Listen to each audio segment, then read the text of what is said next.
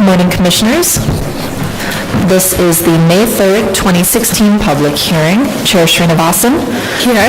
Commissioner Bland. Here. Commissioner Chapin. Commissioner Chen. Here. Commissioner Devonshire. Here. Commissioner Goldblum. Commissioner Gustafson. Here. Commissioner Schmier-Barron. Here. Commissioner Ross. Here. Commissioner Lutfi. Here. Before I start, I'd like to first of all welcome and say how very pleased we are to have a new member to our team, Jean Lutfi. So we're very excited and welcome. And I just again want to thank you as well as all my other fellow commissioners who volunteered their expertise and experience and time towards this really important public service. So thank you for joining us. Welcome. Yes, we can start. Good morning, Commissioners. The first item is a proposed rule. Proposed amendment to Section 2-21 of the rules relating to the installation of public communication structures to provide free Wi-Fi and phone service pursuant to a citywide franchise to replace existing public pay telephones.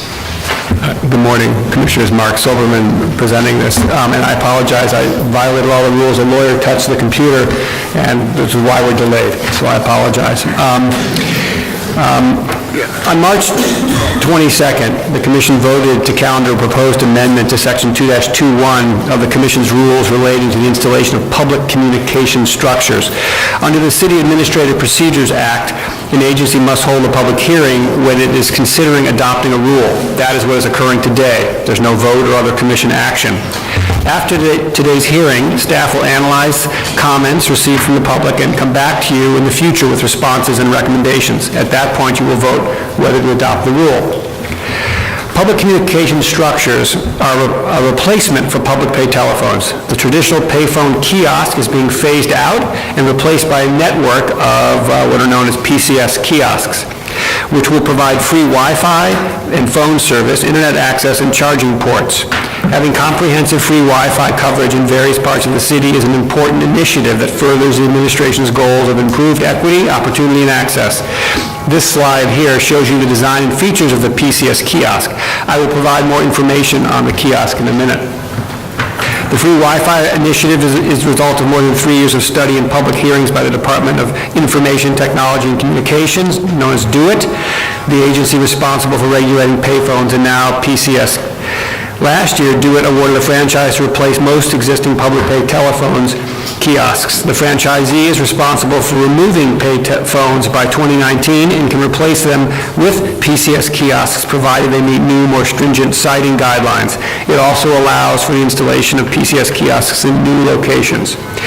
The proposed rule for PCS kiosks follows the approach the Commission took with respect to public pay telephones, which allows them to be installed without review by the LPC if they comply with DO-IT's siting criteria.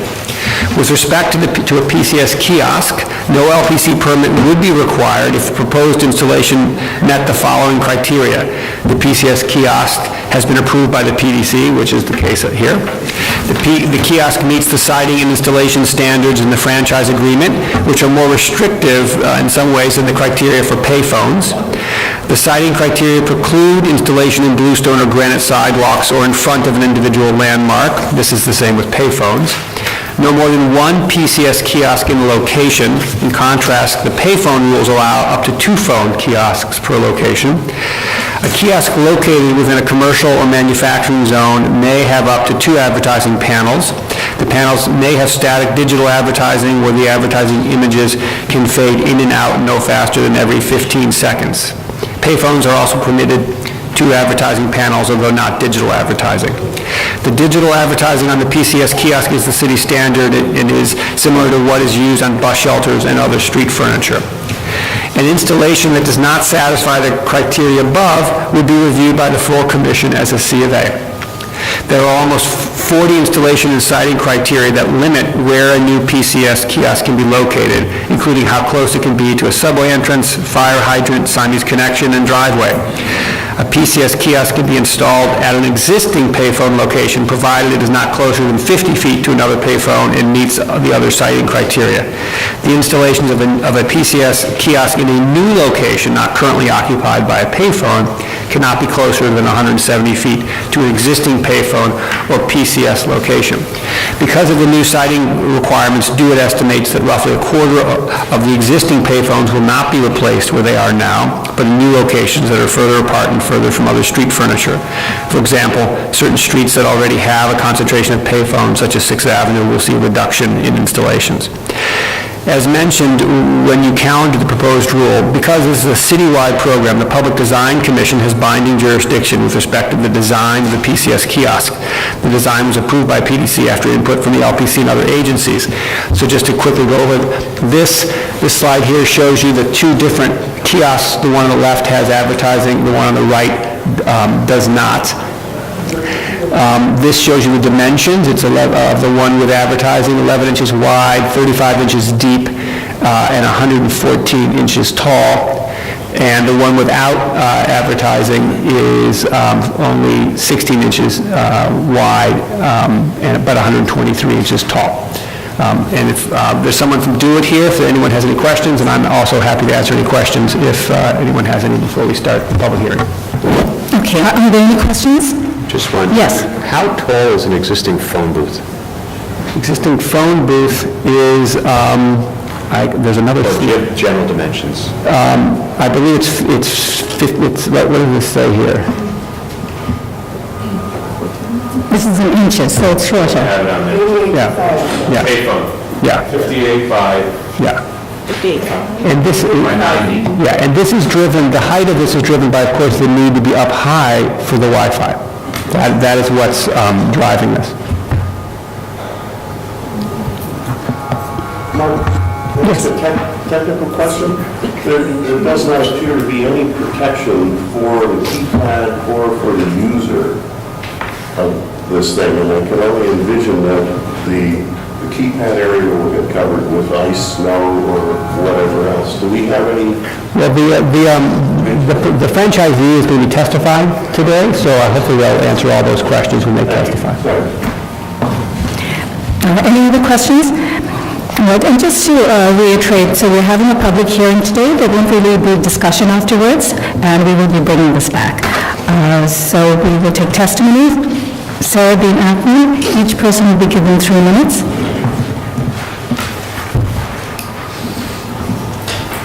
Good morning, Commissioners. Sarah Bean Ackman of the Greenwich Village Society for Historic Preservation. GVSHP recognizes the important and necessary role these devices can play in residential areas, but we are concerned that if they were concentrated to the maximum degree allowable on residential side streets, in some cases that could be too much. We urge the LPC to adjust the criteria to ensure that PCSs are provided where needed, but a greater degree of caution is taken to eliminate the potential of overconcentration of these devices on residential side streets, which the currently proposed rules permitting them at a minimum of 170 feet between could allow. Thank you. Thank you. Christabel Guth.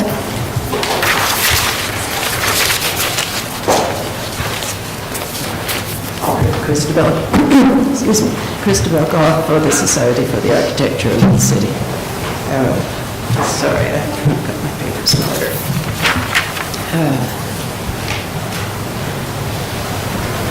On May 1st, 2014, the Office of the Mayor issued a press release announcing plans for public communication structures, stating designs will be evaluated on the basis of functional efficiency, aesthetics, security, durability, and adaptability for various environments around the city, including historic districts and individual landmarks. This language was drawn from the RFP.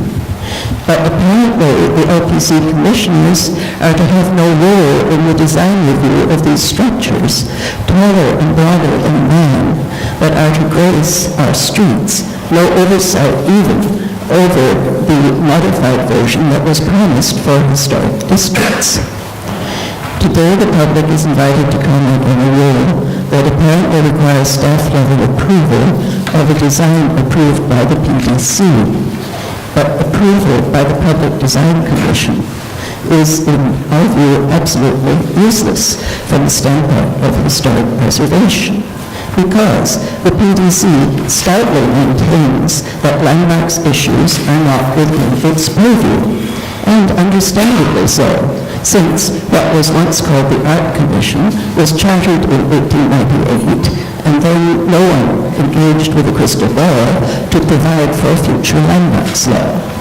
This is not speculation, since the LPC stopped holding public hearings on advisory reports on parks, pointing to the BDC where there is a hearing. Those attempting to speak there are firmly told that there will be no consideration of landmark issues. A potential 7,500 double-sided advertising signs on New York sidewalks, according to some analysts, will be made 4 times as profitable by eliminated digitization, allowing the advertisements not only to grow but to revolve with multiple presentations, without requiring any design adjustment that could lead to a smaller, less invasive structure on residential streets. The proposal bans digital advertising residential zones, but does not address commercial overlays in historic districts, which may retain a residential character, in row houses with shops on the ground floor, or the insertion of massive gleaming structures with digital advertising panels would be a visual disaster and one more blow to small businesses in historic districts, which, forbidden such lightings on their storefront, are unable to compete. Thank you. Sean Cassandra.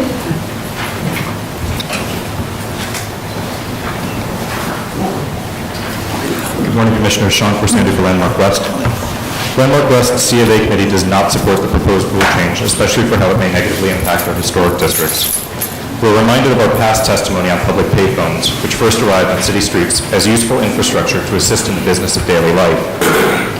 When cell phones became ubiquitous, the payphone business model faltered, and these background tools, like other utilitarian street furniture, mailboxes, fire hydrants, always invisible except when needed, became foreground delivery systems for an ever-increasing assault of advertising. Their designs are informed not by the function they serve, but by the amount of advertising they can accommodate. For some time now, advertising has become the primary reason for being. This proposed rule change would allow the public communication structures is a deja vu all over again, except that the advertising is clearly the tail wagging the dog from the get-go. Purely advertisement-driven, the design of these structures is an unabashed billboard clogging increasingly cluttered streets with a Wi-Fi capability attached.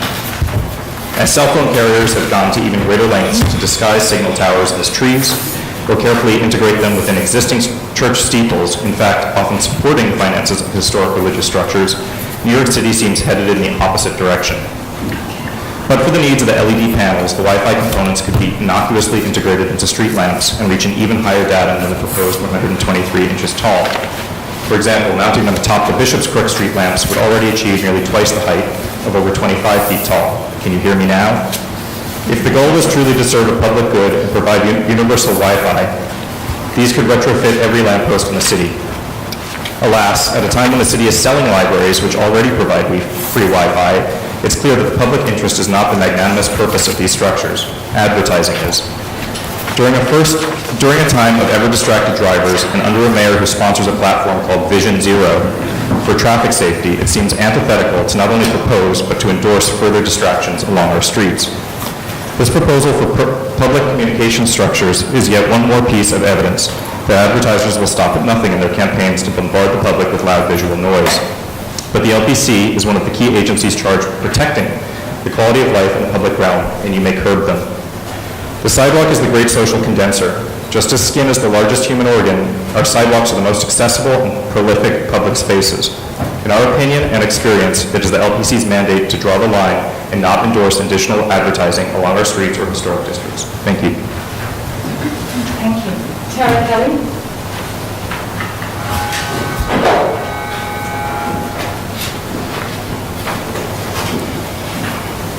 Tara Kelly with the Municipal Art Society. The Municipal Art Society of New York finds the proposed rules amendment to be appropriate. The standards for the approval of the installation of public communication structures are similar to the existing approval for public pay telephones. In fact, PCS devices will replace existing PPT locations offering free rather than paid phone service. In the instance where a new location is desired, it is our understanding that it will be presented to the local community board for review. The PCS kiosks will not be installed in historic paving or directly in front of landmark buildings, and advertising panels are prohibited in residential districts. Like the telephone service of a previous era, free Wi-Fi is a public utility, one that should benefit all New Yorkers equally. Thank you. Thank you. The next speaker is Elizabeth Fagan.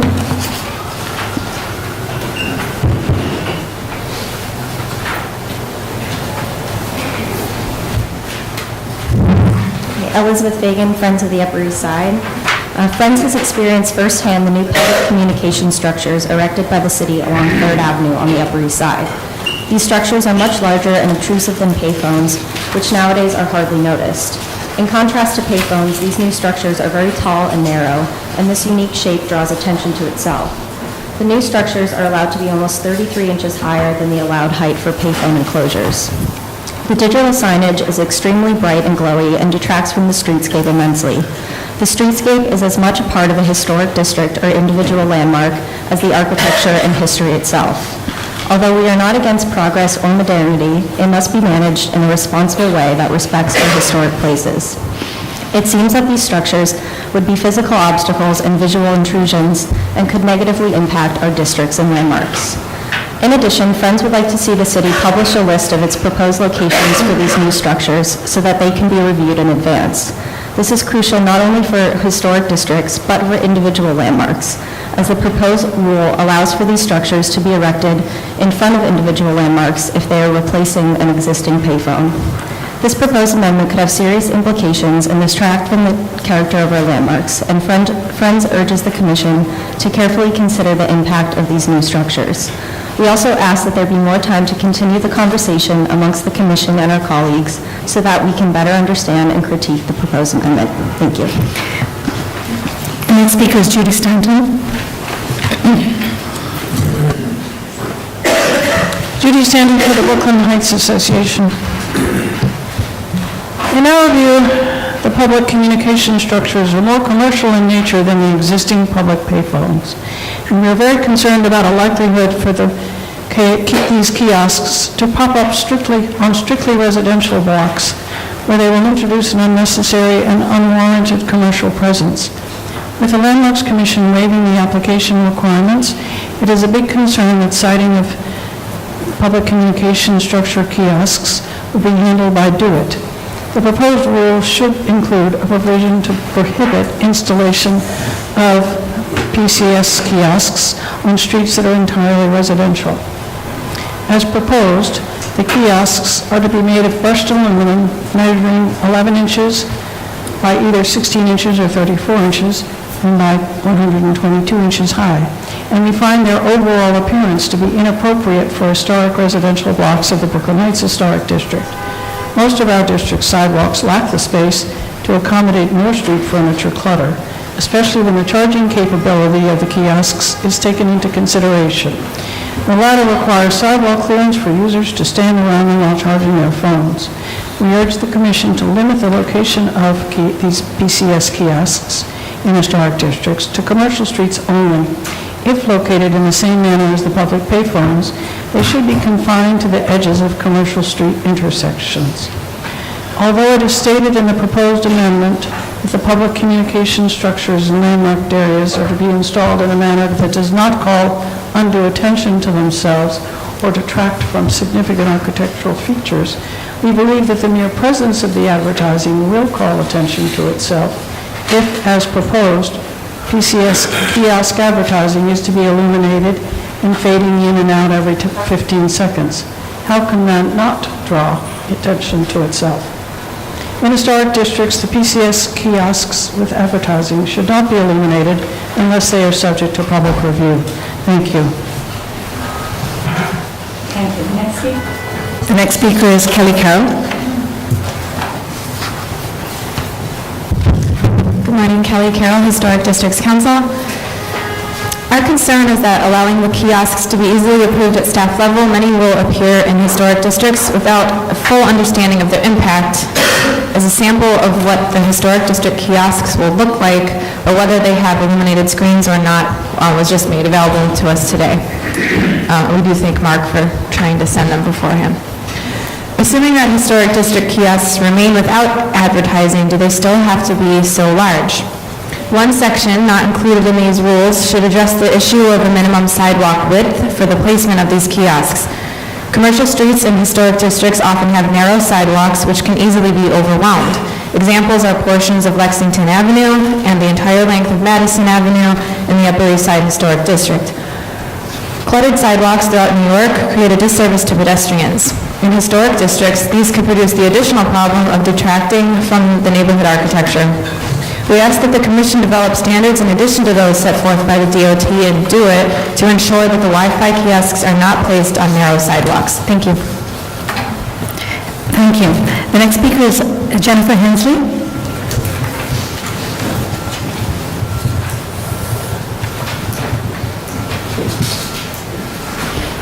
Hi there, I'm Jennifer Hensley, General Manager of Link for City Bridge, a consortium of companies that includes Intersection, Qualcomm, and Civic Smartscapes. We are the franchisee for this project, and I've been an advocate for New York City for over 20 years, and I'm proud to lead this project to bring free Wi-Fi to every neighborhood in New York. In 2014, DOIT issued an RFP for a solution to the city's aging network of public pay telephones, and following a competitive bid process, we worked extremely closely with DOIT throughout the entire process, and in November of 2014, the de Blasio administration announced the selection of City Bridge, which was subsequently fully approved by the Public Design Commission. I'm here today to tell you a little bit more about what Link looks like, how they function, and their appropriateness to the variety of streetscapes across all 5 boroughs of the city. Already, more than 150 Links have been installed in Manhattan, and we're rapidly expanding into the Bronx and other boroughs. As discussed, the location of the Link network is based on the existing location of public pay telephones throughout the city. And because Links provide Wi-Fi connectivity, we are working to ensure proper placement of new structures to create seamless Wi-Fi connections for people moving through and among the city. In addition to the Wi-Fi connections Links offer for people's personal mobile devices, Links also offer an integrated tablet interface free for public use. Through the tablet, people can make free domestic phone calls, access city services through an integrated 311 app, get wayfinding directions, and browse the internet. There's a direct 911 calling feature and integrated USB charging capability. Each Link unit provides a minimum of 150-foot radius of broadband Wi-Fi and access for up to 256 individual devices at a given time. There are currently approximately 350 public pay telephones in historic districts throughout the city, and we believe the proposed rule change is critical to our ability to deploy the Link network efficiently and also to provide an optimal user experience for New Yorkers and visitors. Further, removing old payphones will drastically improve the aesthetic of the streetscape in these areas. In fact, at only 11 inches wide and with no flat surfaces to collect garbage, Links provide a cleaner, simpler design that will be much better maintained and with a significantly reduced footprint. City Bridge is also committed to using landmark gray tinted concrete where applicable to achieve the most appropriate and consistent look for the sidewalks we replace in historic districts. We are eager to move forward with our deployment, and again, the new rule is critical to our ability to proceed efficiently and to provide the maximum service to the city. Thank you for the opportunity to testify. I'm happy to answer any questions, and we also have a few renderings of locations of Links replacing payphones in front of in historic districts and on the streets that demonstrate some of the rules that were discussed. Do you have handouts for all of us, or we can just... We do, yeah, I can... Okay.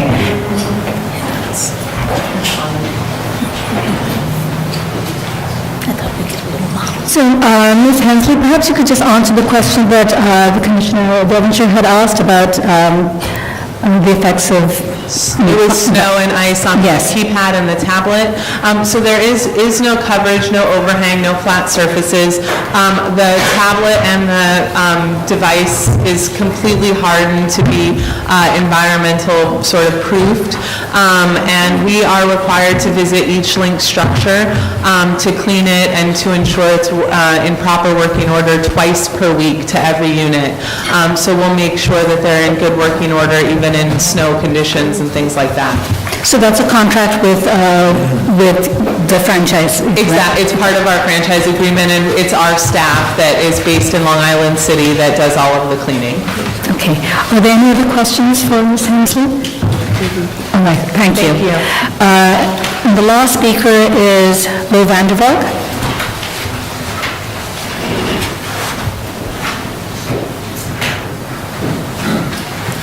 Lou Vandervog, representing Carnegie Hill Neighbors. We have great reservations about this project. We think that the presence in the historic districts is going to be quite noticeable and will impact the sense of place. The towers are large, 9.5 feet high, about 4 feet deep, 1 foot wide. They project into the sidewalk, and you cannot see through them.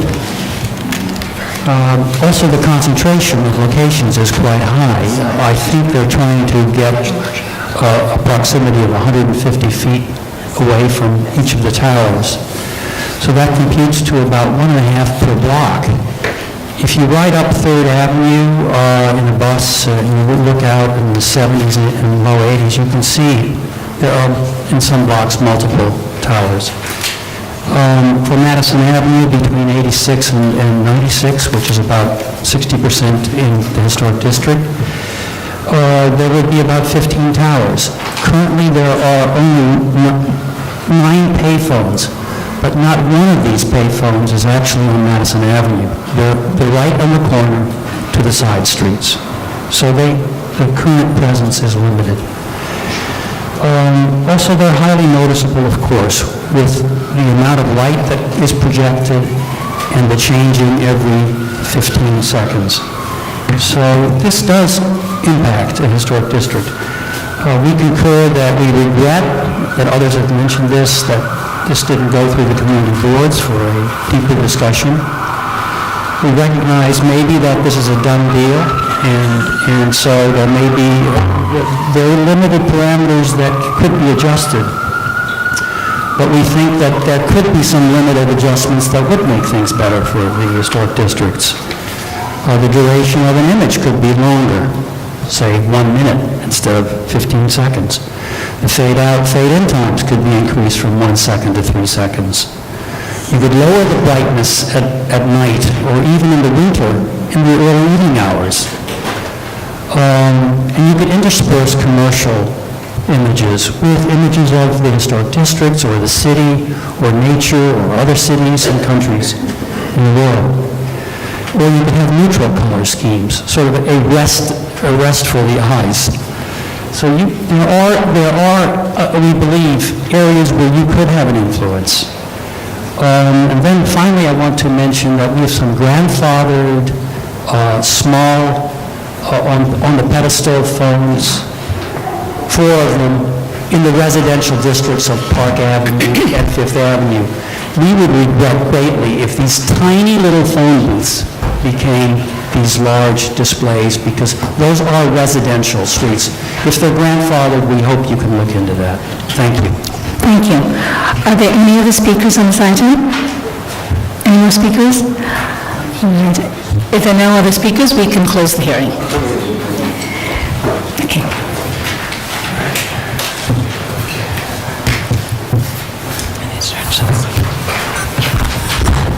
Okay, Commissioners, we're going to move to the second item on the agenda, which is an application for a certificate of appropriateness. Borough of Manhattan, docket number 180771. This is 247 Dean Street, located within the Boerum Historic District. This is a modified Italianate-style row house designed by John Doherty and Michael Murray and built in 1852-53. The application is to construct a rear yard addition.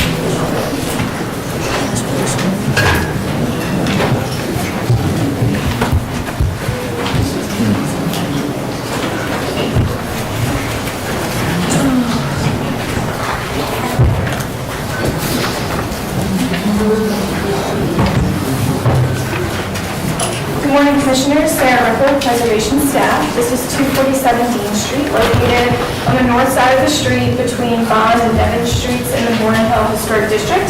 The proposal before you today is for a one-story rear extension at the basement level, which will not be visible from any public thoroughfare. The addition is part of a larger scope of work previously approved, including comprehensive restoration work at the primary facade. This is before you today because it does not meet staff level rules for the block having a majority of extensions to the same depth and height. The architect, John Choi, is here to walk you through the proposal. Thank you, Sarah.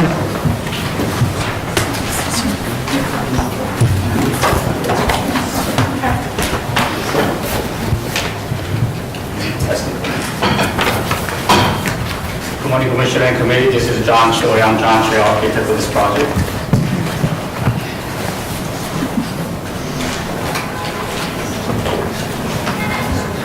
Okay, that's a 247th Dean Street within the historic district. We are proposing just one story basement level enlargement. Right now, we have the metal deck, which is only 8 feet projected from the existing building. And we're going to remove that, and we're going to have the enlargement underneath. So, work-wise, size-wise, there won't be any surprise. We'll still play within the size already built. Okay, this is the block map, 1886 sample map, and that's the block map today. I kind of put it to the same scale, so we will see where we are. This is a 247. This is a 247 back then. As you see there were already some development back then, 1886, but now there's about 62 properties within the lot, and about 11 property already being developed from the one-story enlargement or to the two-story line. So I should say that's about 18% already developed within the lot. I didn't show it here, but the majority of the property already have their metal deck built. Just for information's sake. This is the view from the third floor looking to Bond Street. This is the view to the Neville Street. Okay, this is the proposed basement level enlargement, and that's the new roof metal deck on top. The railing is the metal, it's painted black. And we are leaving about 1 foot from both sides of the building to retain the existing historical building itself. And we are putting on new doors, new window, and then transom on top. And then same manners, we have 2 doors and 1 window. By doing this enlargement, we're not losing any significant historical element or the architectural details. As you see this from rear view, we don't have much element to keep, except the little cornice on the top, but we'll maintain it. These are some photos of the existing building. Once again, this is a view looking toward to the Bond Street, and this is a view to the Neville Street. We are about 120 feet away from that, and the Bond Street, we are about 460 feet away. So once the Sarah mentioned earlier, there's no way it can be seen from the street level. So this existing metal deck to be gone. This is a metal deck, that's the existing carrier already built. This is a sunken carrier. We're going to make it pushed out because this is going to be occupied by the new building enlargement. Okay, from this architectural elevation, I'd like to show that there's a gesture that we'd like to respect the existing adjacent building next to us. So we're going to have a transom on the top to give us the visual alignment. And once again, the points will be reinforced and make it develop better way. This shows still the existing condition of the building, and as you see that the neighbor, they already have their metal deck built in already. Okay, that's the facade. Okay, that's a street view from the Neville Street. I don't know where our project is. And the Bond Street, even 460 feet away, you can see it. So that's where we are. So this is the enlargement, basement and 1 story. Okay, this is a floor plan showing new basement. That's the size of the enlargement, which is about 159 square feet. We try to keep it as small as possible and still meeting complying with the zoning resolution and building code. Yeah, the inside is what happening. They have a bigger kitchen, so that's what happened. And the two doors and the window and the metal deck. I'm sorry. Yeah, rooftop deck with the composite deck material, and with the walkway and going down to the rear yard. Thank you. Thank you. Are there any questions? Any questions? All right, we'll take testimony. Kelly Carroll. Kelly Carroll, Historic Districts Council. As placing a veneer of brick on the front facade of this house would likely not be permissible, we ask that the same standard be applied to the rear. Rather than cover the 1850s brick, we suggest stripping the paint and repointing it and keeping this original feature legible. Thank you. Thank you. Are there any other speakers? Community Board 2, Brooklyn recommended approval of the project with the condition that the roof deck to stairs bridge be removed.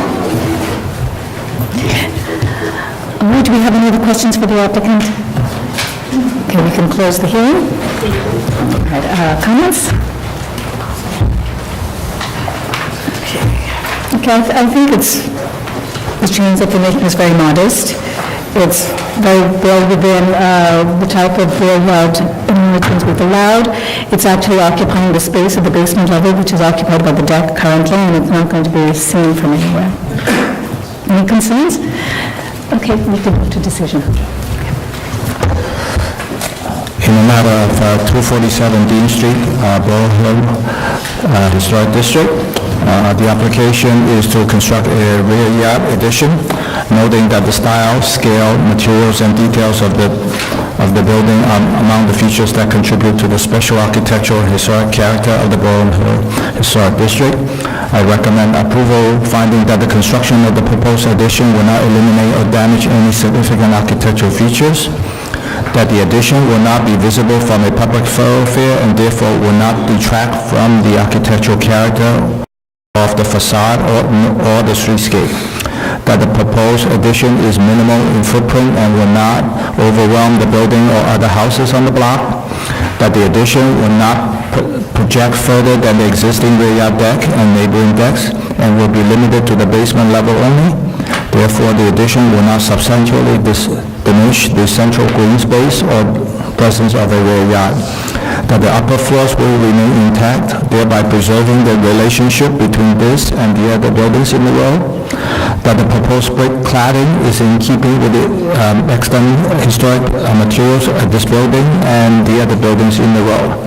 And that the proposed fenestration patterns featuring a central tripartite bay with multi-light doors and fixed full-height windows maintaining a high ratio of solid to void at the rear facade in keeping with the historic secondary facade in this row. Second. All in favor? Aye. Any opposed? This application is approved. Okay, Commissioners, the third item on the agenda is an application for a certificate of appropriateness in the Borough of Brooklyn, docket number 18-1429. This is 75 Gold Street, located within the Vinegar Historic District. This is a row house built between 1841 and 1850. The application is to construct a rear yard addition and modify a window opening. Good morning, Commissioners. Kate Forrest, Preservation Staff. The application is for 75 Gold Street, located on the east side of the street between Water Street and Front Street in Area 2 of the Vinegar Hill Historic District. The proposal is to construct a two-story rear addition which will not be visible from any public thoroughfare, as well as modify an existing atypical third-floor window opening which will be visible over a neighboring one-story building on Water Street. The proposal does not meet staff level requirements as the proposed addition will include the removal of the full width of the rear facade, and because the majority of the row houses at this block that are in the historic district do not have additions of this size. And the proposed window modification does not comply with staff level rules because it does not replicate the historic three-punch window openings. The applicant is here to discuss the proposal.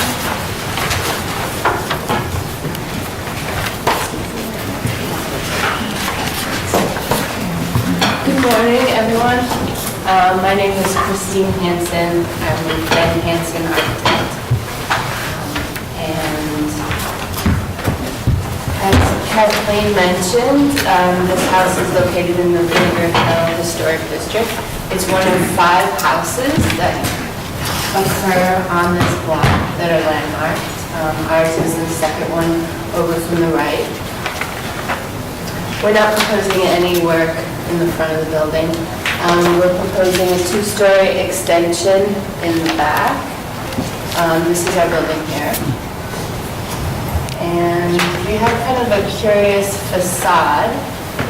I learned in talking with the neighbors recently that the reason it came about to be like this is there used to be a fire escape, and the owners in the 60s attached chains to the fire escape to try to pull it off, and the whole back of the building went down.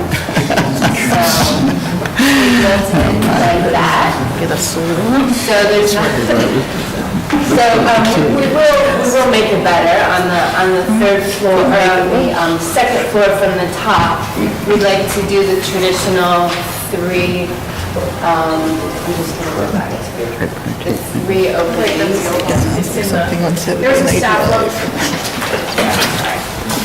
There was a staff level change in the proposal to change the second floor windows to the traditional historic three punched openings. It's reflected in your handouts, but it's not on the presentation, as the presentation is what was available online. So, sorry about that. So on the second floor from the top, we're going to be doing three openings, which you can see on the back facade. It's near the back of the package. And then on the top of the building, this is what we'd like to do, a collection of three windows centered. So that's visible from the far corner of Hudson and Water Street. The extension's not visible from any public thoroughfare. And I can just go back to part of the railway.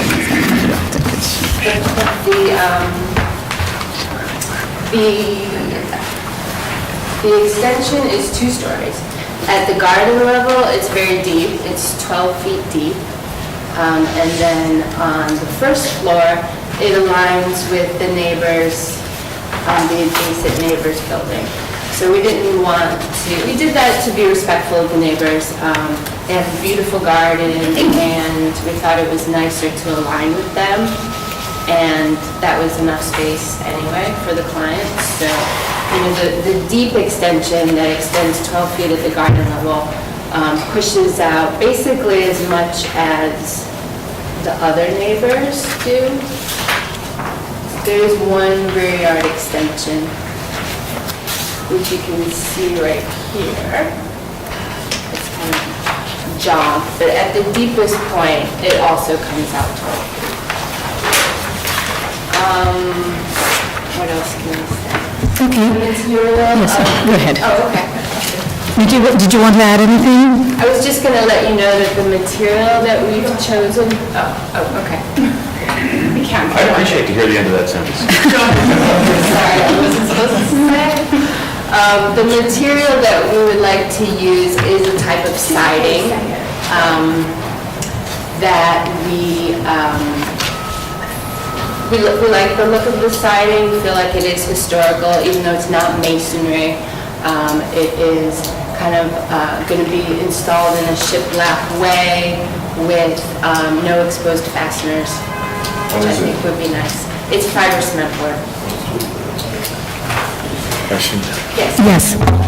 What leads you to the horizontal window on the top floor? It's kind of driven by what's going on in plan. We have a big bathtub there. That's the master bathroom. So we would prefer to do it like that, but we're open if you guys don't like it. If you would prefer to see the 3 windows restored, we're open to that. It would mean that the toilet is underneath the window, but, you know, like the owners can do that. Okay. Any other questions? All right, we'll take testimony. Kelly Carroll. Kelly Carroll, Historic Districts Council. All my testimony said was that we would hope that the rear would be more regularized, and it seems that you have with the 3 punched openings, so thank you. Are there any other speakers? All right, any other questions for the applicant? Well, I just have one question. So the extension at the rear, is that visible from the street? No, it's not. Okay. So the only part that's visible is the third and fourth floor? Okay. The top floor is visible. Okay. All right, thank you. Okay, any other questions? We can close the hearing. Right, comments? I don't know if others would agree, but I think since the top floor is visible, it's the only part that is visible, and the applicant is, on her own volition, suggested that maybe they would be open to the three, it seems like that would be a better way to go. This just looks like a 1950s sort of change, which, I don't know, I don't think is appropriate. Yes. Yeah, I agree with Fred. I would say that, because it's not part of a row, there's a lot of flexibility here, but I agree that the appearance is a little, it could be improved. Yes, any other comments? I think I'd like to see punched. I'd like to. Top floor also, since that's visible. Okay, so since the applicant is amenable to that, we could include that in our recommendations. So the top row windows will be punched windows. Okay, great. Yes, Michael? In the matter of 75 Gold Street in the Vinegar Hill Historic District, an application to construct a rear yard addition and modify a window opening. I recommend approval, finding that none of the proposed work will alter, eliminate, or conceal any significant architectural features. The top floor of the rear facade has been highly altered and no longer features its historic three-punched openings. Therefore, the proposed work will not eliminate historic fenestration pattern. That the rear facades of the neighboring buildings in this group of three row houses feature different top floor lintel conditions, including a raised parapet, a stucco coating, and therefore the proposed work at the top floor will not affect an intact unified composition at the row. That the proposed fenestration at the top floor will only be visible from public thoroughfare within the context of other secondary facades and will be simply designed and well scaled to the facade, thereby not drawing undue attention. That the proposed rear addition will not rise to the full height of the building and will be in keeping with other rear yard additions at the portion of this block within the historic district in terms of its number of floors and projection into the rear yard. That the rear addition and excavation will not be visible from a public thoroughfare. That the excavation immediately adjacent to the addition will be consistent with air and light wells often found at the rear of row houses in terms of location, footprint, and depth, and will not detract from the relationship of the rear yard to surrounding properties, which include a variation of grade levels.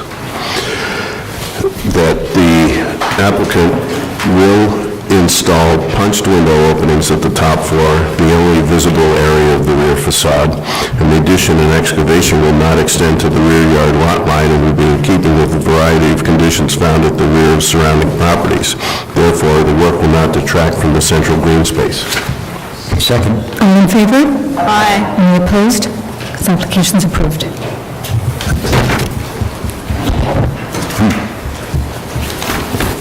Commissioners, the next item is item 4 on the agenda. It's an application for certificate of appropriateness to Borough of Brooklyn, docket number 18-3160. This is 407 Clermont Avenue, located within the Fort Greene Historic District.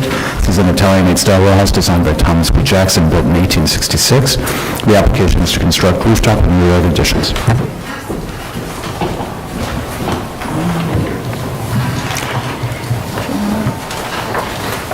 Good morning, Commissioners. Sarah Ripple, Preservation Staff. This is 407 Clermont Avenue, located on the east side of the street between Fulton Street and Greene Avenue in the Fort Greene Historic District.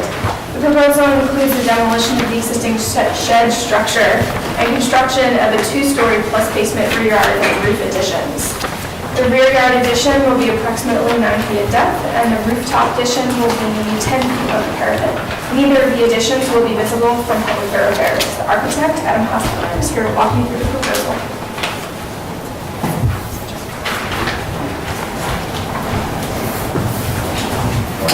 Adam Hospital, the architect.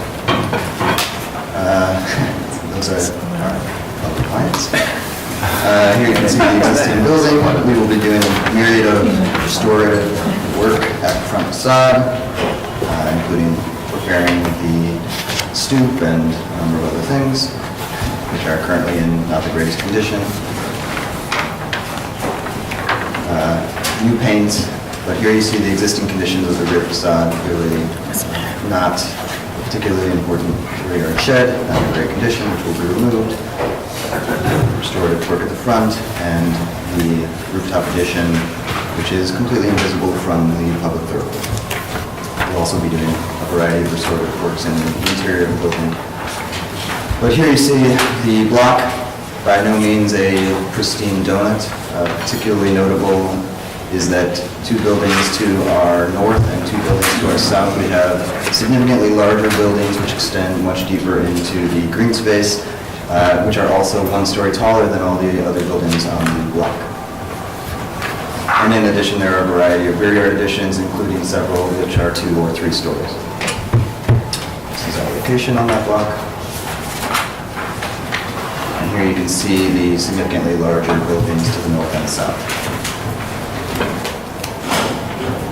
And a variety of other additions within the block, including some that are 2 and 3 stories.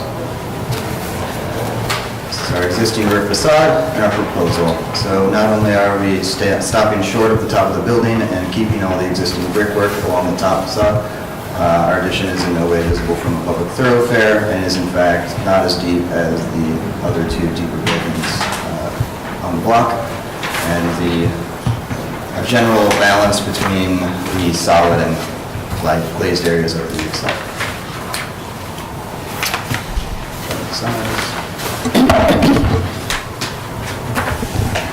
Get a feel for how tall we are. We are 4 foot setback from the rear facade of the existing building, 12 feet deep, with a 24-foot setback from the front facade, again not visible.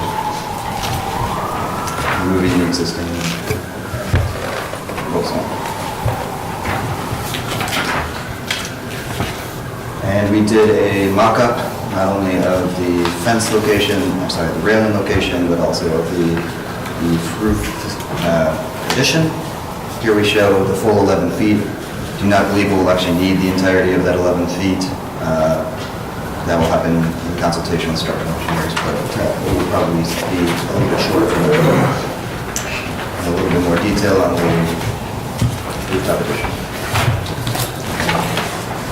And right now the proposal is to match the stucco of the neighboring rear yard additions and our existing shed. We just felt that that would actually contrast more with the existing building rather than trying to blend it.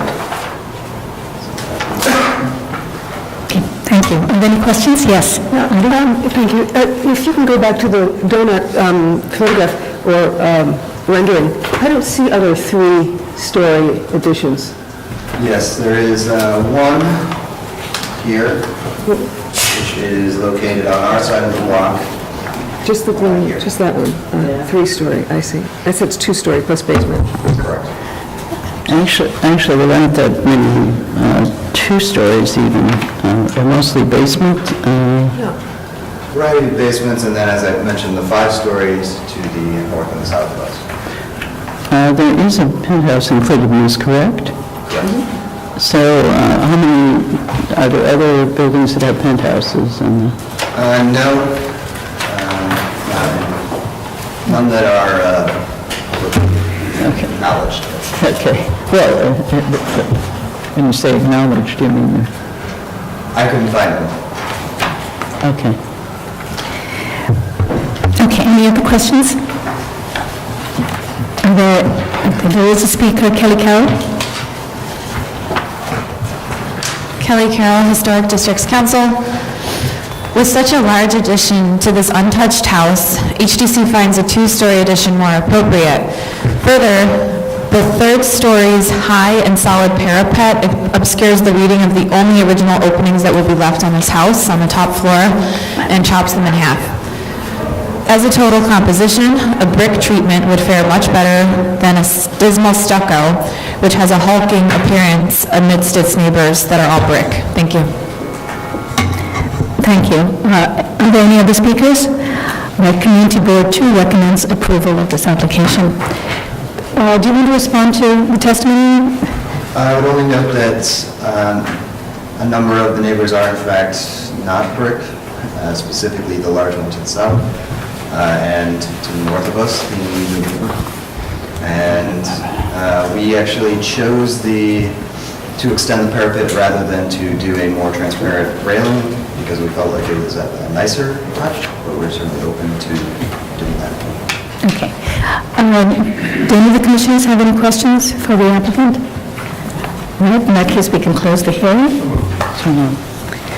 All right, comments?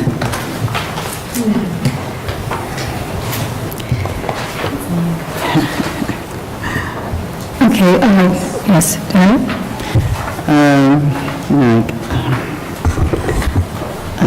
There is a lot of room in this down.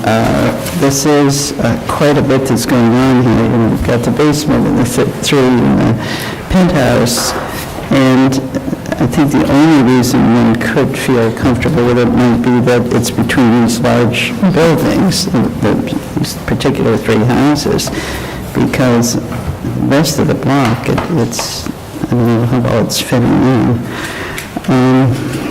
I'd like to hear what other commissioners think about the whole. All right, others? I think that they should maybe remove one floor from the extension from the addition, and it seems to me that the penthouse, though, is appropriate. Is. Okay, other commissioners? All right, I agree with Diana that I think one can find it appropriate because of the other context, which is that you have the two buildings on either side that extend further out, that they're taller. There's both of them are 5 stories that protrude out, and this is within that context. So even if it's, you know, the other portions of the block may not have such large or number of floors of extrusions, but within this context of the few homes, it seems like this can fit in. So I could accept it as is. Other commissioners? Okay. Okay. Are commissioners okay with accepting it as is? Okay. I know, Andy. Okay. Michael? Regarding 407 Clermont Avenue in the Fort Greene Historic District. The application is to construct rooftop and rear yard additions. I recommend approval.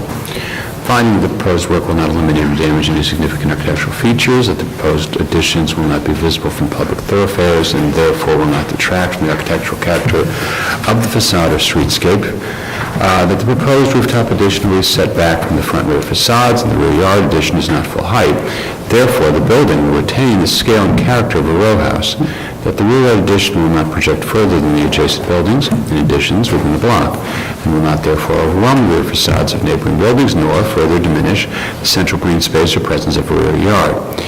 The top floor of the rear facade will remain intact, thereby preserving the relationship between this building and 409 Clermont Avenue. That the fenestration of the additions maintains a solid to void ratio consistent with typical secondary facades on this block, and that the proposed stucco finish is consistent with the historic building materials used within the block and historic district. Second, all in favor? Aye. Any opposed? This application is approved.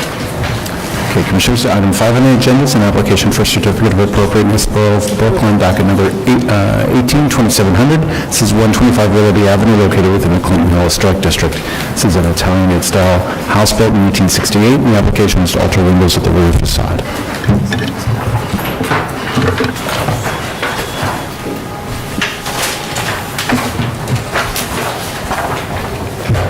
Good morning again, Commissioners. Sarah Ripple, Preservation Staff. This is 125 Willoughby Avenue, located on the north side of the street between Waverly and Washington Avenues. The proposal before you today is for the alteration of the openings of the parlor floor of the rear facade. It is visible from Waverly Avenue through the rear yard in conjunction with the road.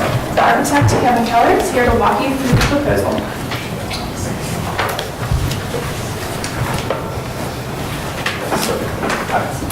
So as you can see, we've affected these two windows at the parlor level, and it's visible along the corridor here. You can see visibility, a slight visibility within that zone here. And so this is the existing facades of the other buildings. You can see that there's not consistent parlor floor rhythm. or within the different things. This one has an arch, there's another window here, and this one is solid here.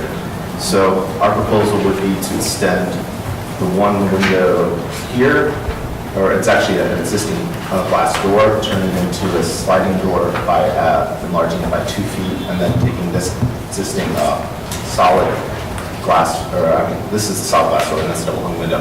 Taking that one and putting a one window in with a slight raising up, because we're actually reconfiguring the kitchen, and we want the window to reach above the counter height.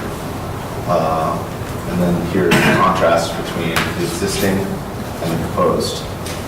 And we are proposing a dark brown window finish, because the client would in the future like to replace these windows with landmark appropriate windows at some point. So we want to keep the facade within that rhythm.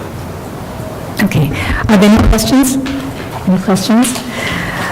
Are there any speakers on this item? No speakers. Community Group 2 recommends approval if the drain pipe is redesigned with a straighter run. The drain pipe, as you can see, jogs this side. So you drain pipe here, it's actually a condensing pipe. Oh, it's a condensing pipe, okay. So you want to, we could move it here along the edge there, but like these would actually have. I think that would help, actually, if you could relocate it to the side and have it a straight run. Is that problematic? It's not really, if we do a straight run on this edge here, we still have horizontal pieces connecting, because there's pipes from the building coming out, existing ones here. I see, okay. And you have horizontal runs going above each window. Okay. Any questions? Okay, we can close the hearing. All right, comments? I think it's okay. I'm sorry? Those pipes could be put inside. Sorry, and those hoses couldn't be put inside? Not without increasing the scope of the project, because the current project is only to do the parlor floor. They would have to rip up parts of the interior of the second and third floors. And they couldn't poke in on the parlor floor and then go in from parlor down? We're not making a mess on the parlor floor. Because I remember having a case where we had approved exposed pipes like that. That isn't part of the proposal today. I'm sorry? That's not part of the proposal today. Sorry, that's not a part of the proposal. All right, so those kind of things maybe happen all the time, and they're not at level. So we're just focused on expansion of the window. Any concerns with that? Okay, so then we can move to decision.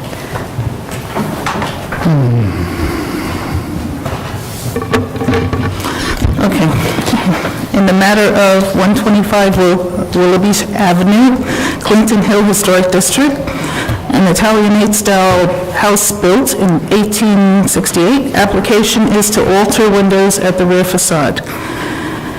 I recommend approval, finding that the proposed alterations will only be visible through the rear yard from Waverly Avenue and within the context of other rear yard additions and alterations, that the openings at the rear facade of the parlor floor within the row have been altered over time and include a variety of fenestration patterns, details. Therefore, the proposed work will not diminish the relationship between this and other buildings in the row, that the parlor floor will maintain a high solid to void ratio consistent with the secondary facade of the building and other buildings in the row, and that the new window will match the historic windows in terms of operation and configuration, and the new door aligns with the historic upper fenestration. Therefore, the proposed alterations will not detract from the special architectural character of the building or the row. All in favor? Aye. Any opposed? Application's approved. Commissioners, the next item on the agenda is item number 6. It's an application for certificate of appropriateness to the Borough of Brooklyn, docket number 162804. This is 221 MacDonough Street, located within the Stuyvesant Heights Historic District. This is a row house built in 1872. The application is to construct rooftop and rear yard additions.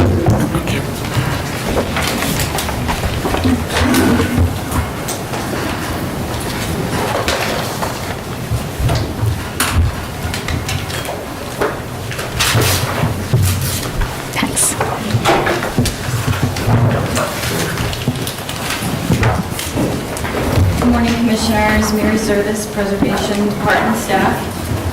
221 MacDonough Street is located on the north side of the street between Marcus Garvey Boulevard and Lewis Avenue in the Stuyvesant Heights Historic District. This application is to construct a rooftop and rear yard addition at the property. The rooftop addition will be visible over the rear of the building from Marcus Garvey Boulevard and over the top of the front facade from several vantage points on Marcus Garvey Boulevard, MacDonough Street, and Decatur Street by way of a public park. The proposed modifications to the rear of the building include the construction of a two-story addition with terrace and a deck with steps leading down to the rear yard. An additional component of this application that I wanted to point out is to restore the front facade, which will include restoring window openings, the entryway, and installing a new cornice, all to match the circa 1930-1940 historic text photograph. This work is all eligible for staff level permits. The applicants are here to discuss the proposal and answer any additional questions.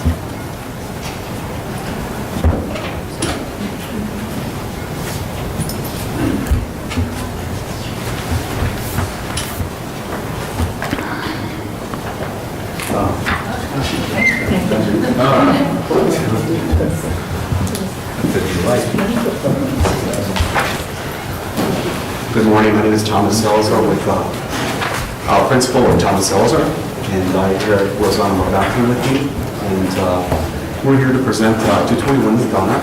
What we'd like to do is we'd like to rehabilitate the front facade of the building to its historic tax map photo, as you'll see in our slide. Currently, we have a scratch coat on the face of the building, no cornice, and the portico, as you can see, is not representative of what's in the... Absolutely. All right, the rear addition of for the building, what we would like to do is we would like to enlarge the basement and the first floor. As you'll see on the right-hand side, I have an enlargement of the cellar, which is the crawl space. The middle drawing has the enlargement at the basement plan, and the third slide has the first floor. Both of those floors would be half-acre spaces. They would be 30 feet from the rear lot line. And in our next slide here, you will see that we were proposing also a bulkhead, which goes onto the rooftop. And in the bulkhead, we would have a powder room, a utility sink, a wine cooler, and just very minimal, as minimal as we can get for the rooftop, for the bulkhead. We're also proposing an elevator, as you'll see. And we believe that this elevator is, it's a modern amenity, and it's something that a multi-generational family would use. It's a big building. It's a big building. We expect this to have, likely have grandparents, children, and that's why we feel that this elevator should be approved. Here you'll see an enlargement of the bulkhead. You'll see the rooftop of the bulkhead with the skylights. This is the front elevation, which we will not cover. This is the rear elevation. The current rear elevation does not have architectural merit. It's been scratch coated, and it's in poor condition. And we would apply a new stucco finish, and the new stucco finish would be a cream color.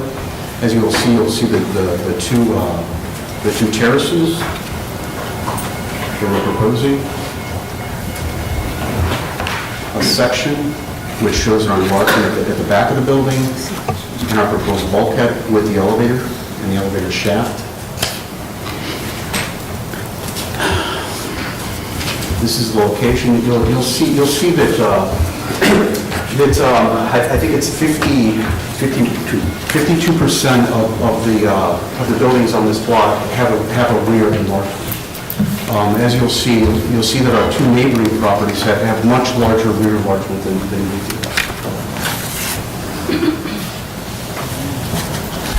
Here you'll see our rear enlargement. You'll see on the right-hand side, you'll see the two enlargements, a larger enlargement and our enlargement, in the center, along with our proposed bulkhead on the rooftop. These are renderings of proposed front, proposed rear. And these are our finishes at the front of the building, but obviously all by, LPC. Right, that's things that stuff though. Again, the front facade, the rear facade with the enlargement. You'll see that the cream's not coming out too well, but the stucco will be the cream color. Right here is our mock-up. This would be the mock-up of the bulkhead with the elevator. Here you will see that our mock-up photographs, and you'll see that across the street from MacDonough Street, you do not see the mock-up that was built. And on these photos, it was on the number 2 slide. You'll see that we had a color of red because it was really hard to see. And you'll see that on a lot of these elevations we had a color of red. This on slide number 6, you'll see that there's a one-story building at the rear facade of the building where you can actually see the mock-up. Likely this one-story building is probably likely a development site. This is from the playground, and again we had a color it red so you can see the bulkhead.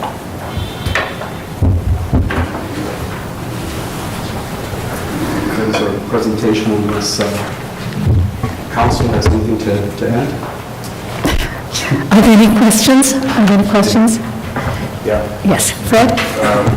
The elevator override is the absolute minimum that is required by the elevator? Right now, we're trying to minimize it as much as we can, and we could probably go down about another 6 inches, but that's really just manipulating at the floor level, not at the bulkhead top. So we've got the bulkhead as low as we can get it for the elevator. At this point, we have a little bit of give on the floor, like maybe lowering and then having to step up onto the bulkhead floor, which we prefer not to do. Right. Well, it's quite visible, particularly from the rear, and so I'm just wondering how it could be reduced in size.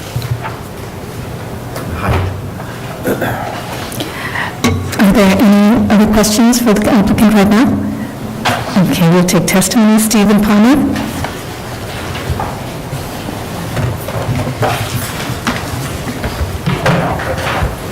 Good morning. My name is Stephen Palmer. I represent MacDonough Street Block Association. I am the corresponding secretary of the community. We look forward to you coming and redoing the face of the building that you have there, but our concern is with the extension in the back and the penthouse. I don't know if you spoke to the people on the block or going through the block, but right now the houses going east and including your house, there's a fault there. That building, there's a fault that the whole front is coming up. We have several houses that have scaffolds in front of it, and for 20 years, it has not been resolved. They attempted to fix it 30 years ago, the fault has returned. So we fear that any major construction, such as you're talking about doing, extending the backyard and putting a penthouse on the roof, will affect the houses and possibly just destroy the face of the buildings that we have. I didn't hear anything spoken about the other housing or the other buildings or the fault that exists. You can see it, the front of the houses are pushed forward. And they have not been able to resolve this in 30 years. I have lived on the block for 26 years, and when I came on the block, they had told me 10 years prior to that, the Housing Preservation Society tried to fix it, and they were unable to repair it. So I want to bring that to your attention, and with that concern, we, the MacDonough Street Block Association, we're not in favor of the penthouse and the rear building. The front facade, from what I just seen, would look good. We need that. The problem, there was a slowdown in the project that they did originally, and the prior owners attempted to fix it, but I don't think it has been resolved, sir, ladies and gentlemen. So we're against any major construction such as that has been proposed to this group here. Thank you. Thank you. The next speaker is Kelly Carroll. Kelly Carroll, Historic Districts Council. Now I understand it's at staff level, but the cornice that was presented, there are no dentals present, like in the tax photograph, and the drawings say that it would match the historic profile, so that could be a rendering issue, but it is incorrect, and it does not match the other houses, and this is a row of 14, so that should be examined. Regarding the rooftop addition, the honesty of the visibility studies speaks for itself here. It will be extremely visible, not only from the street corner, but also from the playground, which offers broad views into the Stuyvesant Heights district. Thank you. Thank you. Are there any more speakers on this item? Any other speakers? All right. Community Lewis, please come forward. You'd like to speak? Yes. Unfortunately, I do. Can you come to the microphone, please? And just state your name for the record.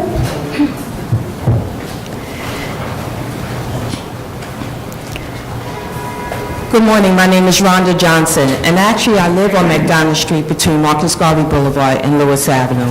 I apologize for not submitting an application initially.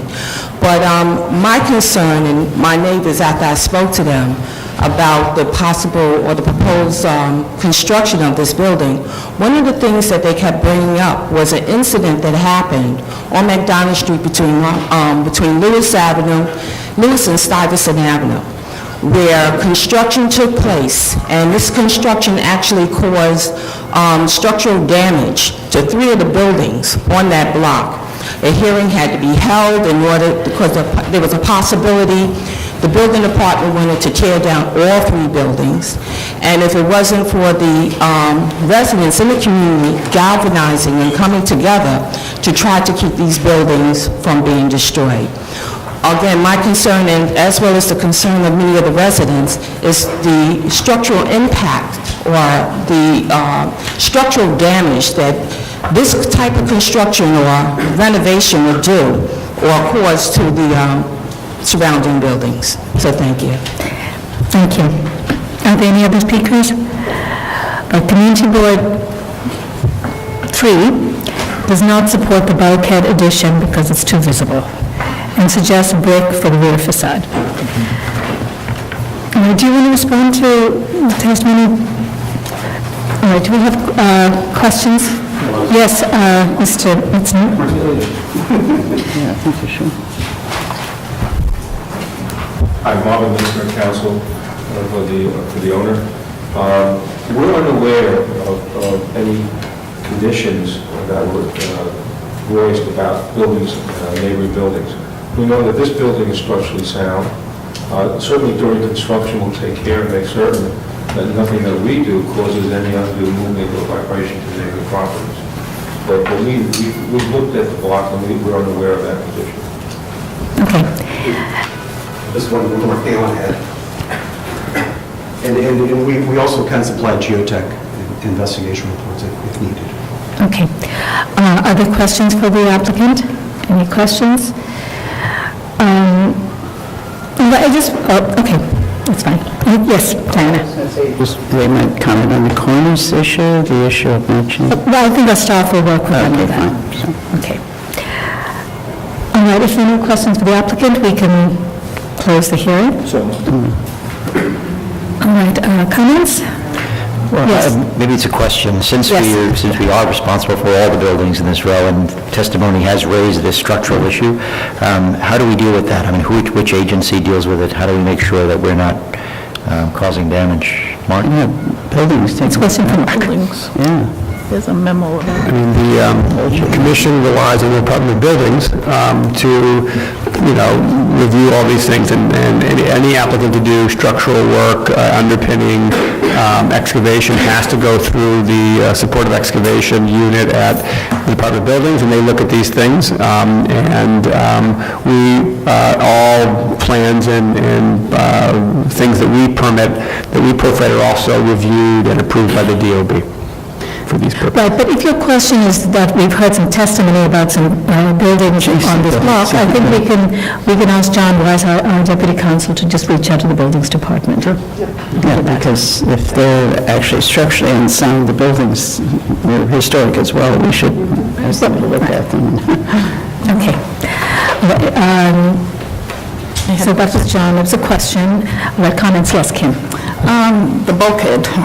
I think it's, yes, I'm not sure it's appropriate that it's being seen, and the window in the bulkhead in the front, which I'm not sure can be seen from the street, but I think it can, considering the historic pictures. If you have to have a window, I think we should try to match the windows below.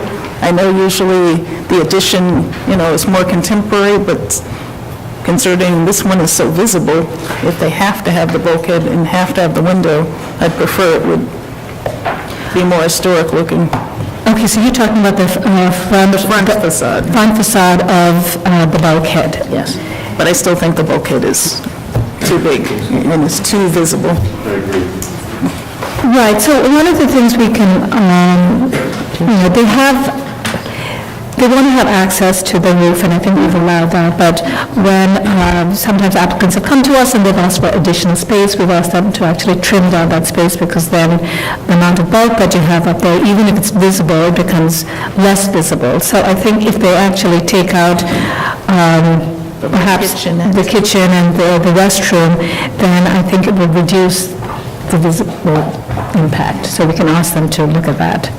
I think, this elevator is not a required element. I'm sorry. It's not a required building department upgrade or anything. And I think that the block is relatively pristine in terms of the roofscape. I personally, I think they mentioned the idea that the elevator is an amenity, a modern amenity for the house, and that's fine. I don't remember, I don't think that, I remember cases where we've said, the elevator just shouldn't go to the roof. And I think on a pristine block, I have trouble with it. It is very visible, and it is, as far as I can tell, a rare one, if not the only one on the block. Right, I think that if you look at from the front, which is from MacDonough Street, and the visibility, I'm just going to it, the elevator is actually at the back, so I'm not sure that's the most visible part that you're seeing. Of the window. I agree with you. I think it's more about an issue of, like, in relatively pristine blocks, is it okay to put things on the top? I'm not sure that that's the case. Right, but I think I think that some of our thinking has been, it is problematic sometimes when we allow for rooftop additions, when you have a very pristine block, but it is about the visibility along the row. So if the visibility is diminished, then I think the commission has been able to support it. So in this particular case, there are two views here where they're very prominent. So one is along MacDonough, which is along the primary facades, where we've been much more, I think, particular. So one is to try and get the visibility of the rooftop to be minimized or even eliminated. And then the second is from Marcus Garvey Boulevard, where it's a one-story building, and you do see it, and it's prominent. But it's at the rear of the facade, so it's a different way of looking at it. Yes? Just following Michael's question about if the elevator does not go to the roof, what would that mean? How much of a bump would we have? I'm just looking at this. To the top floor. So it will be reduced. The typical bulkhead that we've, a typical kind of minimal bulkhead has an angled top, is 7 feet tall on the interior, and has a straight run stair that ends in a door. or a window or a skylight. It's a pretty minimal affair, so. It could go down to that. It could go down further. They could have a hatch. But, we've approved lots of bulkheads that are pretty small. Okay, so your recommendation is that we ask them to eliminate I'd be okay with a small bulkhead. a smaller bulkhead. Okay, so I agree. I think we should try and get a smaller bulkhead. So it's really about what we're asking them to eliminate or change, right? They could get a smaller bulkhead, keeping the elevator, or they could get a smaller bulkhead by, removing the elevator or by reducing the square footage. So this is what I suggest, is that if the commission is okay with this, can we suggest that they work with staff on trying to minimize the bulkhead? And if it comes to that... I think the real issue that we should give some guidance for the staff on is elevator or no elevator. I think that's a biggie. Okay. So here's the issue. If the elevator is not seen from the front facade, does the commission care? Leaving aside the one on Marcus Garvey. To me, if the elevator is not seen from the front facade, I wouldn't have an issue with it. I'm fine with that, if you can't see it. So... I think on a pristine block, I would have a problem with it. Even if you can't see it? Yeah, well, if you see it from the back, I would have a problem with it. On a block that has nothing else on it, I don't think it's... Okay, but you'd be able to see, but if it's not the elevator, but just the bulkhead from the rear, you'd be okay with it? I think if it was a stair bulkhead alone, it was minimal, I could accept it. Okay, what about the other commissioners? I'm with Michael on that one. Okay, okay, so three of you... I don't mind the elevator. Okay, all right, so I guess that's... Elevator. I don't mind the elevator. Okay. I can see how people... Let me just find out how many people are okay with the elevator, if it cannot be seen from the front facade. Okay. I'm okay with, I'm not against elevators and in this building, but I think it doesn't need to go to the roof. Well, we're talking about the roof right now, Eddie, so, I mean... We brought up elevators again, so... Right, but we're talking about it on the roof, right? So, Did we vote again? I just want to, you okay, Gina, are you okay? Our engineer and Kim is, so, okay, so I think we have 6, so we'll ask them to work with the applicant, and to ensure that the visibility is reduced. If the elevator bulkhead is seen from the front facade, it should be eliminated. Yes. But the bathroom and the kitchenette, whatever, that's being eliminated still, aren't? Yes, to reduce the visibility. So it's only the elevator bulkhead? Okay. And the stair bulkhead, but there'll be obviously a landing as well. Probably won't be visible if you take off this kitchen and the... Well, that's what I anticipate. Okay. All right, Diana. In the matter of the certificate of appropriateness, Borough of Brooklyn, docket 16-2804, 221 MacDonough Street, Stuyvesant Heights Historic District. Application is to construct rooftop and rear additions. I recommend approval with modifications, finding that the rear of the building has no significant architectural features that would be lost or damaged by the construction of the rear yard addition. That the windows to be removed and modified in conjunction with the construction of the proposed rear addition and special windows. That only the top floor of the rear facade is visible from Marcus Garvey Boulevard, and therefore the proposed two-story addition with terrace and deck will not be visible from any public thoroughfare. That the proposed addition will be hemmed in between two existing L's at the adjacent properties at numbers 219 and 223, and that only the proposed first floor deck will extend beyond the adjacent L's. That the addition is in keeping with the depth of other rear yard additions found within the central green space, and that the proposed rear yard addition will not overrun the scale of the building and will maintain the character of the building as a row house. With regard to the rooftop addition, I recommend approval with modifications, finding the building has no significant architectural features which will be lost or damaged as a result of the construction of the rooftop addition, that the position and setback of the proposed addition will allow the original massing of the house to remain legible, and that the proposed stucco finish tinted to match the color of the rear facade will allow the proposed addition to clearly read as a monument added to the historic building. However, I find that the addition is highly visible over the front facade from multiple vantage points from MacDonough Street, Marcus Garvey Boulevard, and Decatur Street on a block where there are not many rooftop additions. That the scale of the addition is too large due to the presence of an elevated bulkhead and protective railings set too close to the rear of the building, and the kitchen and bathroom, allowing excessive visibility over the rear facade from Marcus Garvey Boulevard and Macon Street, and that the size of the addition overwhelms the building and will detract from the architectural character of the streetscape. Therefore, I recommend that the kitchen and bathroom be removed and that the elevator and stair bulkhead be reduced in visibility so that there is minimum visibility over the front facade. Right. Yes. Okay, second, all in favor? Aye. Any opposed? Aye. Okay. Okay. All right, so application is approved.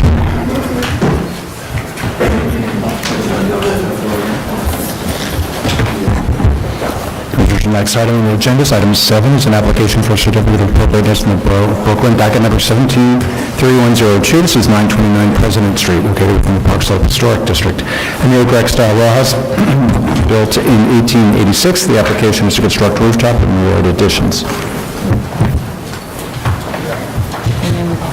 Good morning, President and staff. 929 President Street in Park Slope. A historic photograph for you. The building in question is right here mid-block.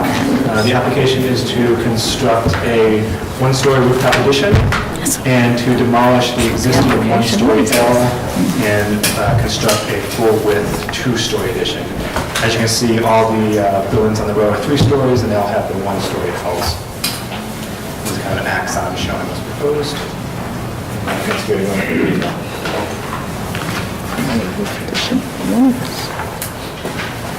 Good morning, Commissioners. My name is Jeff Sherman, and I'm the architect for this project. So at first glance, the block looks fairly uniform, but I think you'll see from the site photographs that there's more diversity than is illustrated in the document. The rooftop addition is set back, not to be visible from the street. There's no view of the rear addition from the street either. Section showing the rooftop addition and the roof deck, and the rear addition here, which is quite shallow, and deck and stair at the back. Some details of that deck and stair, and a section at rooftop penthouse. Our proposed addition at the rooftop, there's a irregular asymmetrical aluminum glazing system and a wall of aluminum panels and the guardrail for the roof deck. Very minimal change to front facade window replacements and cleaning and painting. This is the proposed rear facade. Similar aluminum glazing system and aluminum panels, and the rear addition also aluminum glazing panels and aluminum glazing system and aluminum panels, and the deck and stair. Just some elevations of that rooftop addition and site photos showing the mock-up. As you see, it's not visible from the front, but there is about 6 inches of railing visible from oblique views down towards either end of the block. On the rear, you can start to see some of the irregularities at the rear extensions. And This is our building with a portion of the rear wall that's to be removed. And views of rooftops across the street to show, actually the rear extensions running down either side of the street, so you can see diversity on both sides of the donut. The views of the mock-up at the rooftop. And plans of the renovation itself. And this shows you the rooftop penthouse, the deck above it. And there you can see the addition at the rear. And I'll leave it there for questions. Okay. Are there any questions? Yes, Diana? Yeah, how far does the new extensions extend?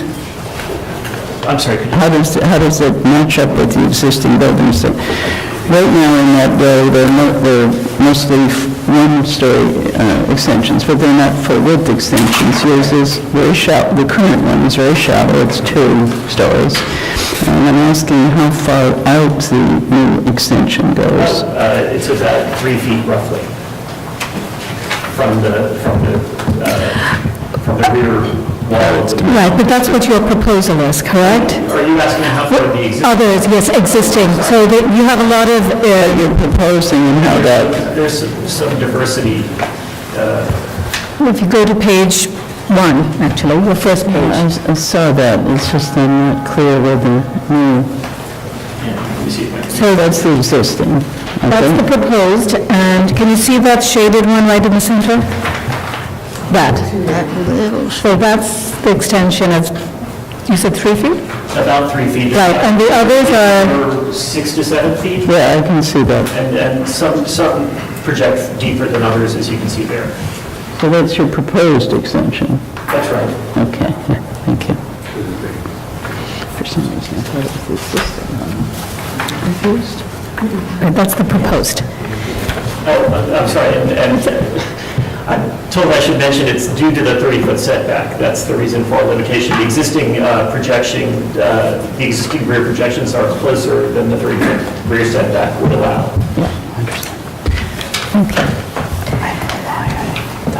Any other questions? We have one speaker, Kelly Carroll. Usually they show us Kelly Carroll, Historic Districts Council. As this location will provide access to a roof deck, the roof deck and its railings on top of the addition are excessive, not to mention visible. The material should also be reconsidered. The aluminum will be a glaring interruption, especially considering it is introducing itself as the first rooftop outcropping on this untouched block. Thank you. Are there any other speakers? All right. I just have one question. From the front, what is the thing that you see? The only visibility is the railing? The railing. But you could set that back and the visibility will go all together, right? Yeah, but if we were able to set it back, that's true. What we could do instead, perhaps, is make the top portion of it out of glass, because we're not really able to set it back. Can you just explain that to me, why you can't set it back? I should also point out that there are existing outcroppings on the roof in both directions, both it's there and there. Any of them visible from the street? No, they are not. Let's go to the plan. So the issue with the setback is that we have clearance problems with navigating the stair up to the upper portion of the roof if we set back that railing any further. Can you make the height of the rooftop addition lower, or are you at the lowest? I think we are at the lowest at the moment.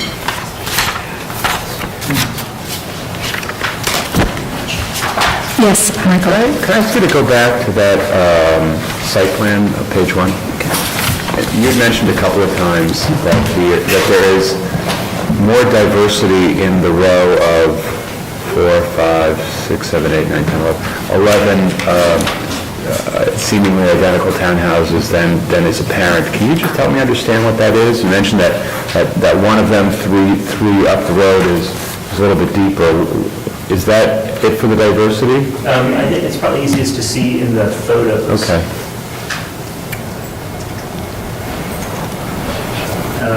You can see roof decks that have been added over time. There is a rear deck and stair that's right adjacent to our property. And across the donut, there's quite a bit of diversity there as well. Okay. All right, thank you. All right, any other questions? Okay, we can close the hearing. So moved. All right, comments?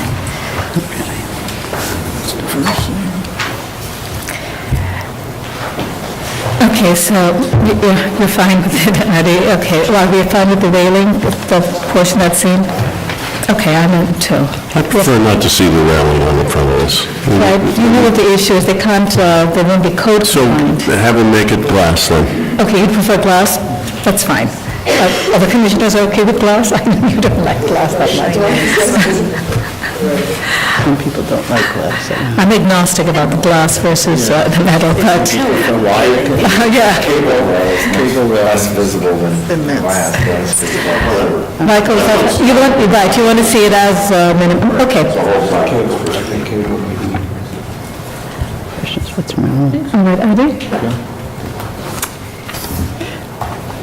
In the matter of 929 President Street in Park Slope Historic District in the old brick-style row house built in 1886, and the applications to construct a rooftop and rear yard additions. I note that the building scale, style, details, and materials are among the features that contribute to the special architectural and historic character of the Park Slope Historic District, and I recommend approval, finding that the roof and the rear of the building have no significant architectural features which would be lost or damaged by the construction of the proposed additions, that the proposed rear yard addition will not be visible from any public thoroughfare, that the proposed rear yard addition will not rise to the full height of the building and will maintain a sense of the building's original volume, that the proposed rear yard addition will utilize materials and a division of floor levels that will be in keeping with the materials palette and residential scale of the building, that the proposed rear addition will project to a depth less than that of the existing one-story L addition at this building and those in the row, thereby maintaining a substantial rear yard, that the proposed rooftop addition will be set back from the primary and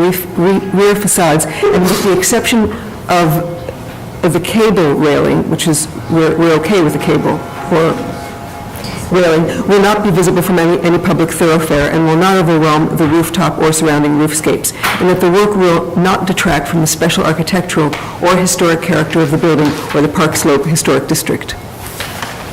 Second, all in favor? Aye. Any opposed? This application is approved. Okay, Commissioners, the next item is on the agenda is item number 8, an application for a certificate of appropriateness of the Borough of Brooklyn. Docket number 18-1003, this is 419 7th Avenue, a.k.a. 377 14th Street, located within the Park Slope Historic District Extension. This is a flats building with stores designed by John Denman Hall and built circa 1884. The application altered pre-1927 and again in 1999 with the construction of a rooftop addition. The application is to reclad the 1999 addition.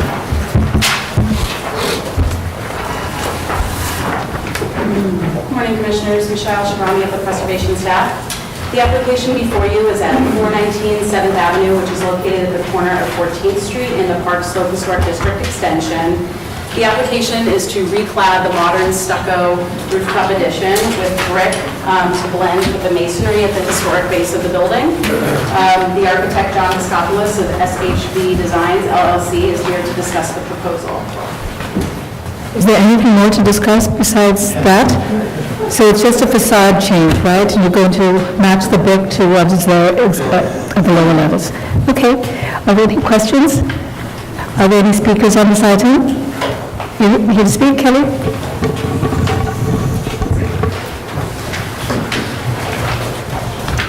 Kelly Carroll, Historic Districts Council. Not to argue in any way that the 1999 outcropping is at all invisible, but there's something to be said about its current treatment appearing secondary to the street experience of the brick building which serves as its base. That said, cladding the 1999 addition in brick seems like an expensive, bad idea. The building and the district would fare better by stuccoing this looming hulk in a beige matching the trim of the brick building and installing more attractive windows. This will diminish its size, appearance, and play up the historic building at a pedestrian level. Thank you.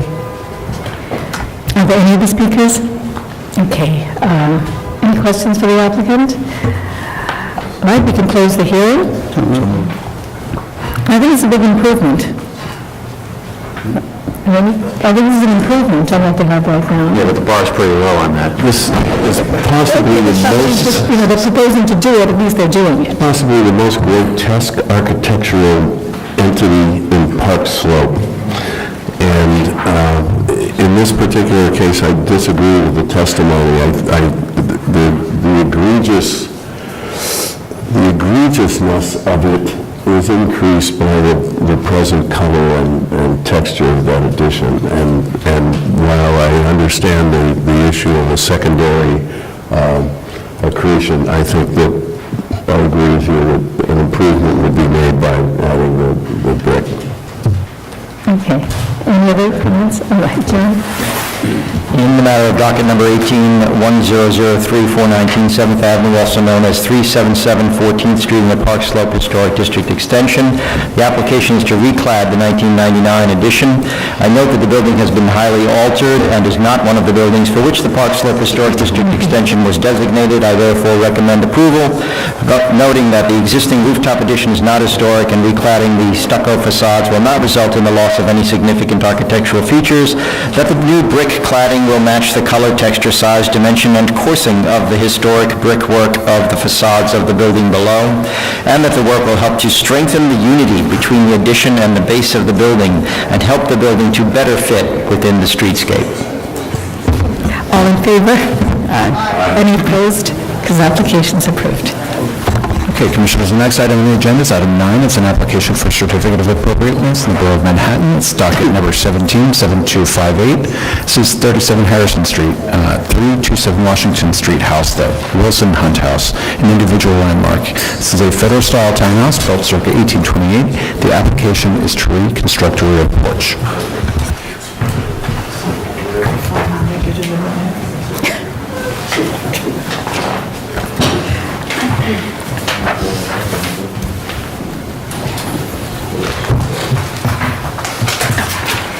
Good morning, Commissioners. Michelle Shrami of the Preservation Staff. The application before you is 37 Harrison Street, located between Greenwich Avenue and West Street, which is one of 9 federal-style townhouses that are all individual landmarks, 3 of which were relocated to this site in 1971 as part of an urban renewal project. They have since been under control of an easement, including special regulations for preservation and maintenance. This application is to reconstruct a wood porch at the rear in non-combustible materials to meet fire code. The applicant is proposing to extend this porch by approximately 1 foot and use cast iron columns painted white to match the existing, metal railings to match the details found at the front stoop and areaway, slate pavers, and slate to replace the wood shingles that are visible at the top of the porch. It is visible over a fence from Greenwich Avenue, and the architect Susan Yoon of Yoon Studios Architects is here to discuss the proposal. Is this one of the relocated homes, or is it? Yeah. This is one of the 3 relocated. Okay. Right? Yeah. No, it's not. Oh, no, it's the original location. The Harrison Street ones were, and this is the original. Okay.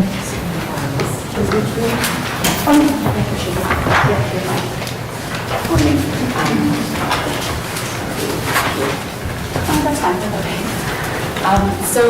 I'm here because we need to legalize the porch. A lot of filing actually for the railing violation with DOE. It was determined that there is no record of the porch on file with Department of Buildings, and that the porch is currently constructed out of wood is the result. And does not comply with code. Is this porch historic, or is it a later addition? It is historic. It was there at the time of designation. You can show the photograph. Okay. Okay, so this is just a porch here constructed out of wood. This is what it looks like now. It's like wood shingles.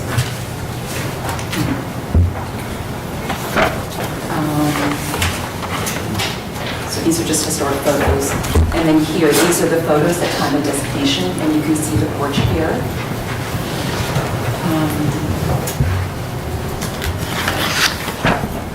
So this is just showing the elevation of the existing back facade. This is the proposed, so here, this is wood railing, and then we're proposing the iron railing, cast iron columns, and then here we're proposing the slate shingle roof. Here we need to, this is the existing, we need to pull the porch out about a foot in order to clear head clearance when passing underneath the porch going into the rear window well. So just some more details. We're trying to match as closely as we can to the iron railing on the front of the house, but also many of the examples of railings on the 9 houses.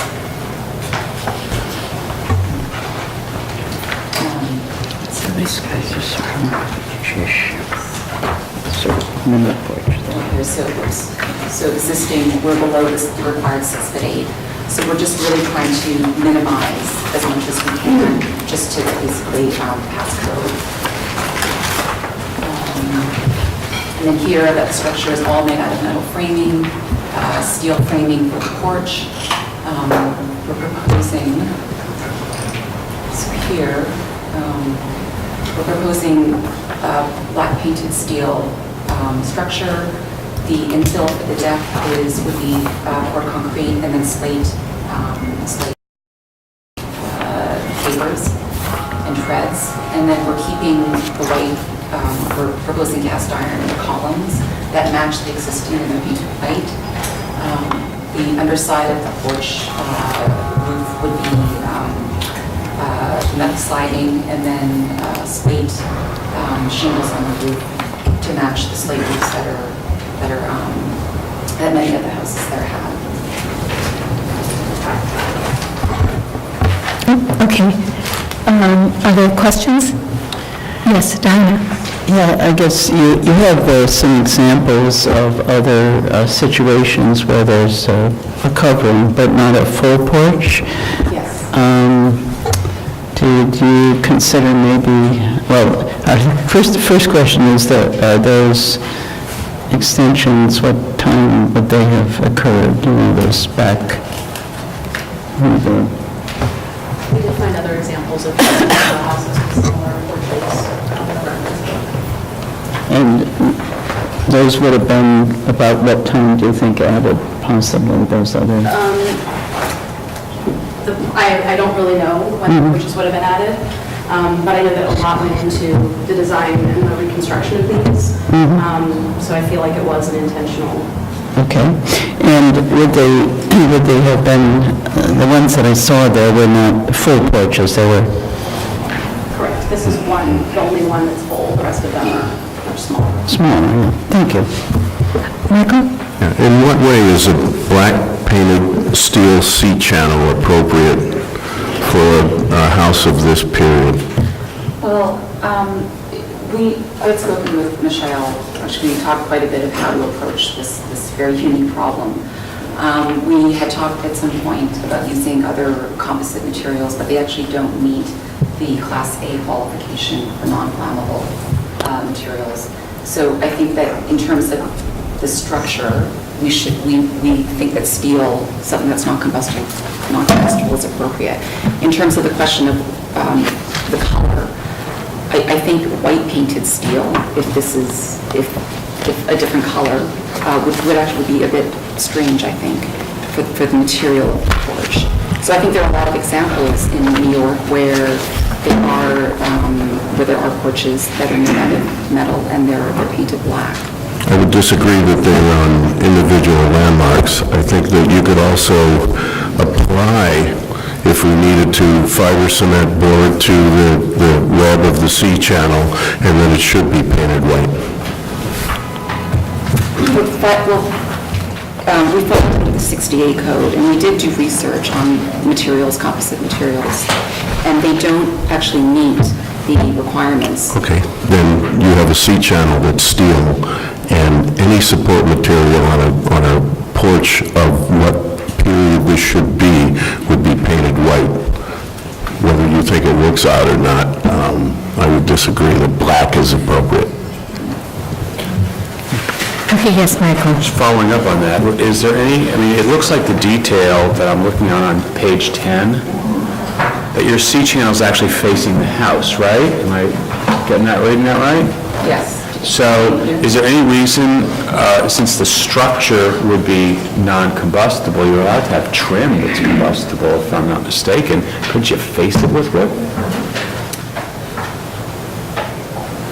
Or hardy work. My understanding of the building code is that the material has to meet a Class A classification. And you're not allowed to have trim, shutters, doors? Hardy board class. Yeah.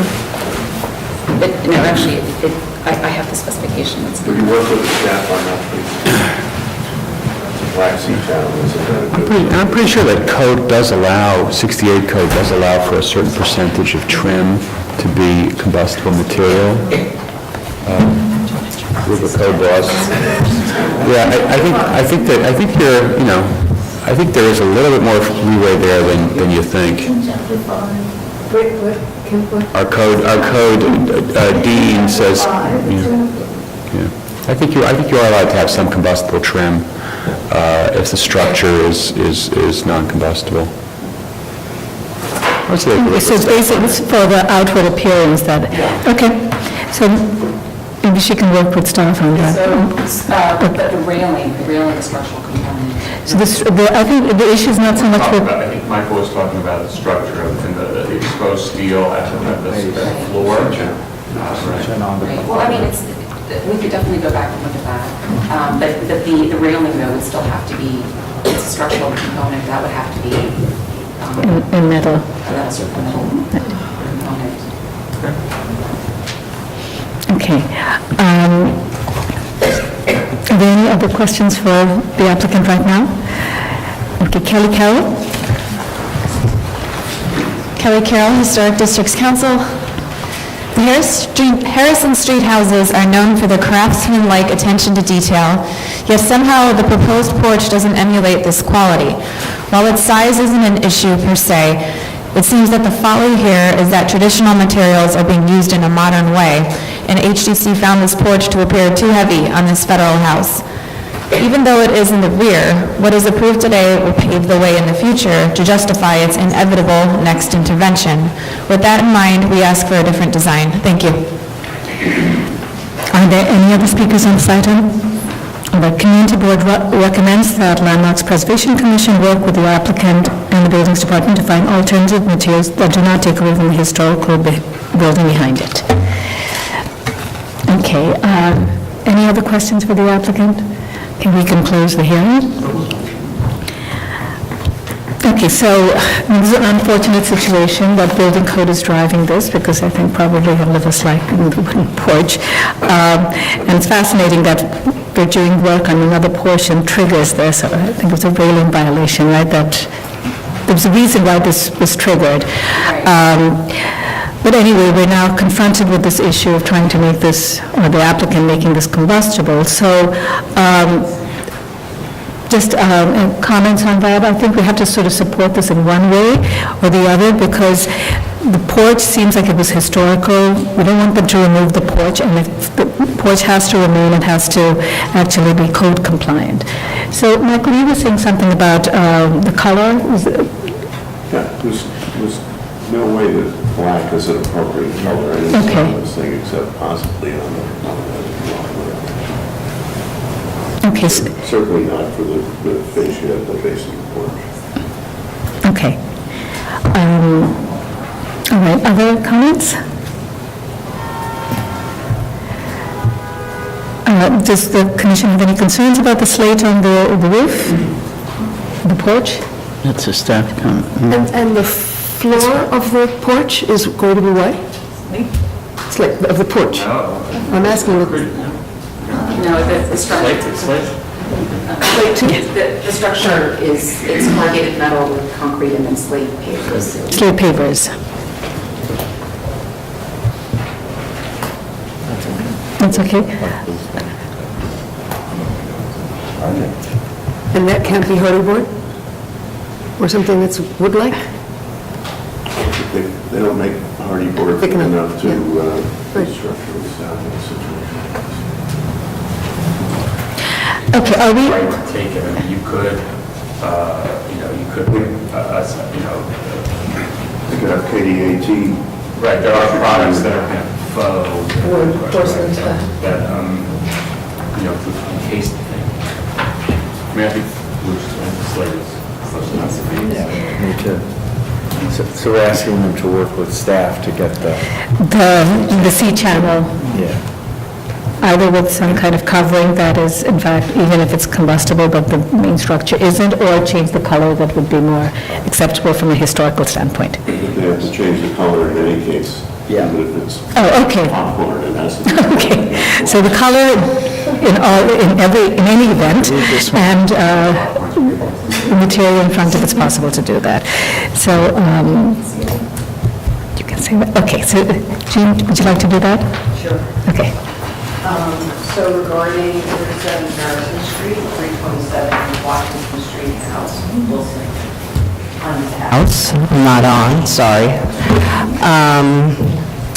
A Federal-style townhouse built in 1828. This is an application to reconstruct a rear porch. I recommend that the porch, the staff comments. We're noting that the building is one of 9 Federal-style townhouses which were located in an urban renewal area during the 1960s. The 9 townhouses were designated individual landmarks in 1969, and 3 of the townhouses were moved from Washington Street to Harrison Street in 1971. In 1976, 37 Harrison Street, along with the other townhouses, were sold to private owners. The terms of the sales of the townhouses required that the buildings be restored and changes approved by the commission. Various regulatory documents associated with the sale of the row houses refer to specifications for the maintenance of porches, railings, decks, and steps at the rear, e.g. what color the wood can be painted. It is further noted that there is no record of the existing porch at the Department of Buildings, and as it does not meet fire code, the Department of Buildings is requiring that it be reconstructed in non-combustible materials.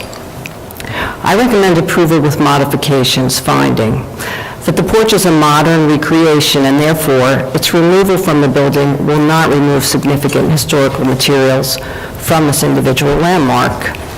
That while not documented as an existing condition in the Department of Buildings records, the presence of a rear porch is consistent with the building's historic typology. The change in the material of the columns from wood to painted cast iron, replacing the wood deck with bluestone pavers, and enlarging the porch and stair footprint by approximately 1 foot in depth will not be visible from any public thoroughfare, and that the work will not detract from the special architectural or historic character of this individual landmark and the group of landmarks of which it is a part. You're not going to read anything. Okay. Add anything about the C channel. I also recommend that the applicant work with the staff to explore different materials for the fascia of the C channel, and also to explore different paint colors. Second. That are white.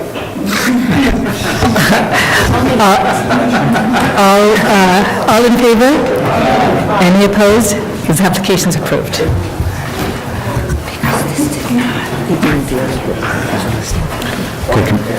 Commissioners, the next item, item 10, is an application for certificate of appropriateness in the Borough of Manhattan, docket number 168348. This is 1 Horatio Street, located within the Greenwich Village Historic District. This is a Greek Revival style row house built in 1847-1848. The application is to install a painted wall sign.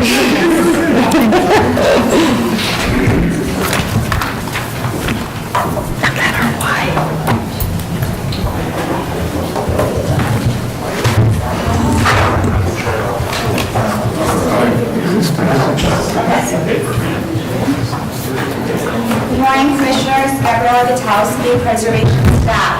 This application is for 1 Horatio Street. It's located in the Greenwich Village Historic District at the intersection of 1 Horatio Street, West 4th Street, and 8th Avenue. And the application before you today is to install a painted wall sign at the ground floor of the secondary facade, and it will advertise the ground floor tenants.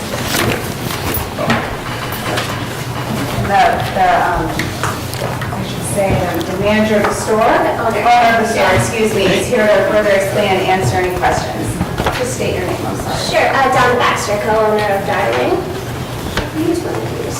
We're proposing to paint a mural on the side wall. It was previously graffiti and covered over in that maroon cover. You could still sort of see a lot of graffiti through it. So we'd like to paint the wall the most brick-like color we can find and paint the Darling logo over it just to clean up the whole area and to give advertisement to our store, which is located at the corner of Horatio and 8th Avenue. Here's just a couple more views of the wall that we would like to be painted. You can see it's by the gas station here. Here's just a close-up of the exact mural. It's our Darling logo with the polka-dotted frame. And then here's just some historical photos of the exact location, just showing that we're keeping up with the history of the neighborhood. Previously, there have been white paint with black logo. Are there any, yes? No, the photo montage should be made. There you go. What's up? Light cream-colored rectangle to the top right. I think it's just when my designer was taking the brick color to sort of get it for the bottom, just to do the design work for this. There's no intention to do any kind of painting or modification above that. Not at all. The top of the building will still look as it is on the left here. Right. Yeah. Okay, any other questions? All right, are there any speakers on this item? No speakers. Community Board 2 recommends approval of this application as amended by repositioning the sign higher. Yes, Gabriella, go ahead. Well, when it was presented to the community board, the sign was larger and in a slightly different location. So the applicant has responded, and that's why what's presenting today is smaller. Okay. All right. Are there any other questions for the applicant? Okay, we can close the hearing. Just to understand, Yes. the area that's painted red now that will not have the sign on it is going to be painted. That's your We're going to find the most brick-like color we can find and paint over that. And the staff is recommending that maybe paint to strip it in a general way. I just wanted to be clear that, so we can talk about which is appropriate. Okay, all right, we can close the hearing. All right, comments? Yes.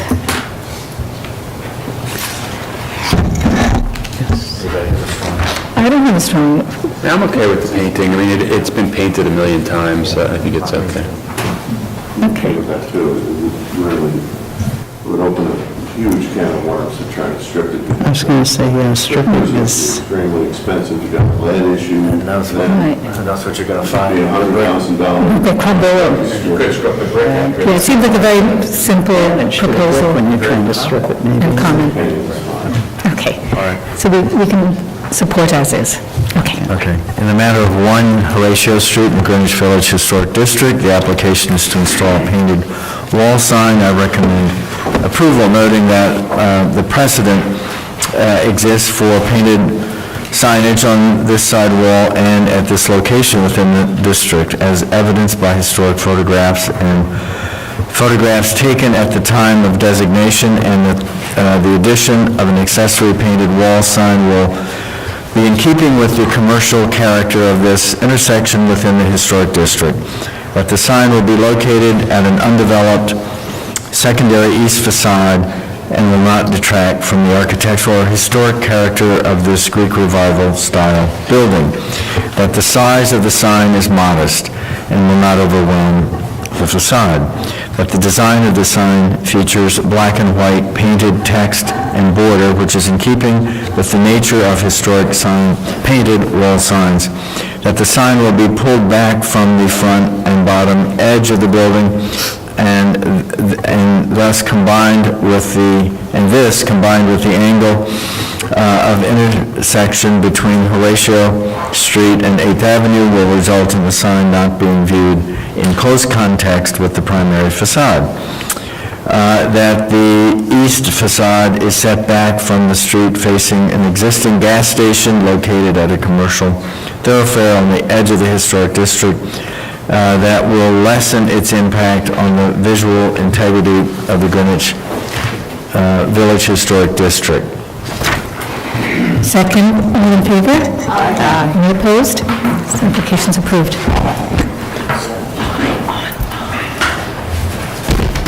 Okay, Commissioners, the next item is item 11, an application for a certificate of appropriateness to the Borough of Manhattan, docket number 183588.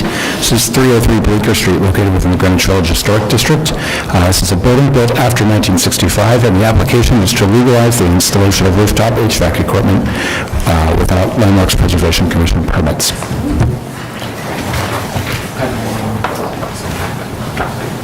Good afternoon, Commissioners, or good morning. Derek Daniel, Preservation Department staff. This property is located in the Greenwich Village Historic District on the west side of Bleeker Street between Grove Street and 7th Avenue.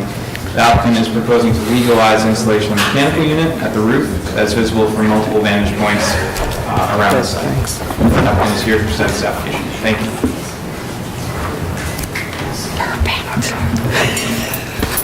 Yes, the mechanical equipment is on a two-story addition fronting Bleeker Street, which was filed and approved by LBC and DOB in 1979.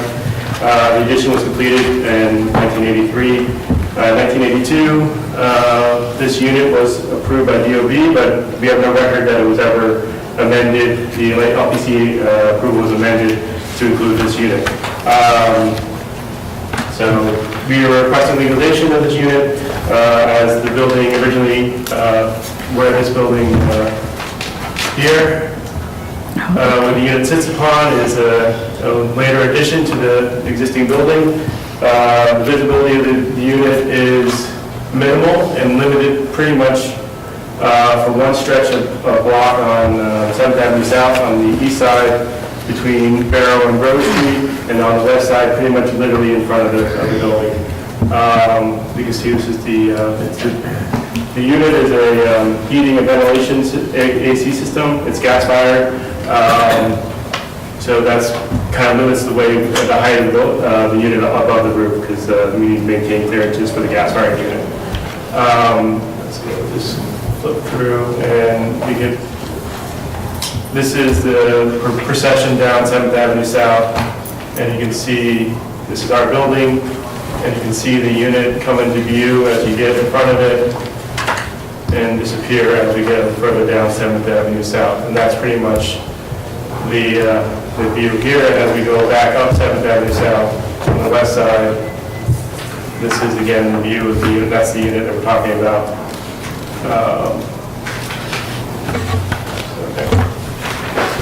Again, so we, as you can see on 7th Avenue South, there's a lot of, since the 7th Avenue South was cut through existing blocks, there's a lot of low infill buildings with a roofscape of mechanical units visible.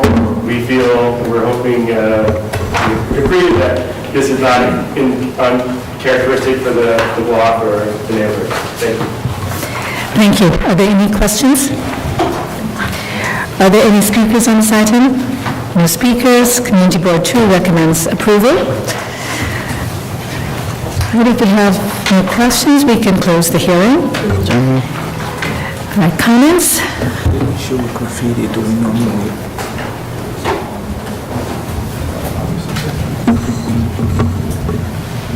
Okay, that's it. Yes. Mark, just a question about the graffiti. Is that before us? Do we do anything about it? Do we? Okay, just want to clarify this. All right. I think the applicant is correct. 7th Avenue South is very eclectic and has different building heights, different mechanicals, different styles. So I think that even though it's visible for long stretches, it really does, I think, blend in with much of the streetscape, which is very, it's very great. And as long as the graffiti is there, no one's going to notice it anyway.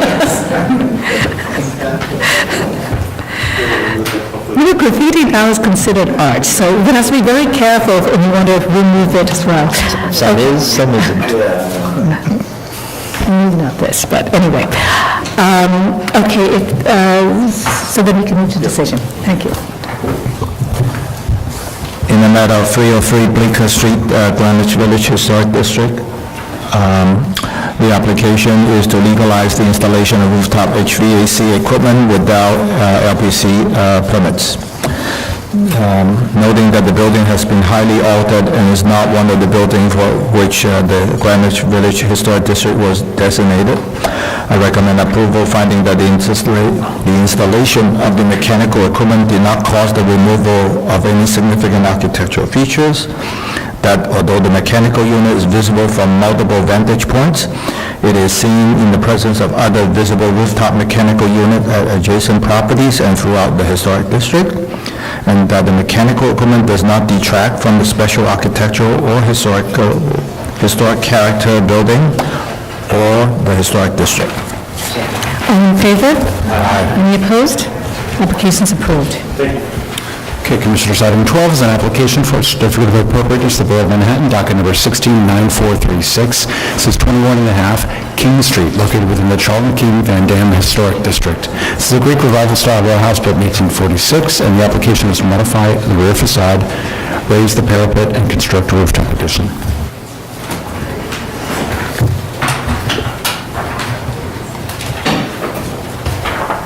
Morning, Commissioners. Michelle Shabrami of the Preservation Staff. The application before you is 21.5 King Street, which is located between 6th Avenue and Barrack Street in the Charlton-King-Vandam Historic District. This application has two components. The first is to remove an existing roof stair bulkhead and construct a new addition. In addition, the applicant is proposing to raise the parapet at the secondary elevation. The new bulkhead will be visible from 6th Avenue and King Street from the east. You can see it mocked up here. It will be glass and metal samples.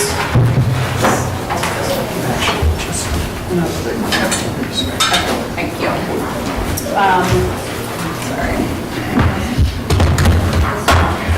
And the second is to modify the rear facade. The current building has some light wells, and they will be filling that in, removing the rear elevation, and cutting it back. And the new rear facade will be clad in this material here, which is finished in a brownstone color.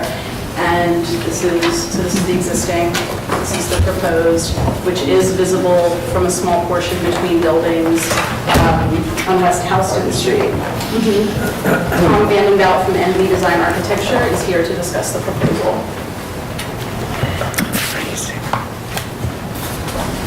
Good morning, Commissioners. My name is Tom Vandenbelt from NB Design Architecture. And now, let me back up to the beginning of the drawings.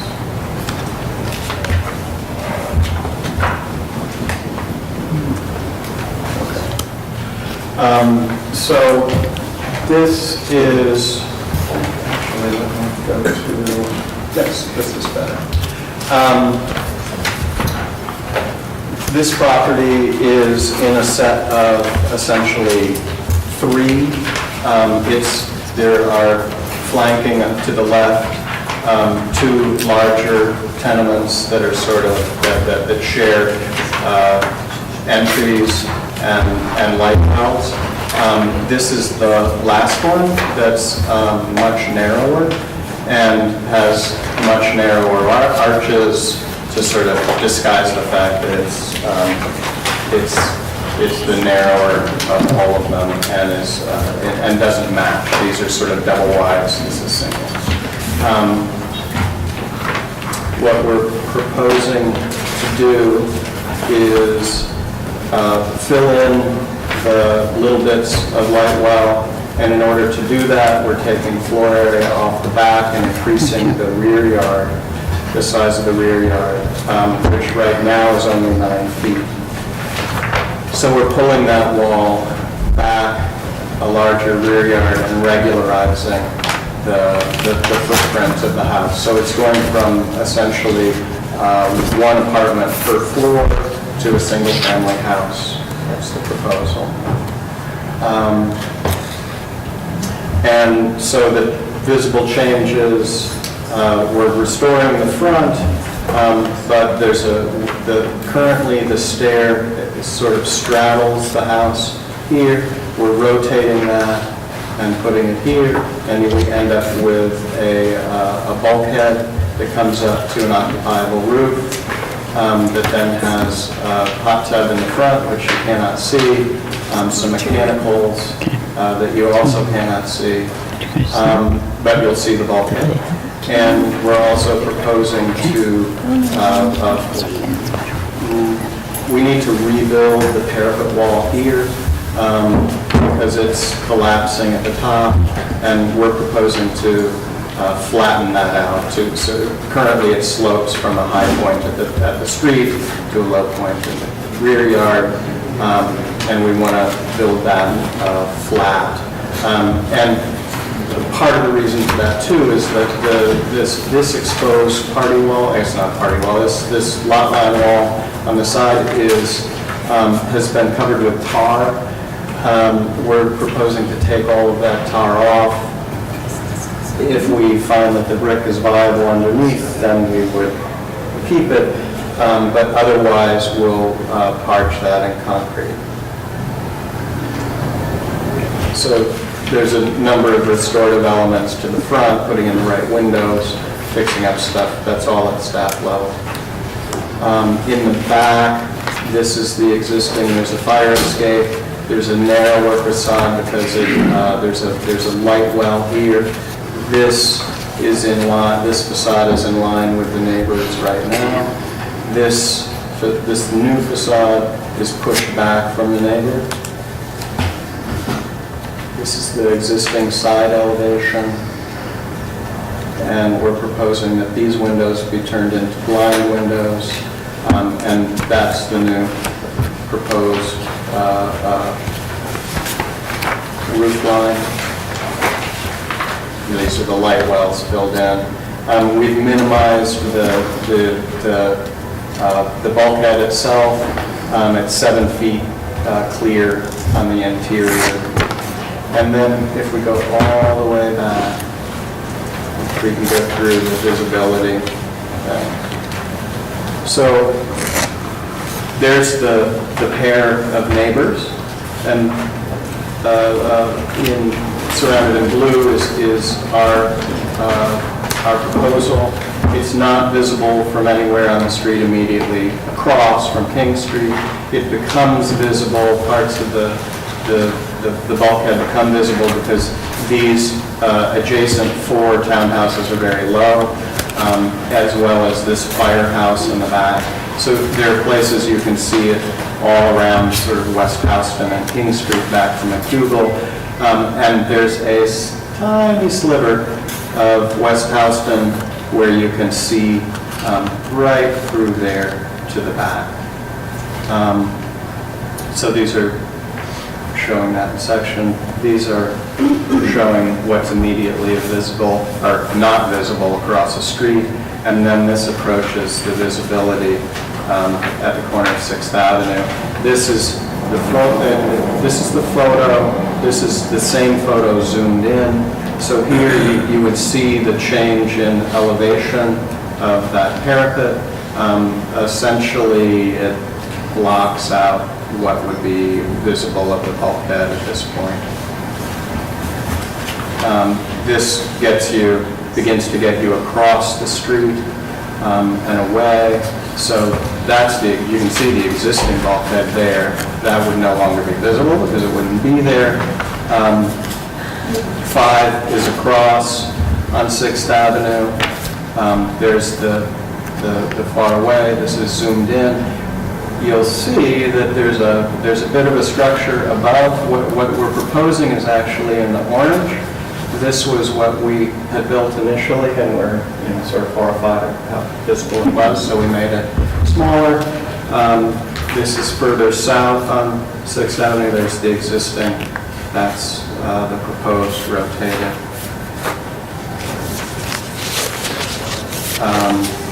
7 is way back on McDougal. I don't know how much that matters. 8 and 9 again that are marching north on 6th Avenue. Here you can't really see anything because of this view, but here you can see over the fire station against the backdrop of this other building and beyond. So there's the existing, there's proposed, all this other stuff you can ignore. And then this is way over on Houston Street. Difficult to place. I think that's what we're talking about, but here's the new facade, and it's zoomed in. I think all of that's pretty straightforward. And then this is the little sliver view on Houston Street, which is basically, it's this little slot here. We've rendered this in black just to make it for clarity's sake, although it probably does us a bit of a disservice. What we're proposing this be flat. You can see that only the upper 2 floors of this, but essentially the full width of the facade, a little bit less. And what we're proposing it be clad in is this concrete. Where's the other piece you guys looked at? It's over there. The nice thing about them is that they're somewhat irregular in their finish. So there's a little bit of difference between each of the panels, which softens the whole thing.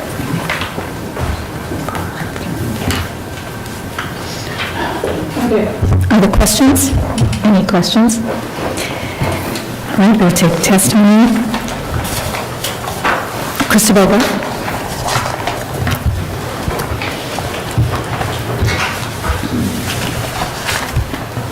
Christopher Goff for the Society for the Architecture of the City. At one time, adaptive reuse was viewed as a way of preserving historic buildings that might otherwise be lost.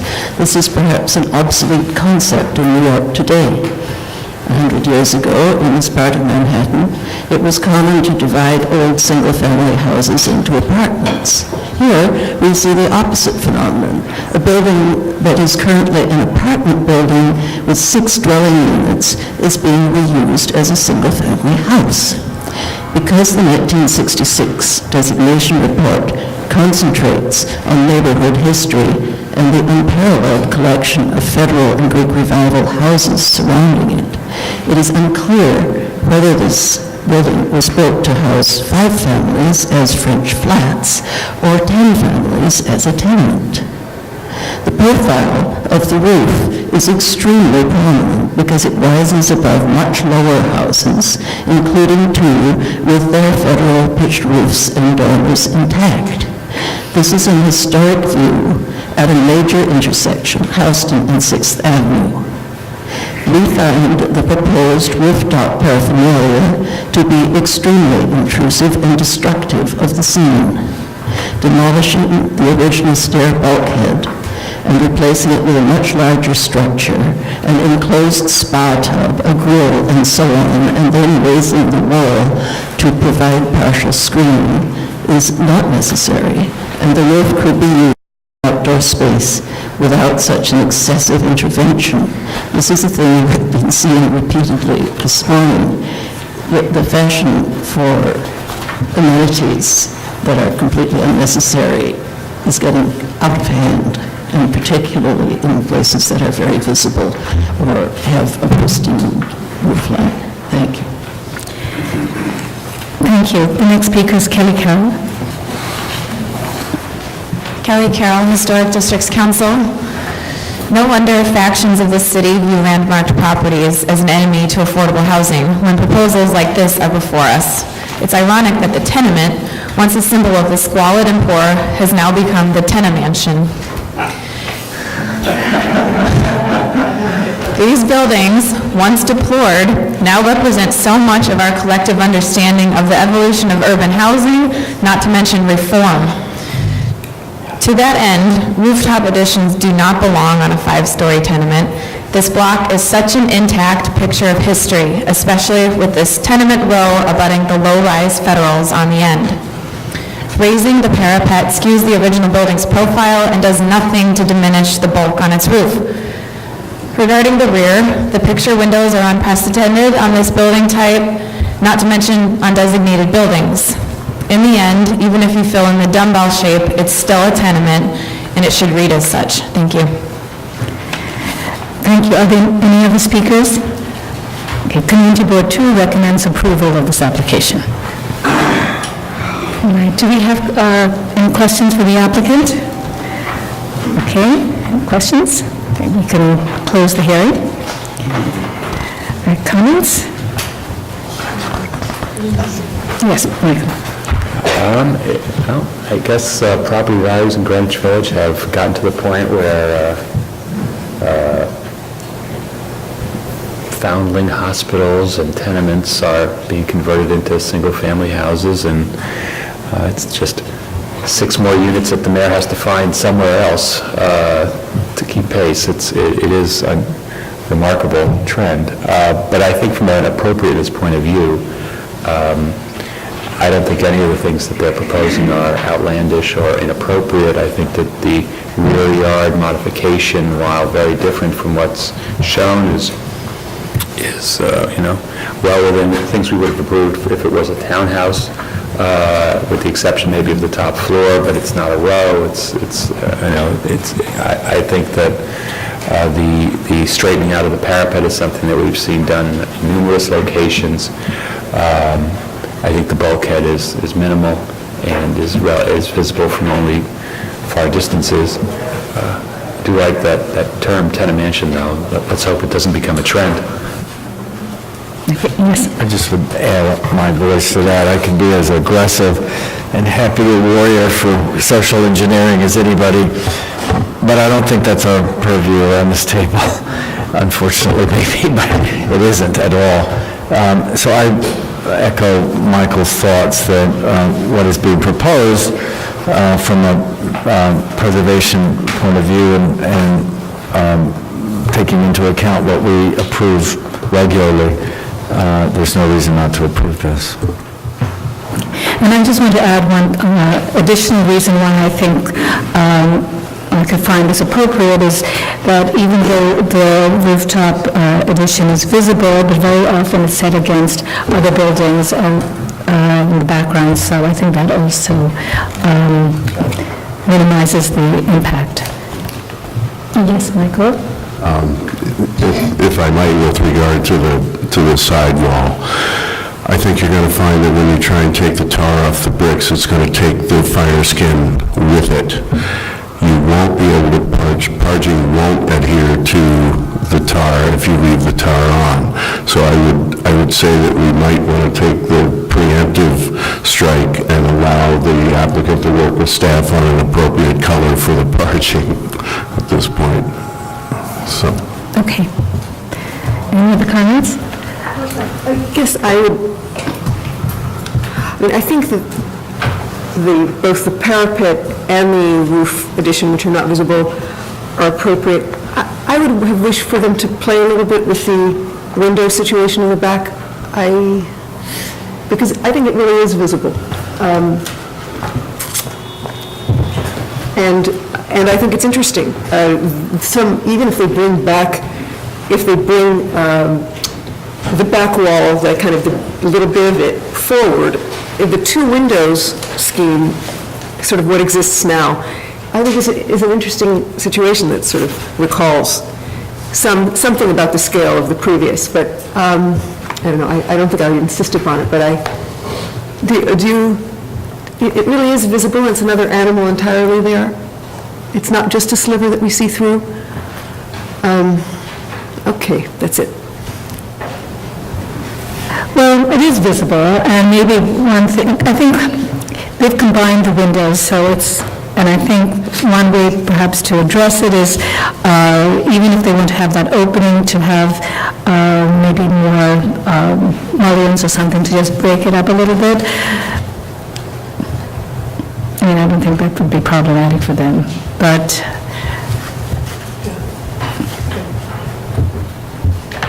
other commissioners, any feelings about the rear facade?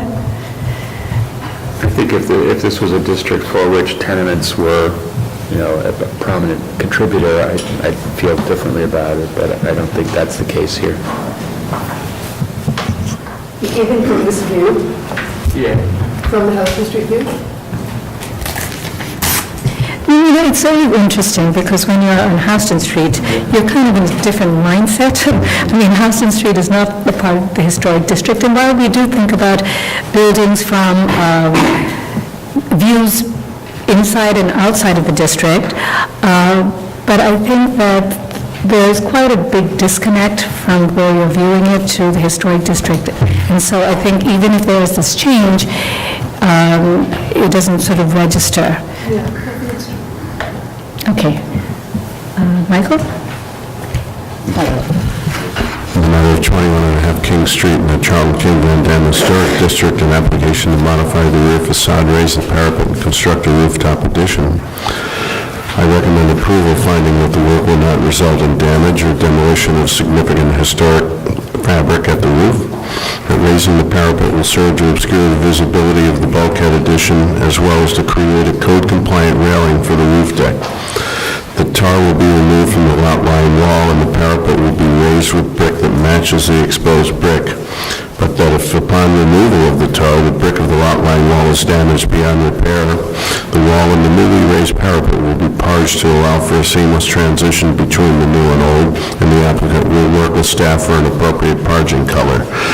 That the glass and metal stair bulkhead will be seen against the backdrop of taller buildings in context of a complex roofscape, and will be finished with a neutral grade metal cladding, and will therefore not call undue attention to itself.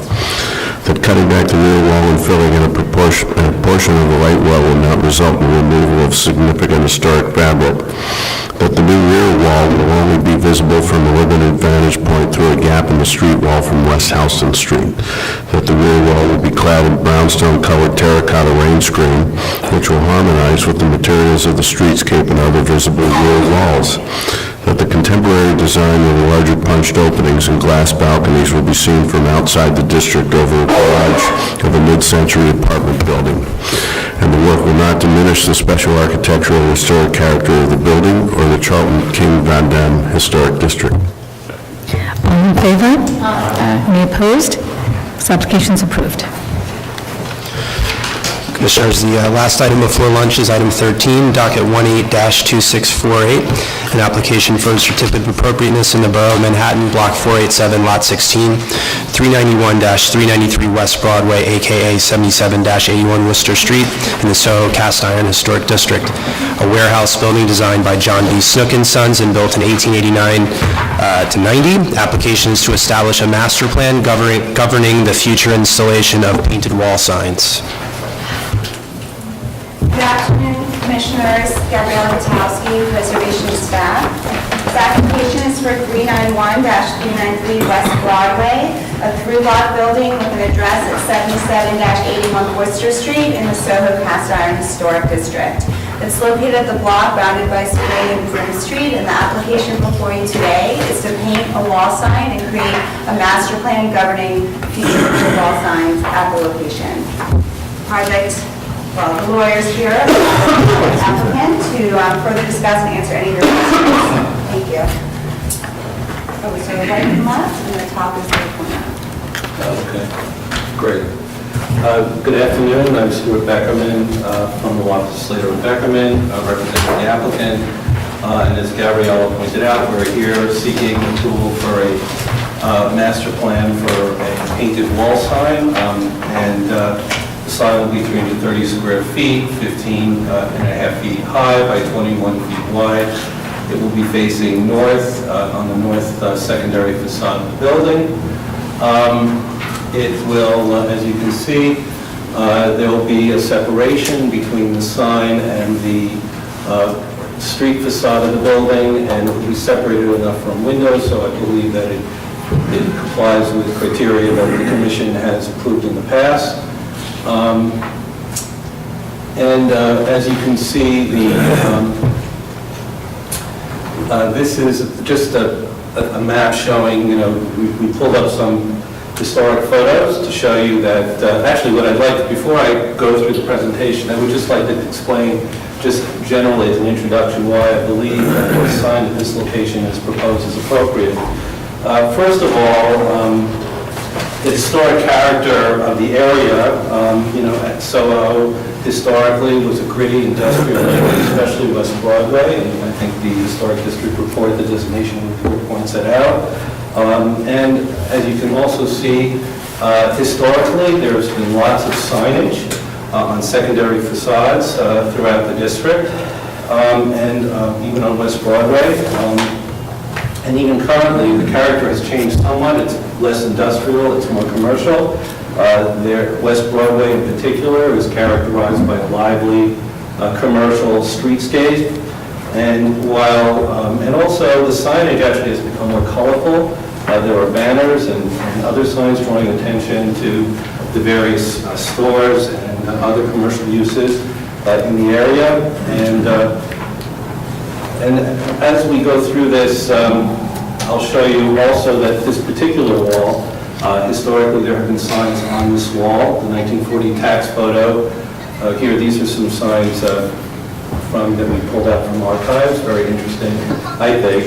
Shows, some of the, again, the history of signage in this particular neighborhood. This is the 1940 tax photo. As you can see, at that point, there was a ghost sign showing that at one point there was a sign on that wall. So there's precedent for allowing it at this location. And here are other approvals that the commission has given for master's plans for outdoor advertising signs. I think we've counted 4.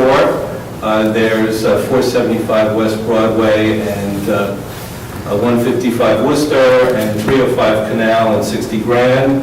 I actually believe that 60 Grand serves as a nice precedent for us because it also faces West Broadway. It doesn't face, the busier, auto-oriented streets. Not that I think that is necessarily a dispositive characteristic of outdoor advertising sign. Again, I believe that it's reflective of even the more pedestrian-oriented streets in the district.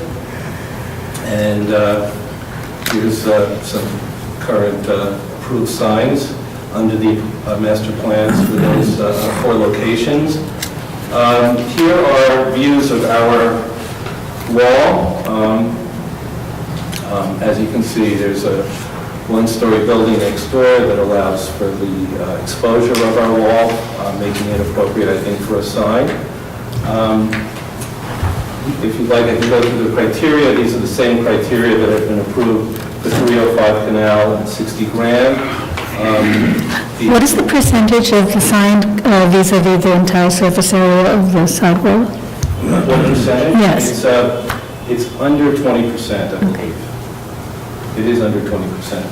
I know that has been a rule of thumb that the commission has used, but I think just looking at this wall, you can see it's a through block building with a significant exposed wall. If you'd like, I can go back to that. No, it's fine. It's just a question. Go ahead. So if you'd like, I can go through the criteria. No? Would you like me to go through the criteria? This is the plan we did before with other locations? Yeah. Okay, so one is that the background of the sign has to be a single color so that whatever image there is sort of pops at you, I guess, gives it more of a graphic quality. One is that the sign space be distinguished from the surrounding facade by some kind of a border, either a black and white colored border or a background color that distinguishes it from the surrounding area. And then there's also, there are different criteria depending on whether the sign is photorealistic or graphic. So photorealism is defined as the reproduction of an image utilizing shading to achieve a photographic quality painting. And for photorealistic images, if it's black and white, there's one accent color with various shades of the color allowed, not to exceed 60% of the sign space, including text. And if it's a color photorealistic image, then it may not exceed 40% of the sign space, including text. A graphic quality is That's, meaning that any number of painted colors that are clearly separated without blending or shading between them. Here, the graphic image with fewer than 5 colors with various shades allowed, not to exceed 60% of the sign space.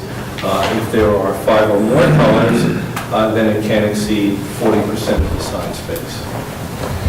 And then we just... I think the commissioners are aware that this was criteria that the staff has worked on. It's supposed to ensure that the signs still have a more graphic and historic feel to them. And I would like to make one final point, and I think it's noteworthy that in this case, the community board, which received the full presentation and unanimously approved the sign, they've seen a number of these in the district, and they saw that that there was a history of signs on this wall, and they were thoroughly satisfied and gave their unanimous unconditional approval. I just have one question. You're located between, isn't it between Grand and Spring? No, it's between, I believe it's Spring and Prince. Spring and Broadway, excuse me. Right, Spring and Broom, right, okay. All right. Any questions for the applicant? Any questions? Okay, are there any speakers on this? There is a speaker. Kelly Cow? Oh, okay. No speakers on this item. Community Board 2 did recommend approval. All right. Do we have any other questions for Mr. Buchanan? Okay, we can close the hearing. All right. Comments?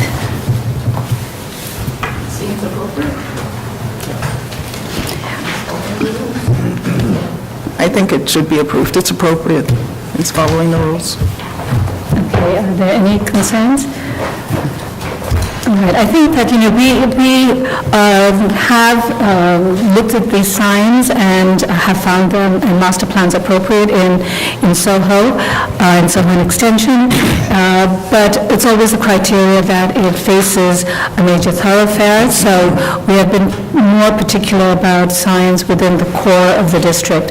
So I think in this particular case, the building itself historically had a sign. I think West Broadway does have signs, and I asked about the location because I walked around the neighborhood, and especially when you're coming from Canal towards Broome, there's a lot more signage. I think when you move from, and up to Spring, when you go from Spring further north to Prince, it actually dissipates some. But still, I think what you do see is, you do see signs. And I think the other thing I would say is that there are not that many locations where you can have signs, because if you walk around there, a lot of the buildings are built up and do not actually have sidewalls. So I think it's not something that's necessarily going to proliferate signs along West Broadway. Yes? I think the staff made a couple of suggestions for things that I think are good ideas, at least we should discuss, the limit, a 10-year limit and a border. I think that I'd be for both those. Right. I think typically when we've allowed a master plan, we have put a time period of 10 years and allows us to evaluate it if we want to extend it.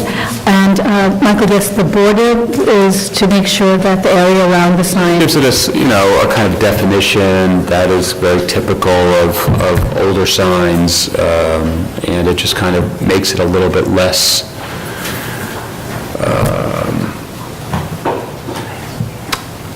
I guess it bleeds with the architecture less. It kind of creates an edge that distinguishes it as an element. It's a more traditional thing. Yes. Just a note on the border, that was brought to our attention that the option listed on sheet 9 mentions either a border or a non-border, but with a different color that is, does not match the surrounding masonry. And it may be that a previous master plan did incorporate that, but all prior approvals, and I think the general intent was for the previous master plans to have a defined border, not the option for a non-border with a different color. So that note is specific to that point. So the applicant is proposing wants the ability to have either a border or no border, but with a background color that doesn't match the surrounding. Right, and what we are recommending is that it should always have a border. Commission okay with that? Yes. Okay, good. Michael?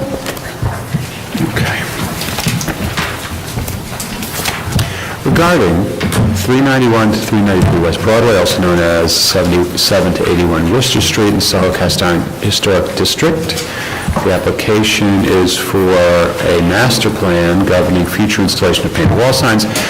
I recommend approval with modifications, finding that the historic precedent exists for painted signage on the sidewall as evidenced by the ghosts of painted wall signs, that the proposed sign size, location at secondary with lot line wall, painted application will be in keeping with the painted signs historically found in buildings of this type in this district and with the commercial character of this building in the historic district, that the building is located on a large commercial thoroughfare where some painted wall signs were historically installed, and therefore the presence of a painted wall sign will be in keeping with the character of the streetscape, that the modestly sized sign will be located at an undeveloped portion of the wall and will be pulled back from the front edge of the building and will not detract from the architectural or character of the Italianate loft style building, and that the proposed parameters of the size and limited color palettes will result in a graphic quality that will be in keeping with the character of the historic painted wall signs. However, I recommend that in all cases, each painted wall sign be required to have a painted black or white border that will delineate the sign and distinguish it from the facade, with no option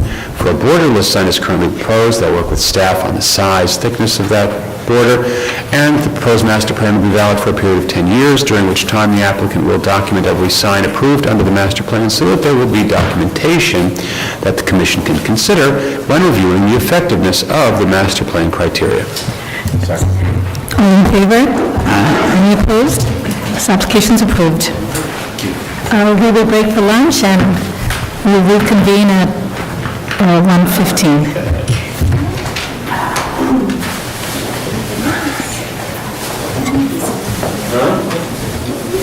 You got it,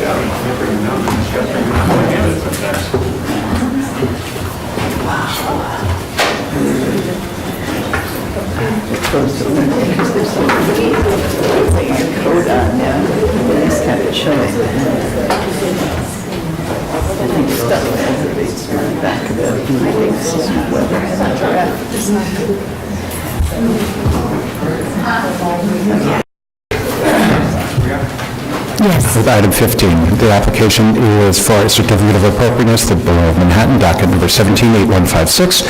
This is 597 Broadway, located within Soho-Cast Historic District. This is a French Renaissance-inspired store and warehouse building designed by John Kellum and built in 1867. The application is to install a barrier-free access lift. Good afternoon, Commissioners. Timothy Shaw, Preservation Staff.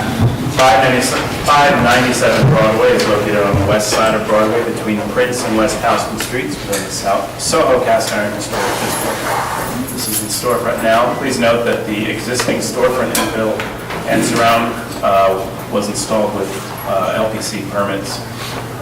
It is not historic. I mean, it was not what was there at the time of designation.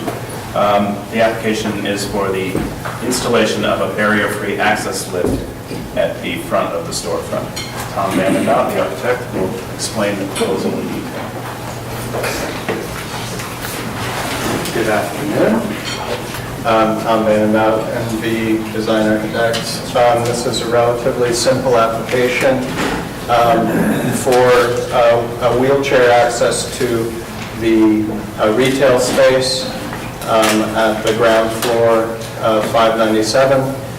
It's essentially to negotiate these 18 inches, 2 steps.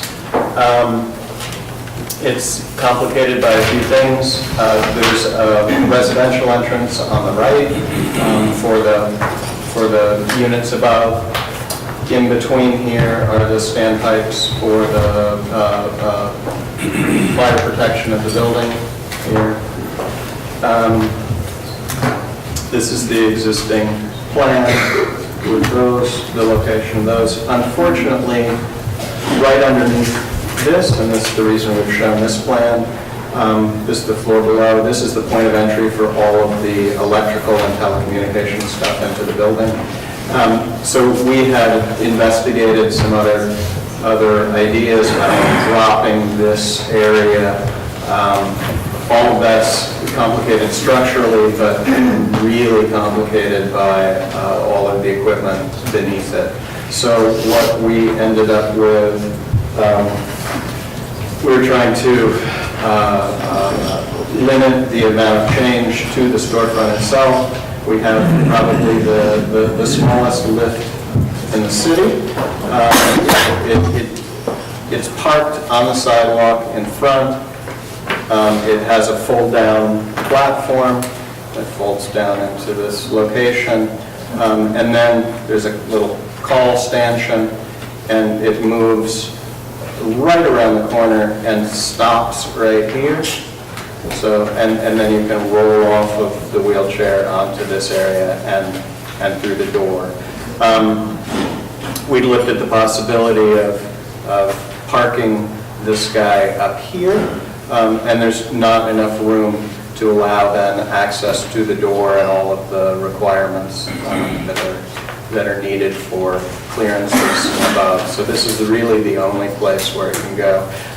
Then we're having to move the piping over to the only other two places that is possible, one in front of this column and the other there, which requires some slight modification to the stairs going up, and we've made a little sort of solid rail there on this platform, and I think that's it.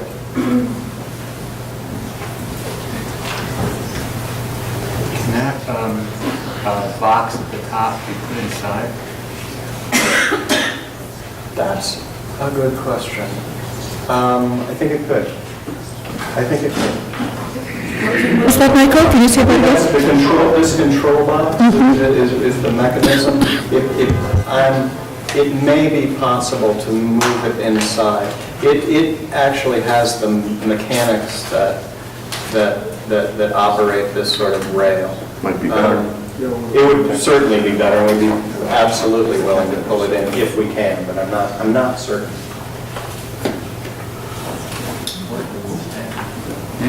Working with staff. Are there other questions?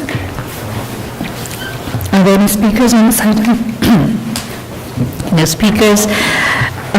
Community Board 2 recommends denial of this application unless the design of the lift provides for location, mechanism, and storage of the platform within the recessed entryway. And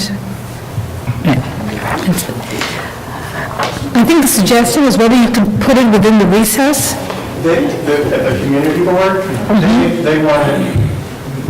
they really prefer this to be parked up above, and that's not possible because you need all of that area to be completely free of obstruction. So it would Because is that a second means of egress or something, that door? It's this is the only egress to the store. And what about, sorry, continue, sorry. So if this is parked up here, you don't have the clearances you need for ADA access. So the only way to do that would be to modify this storefront to go straight back and over. And what about that? We're trying to retain as much of the existing as we can. But can you go to the photograph? It doesn't look like that storefront. You think that storefront was as far forward as it is on the street? Yeah, it is new, but I'm asking about its plane. Do we know if the previous one was in fact set back, which in my sense is it probably was.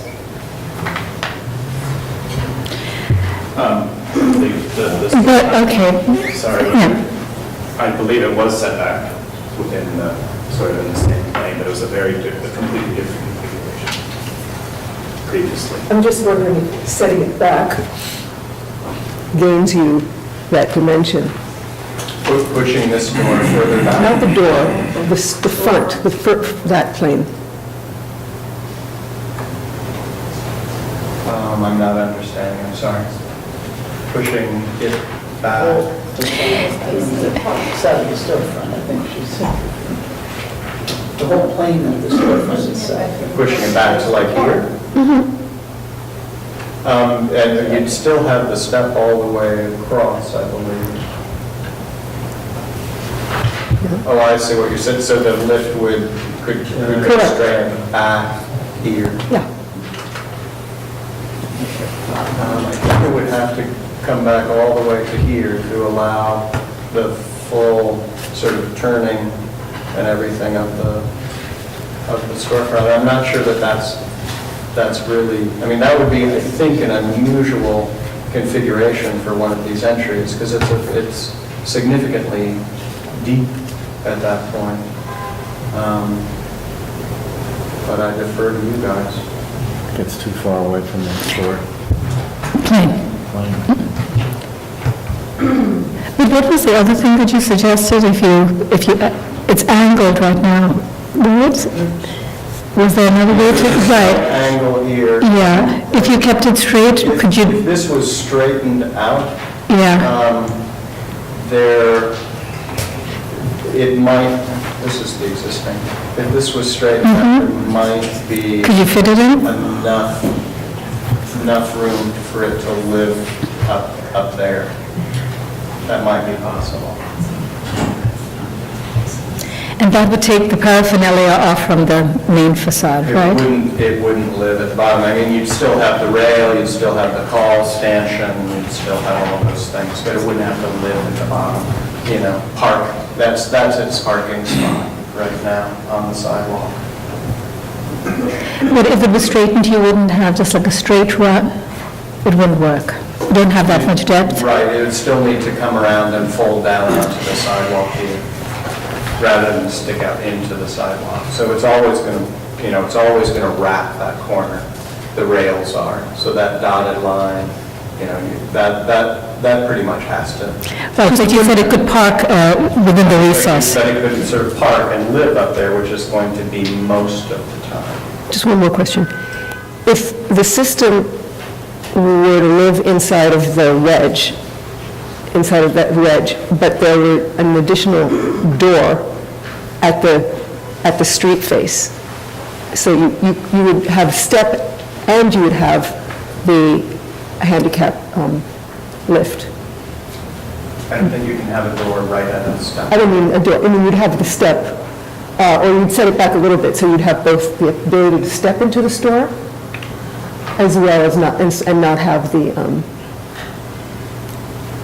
machine inside. Display space there. I understand, but I mean, I was thinking it could be glazed as well.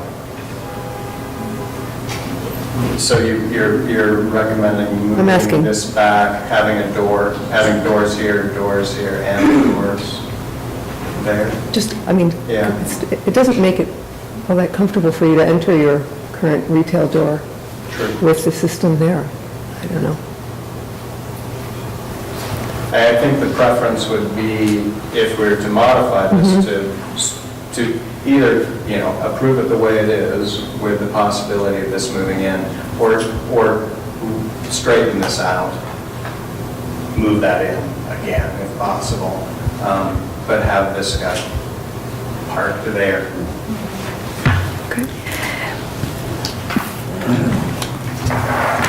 Okay, any other questions for the applicant? Okay, we can close the hearing. All right, well, I think it's an unfortunate situation. I think we all recognize that, but we understand you're required by law to provide it. And I don't know if there's any other sort of mechanism that we can use. Yes, Michael? I think it's a great thing that giving access to these folks. It's great. But well, that is true. I think that if the applicant's open to it, I think it's a total no-brainer for me that straightening out the window and parking it up the hill would be better, and moving the box inside would be a good thing too. And I think it's well within the range of things we've approved in the past. Right, and I think from that perspective, you still get, you get the storefront at the street line, and even if it's not at the same plane that it was historically, but that's kind of generally within the plane that you find along other buildings as well. So I think the idea of recessing the whole thing is, I think it's just, I don't think we see that anywhere. So while it does take the mechanism off the street, I think from just a storefront perspective, it's actually creates an area that we don't, it's very atypical. So I would remind their storefront with this, but... So I think they're amenable to straightening it, yes, and to see if we can relocate the bus. Are the commissioners okay with that? Yes. Okay, great. More practical too. Okay, Kim? In the matter of 597 Broadway, Soho-Cast Iron Historic District, a French Renaissance-inspired store and warehouse building designed by John Kellum and built in 1867. Application is to install a barrier-free access lift. I note that the style, scale, materials, and details of the building are among the features which contribute to the special architectural and historic character of the Soho-Cast Iron District. I recommend approval, finding that the existing storefront infill is not historic, and therefore the installation of a new barrier-free lift and relocation of the Siamese standpipes will not result in the damage to or loss of any significant historic fabric at the facade, that the proposed lift will provide barrier-free access to the storefront without obscuring significant architectural features, that the lift is easily reversible and will provide barrier-free access to it in the least intrusive manner possible, that the design of the lift will not detract from any significant architectural features of the building or streetscape, and that the applicant will work with the staff on modifying the recess and to see whether the... modifying the recess so that the ramp can park at the top, not at the street. Okay. Mechanical controls. And relocating the mechanical controls, okay, inside of possible. Okay, the applicant will work with the staff to modify the recess such that the ramp can park at the top. I think we've got it on The that lift can part. park at the top, and the controls can be placed within the store. Possible. All in favor? Any opposed? Okay, this application's approved. That's a lot of change.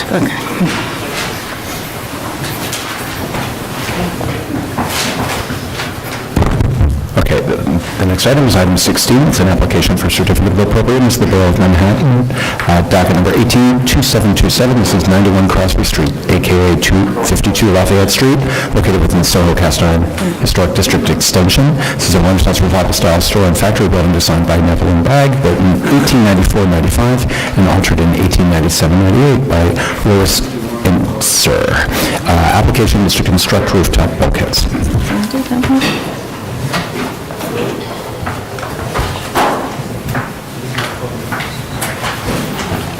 Good morning, Commissioners. Historic Preservation staff. I'm presenting you an application for 91 Crosby Street, also known as 252 Lafayette Street, located between Prince Street and Spring Street in the Soho-Cast Iron Historic District Extension. The application is to construct two rooftop stair bulkheads. The proposed one-story stucco and glass rooftop additions will be visible from the north of the building along Lafayette Street. And the easternmost addition will be visible in oblique view also from the south of the building along Lafayette Street. Brian Reichel, the architect of the project, will present the application on behalf of the owner.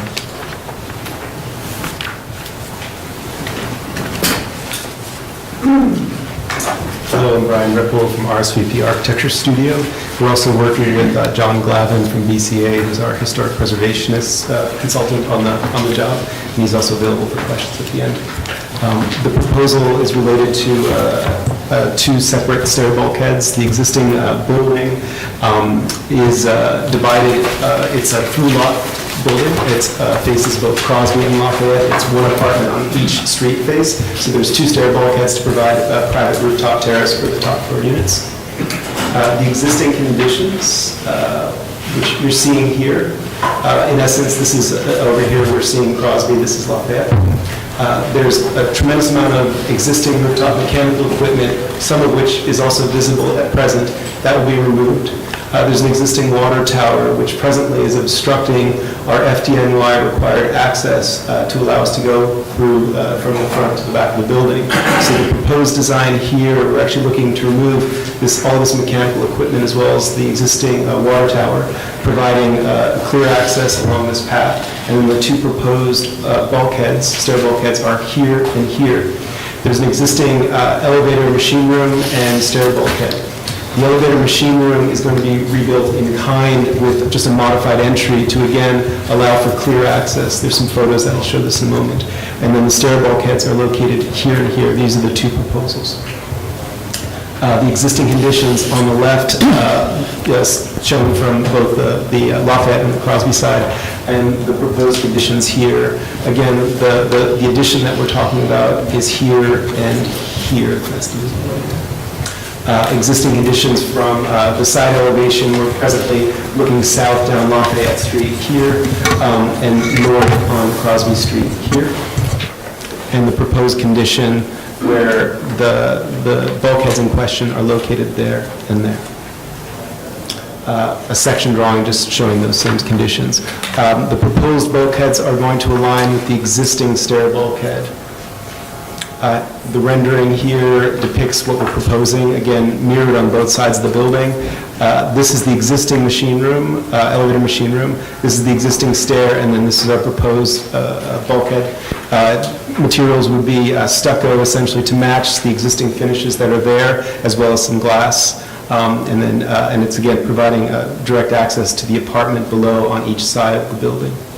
The dimensions of it, I mentioned it aligns, it's about 8 feet tall, 7'11". In width here, it's 8 feet, and the width of it is essentially being determined by the stair section to get us adequate runs of stairs to get up there without blocking our central corridor in the apartment below.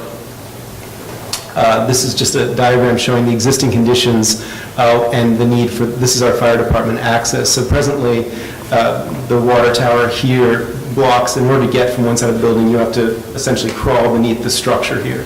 Additionally, the steel on this is in terrible shape. There's considerable amount of rust jacking and needs to be essentially either rebuilt in total, or what we're proposing is actually removal and providing us a fire sprinkler pump in the cellar. Sightline studies, visibility. The pink is indicating the visibility of the Lafayette side bulkhead. The blue small zone here, which turns purple when it overlays, is showing the Crosby side bulkhead.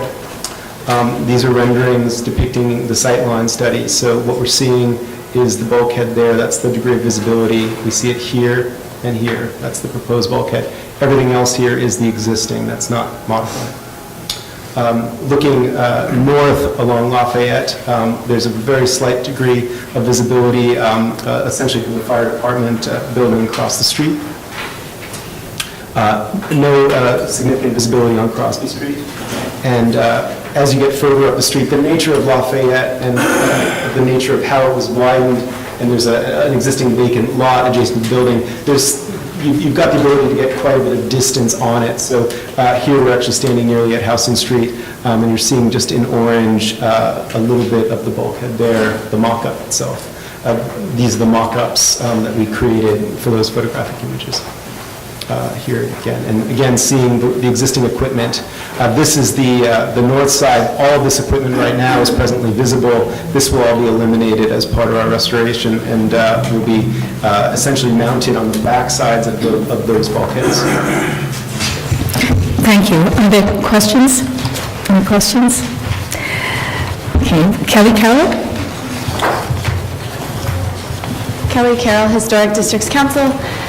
HGC feels that just as the commission implores applicants to retain fire shutters whenever possible in Soho, we feel the same argument could be applied to the preservation of the water tower.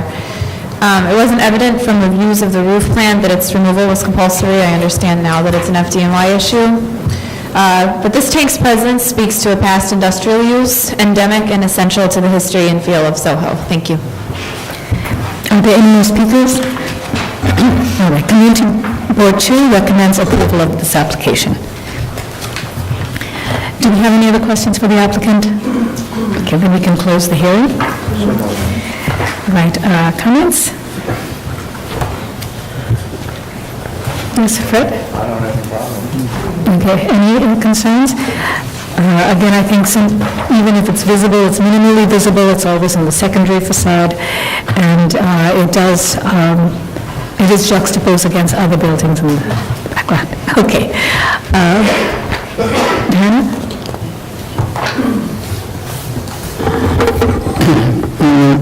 Matter of 91 Crosby Street, a.k.a. 252 Lafayette Street, Soho-Cast Iron Historic District Extension.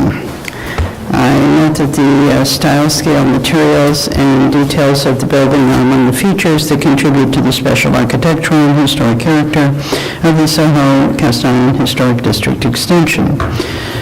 I recommend the application is to construct a rooftop bulkheads.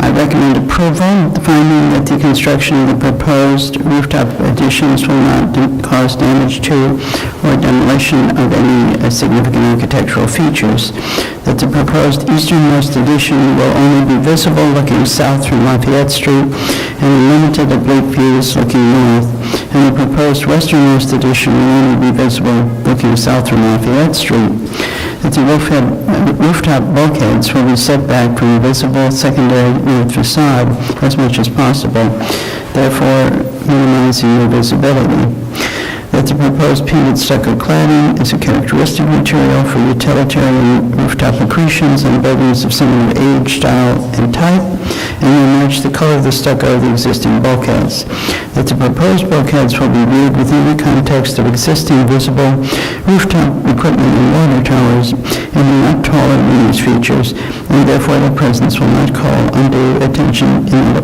roofscape, and that the presence of visible rooftop bulkheads will be consistent with the character of typical streetscape views within this historic district, which historically featured a variety of utilitarian rooftop accretions visible from the street and incidental views. All in favor? Aye. Any opposed? Application's approved. Okay, Commissioners, item 17 is an application for a binding report in the Borough of Manhattan. It's docket number 183981, 64 East 4th Street, located within East Village, the Lower East Side Historic District. This is a Greek Revival-style row house with neo-Gothic-style elements built in 1832-33 and altered in 1873 and again in the late 20th century. The application is to construct a two-story extension of the front facade and install signage.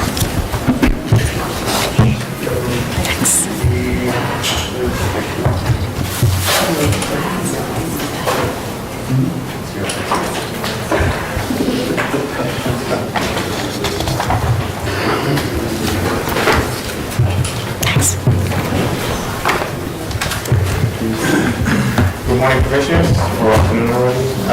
Agricultural Preservation staff present you an application for 64 East 4th Street, located between the Bowery and 2nd Avenue in the East Village, Lower East Side Historic District. The building is also part of the 4th Street Cultural District. The existing protruding walls, you can see here, protruding brick walls on each side of the front facade are the only remnants of an early 20th century two-story storefront, which was removed after the 1980s. The application is to remove brick infill windows and the door at the first two floors of the front facade, and the construction of a two-story extension up to the existing sidewalls and sidewalk with glass and metal storefront infill. Additionally, vertical signs will be installed in the existing brick sidewalk. Jose Oliveras, the artistic director of one of the theater companies that will be in the building, will first do a short introduction of the project.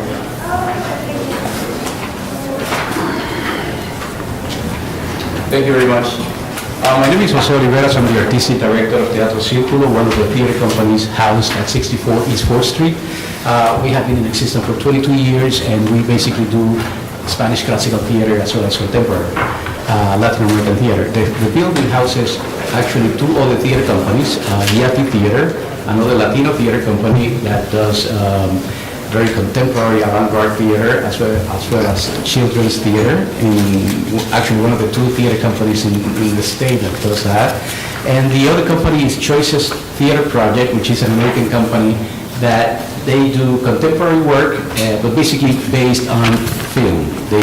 From film, they create their plays. We are part of FAB, Fort Arts Block, the organization that represent all of us in the building, and obviously part of the cultural district, East 4th Street Cultural District.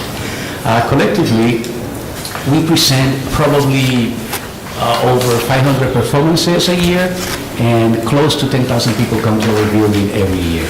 And besides that, we have over 2,000 artists, theater artists, coming into our building, not only to perform in our performances, in our shows, but also to receive space for rehearsal, for rehearsing and preparation of their work.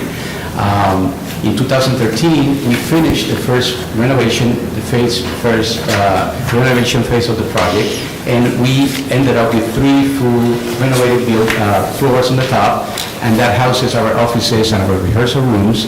And we also ended up with 2 theaters, one on the main floor and another one on the basement. Immediately after we finished the renovation and we increased our programming, we realized that definitely we have a big deficiency problem with our lobby. It's a very tiny, almost dark, very dark space, and we wanted to, bring an architect that could, address this need. The space inside the lobby is very, very precarious, and we have a problem of crowd management. Probably even a safety issue there with that, with so many people coming in and out of the building. And we also wanted to create access from the main floor into either of the theaters, which is now a problem. We have, in order to go to the second theater, we have to either go outside of the building or go through a convoluted stair system to go downstairs. So definitely crowd management and accessibility, easy access to the spaces is a big issue. And we wanted as much openness and light as possible in our building. We ultimately want to create very welcoming and a nice presence of these 3 theater companies who have become actually a good forum for Latino theater and American theater as well in the block. So we hire our architects to come up. That's the challenge. We want to open the space. We want to use as much as possible of the square inch that we have. And I'm gonna let Astrid, our architect, to explain in detail.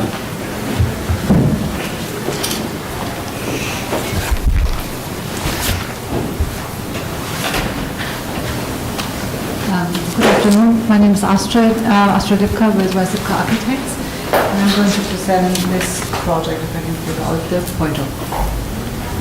So before I go into the presentation, I wanted to give you a quick overview of what we are planning, so you know what we're talking about, and then go into the presentation. So this is the existing building as it is right now, and this is what we're planning. The location of the Choice-Hilliard Cultural Center is in the East Village, on East 4th Street. You can see it here highlighted in red at the south side of the street. And it's located in the East Village, Lower East Side Historic District, right in the middle of the south side of 4th Street. This is these are photographs of along the street. So to give you a context, the buildings used to be completely residential, and most of the buildings have been modified over time. Some of those are really the historic buildings, like ours is from the original Terrace that was built along the south side of the street. but it has been modified. And what is almost pretty much consistent throughout the street is that all the ground floor spaces have been changed to commercial use, which you can see. You can see now the residential above and the commercial below. Zooming in a little, just to give you 3 examples of what is there at the south, at the first floors right now. So pretty much historic residential facade above, and then the commercial below. And this is again the south side showing that line of where that change happens. And then what is also really significant in that street is that naturally occurring theater district. You can see everything highlighted in red is really a theater, and the images show the theater. And now a little bit about the history of the building. Here you can see our building is the building to the right. This is the center of that historic terrace housing. The middle was it was several buildings in a row. The end buildings highlighted and pulled forward, and the middle building highlighted and pulled forward slightly. And our building to the right, this is the earliest photograph that we have, and here it already shows it raised up by 1 floor, and all the window details and door details already changed. It was more closer to the building that is on the left side, that looked exactly the same, or our building looked exactly the same as that building on the left. So this is going through time in the 1870s and then in the 1930s. In the 1930s, you can see that these 2 brick wing walls were built out, and a storefront was added. A storefront at that time, a contemporary storefront, to reflect the change into commercial. And then in the 1970s, a little boarded up. In the 1980s, more deteriorated. And then by the 2000s, it was actually built back to where the facade originally was, and only those 2 brick walls at the sides of the buildings are still there. And then on the right, you see how it is actually currently. And you can see the brick facade was used, but it's a different brick, and it doesn't really match the top and looks out of place. A sectional diagram showing the original condition going on the outside, going steps up and steps down, which actually creates the interior floors that house the 2 theaters, but the circulation now happens inside, and we wouldn't be able to pull the circulation outside because of current zoning rules. And which led to the condition that currently the basement, the lower theater, is basically just accessible from the outside, or from going inside, going up some steps to the level of the second theater, and then going down to the lower theater through some stairs. So it's a really convoluted circulation right now.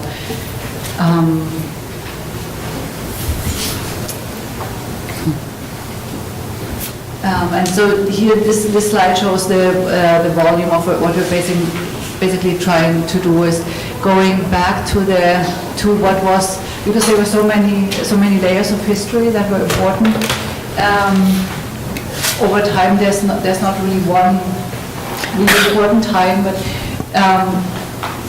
kind of it's interesting how it evolved over time. So we want to keep those existing brick walls, and actually even on the inside remove the sheetrock that has been used to clad up to hide the brick. Remove that so you can see the continuity of the brick from the outside to the inside to within the lobby space, and then basically use the same volume for the current contemporary storefront. And we looked a little bit about the historic development over time. First the original front elevation, then the added storefront in the 30s that has a header, that has these brick walls to the sides, a header, and then a horizontal element that separates and shows the two different levels. And then the current elevation, that doesn't show any of that, and then going back, taking up some of those original elements and incorporating them into a storefront, but a contemporary storefront. So the existing front elevation and the proposed front elevation are here. But we'll try, it's a glazed storefront, but it has a depth. So from when you the street, it basically appears pretty solid until you're very close by, and then it opens up completely, and then when you walk past, it closes by just through the perspective of these very deep mullions. So it acts as a completely open glazed storefront, but it appears a little more solid. So it kind of does both. Sorry, and we were interested in pulling down some of the elements of the historic facade above, so it was not as easy as we thought, but there's one, if you look closely, you can see that the center lines of the windows actually align with the elements that are the only straight mullions that we have in the lower facade and in the upper facade. With the center lines of these windows. It's just a little homage to the existing, or to the original, sorry. Here the existing and the proposed plans, there's not much change in the cellar plan. It's just that the stair that goes to the lower theater, which is called accessory classroom, but that's the theater. Now you used to go out onto the street, and now when you exit from here, you pop up actually into the lobby space. So looking at the first floor, which is the lobby, this part is the street level, and then from here on, it is raised. From here on, it's actually the original first floor level. So instead of having one separate entry to the stairs upstairs, and then one entry into the lobby, and then one entry down into the cellar space. Now you have one entrance, and you access the street floor lobby, and from here you can go up the stairs to the 3 levels of the theater companies. You can go up to the bigger theater, and then you can go downstairs here and go into the lower theater. And the section showing the same in the existing and the proposed. And again, the facades existing versus the new proposed facade, from side and more front, stepping back a little bit to across the street, stepping back further away in the street. And then just a little very rough model of how the perception will change when you approach the building. When you're far away, the green is the glazing is rendered as green, but it would be also just as clear as possible glazing. But just this is really just to represent, to show how much of the glazing you would see. So you can see that it appears completely solid, and then you start to see some glazing, and then when you move away again, it becomes solid again. Can you speak a little bit about the signage as well? The signage, so here you can see the signage. We have, the issue is that we have the 3 theater companies and then one organization, and currently it's Choice Society, but the name will be changed to be 64E4, which we're using for the outside signage. So we'll have on the outside the 64E4 that is on the brick walls. The right brick wall is a little wider than the left brick wall, and so it always looks a little off. So actually we think that having some signage on this side would actually help balance out the facade. And then when you go into the space, there's the individual signage of the 3 theater companies. And the signage would be in the same, constructed in the same material as the facade, powder-coated steel, and then just to make it legible from both sides, the text would be from both sides, and the background of two panels. You can see that it's two slices of panels, so that there's an E and another E, and they are back to back, and the backs are mirrored.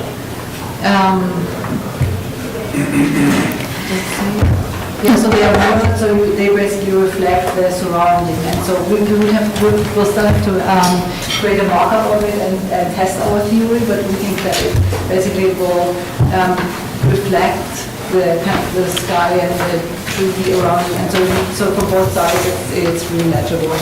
But it's very simple. It doesn't have any background. We don't need any backing to it. Okay. Are there any questions? Oh, you have, okay, sorry.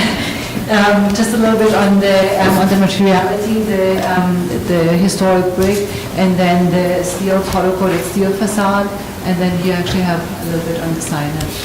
Okay. And I think that's it. Okay, thank you. Are there any questions? Kelly Carroll?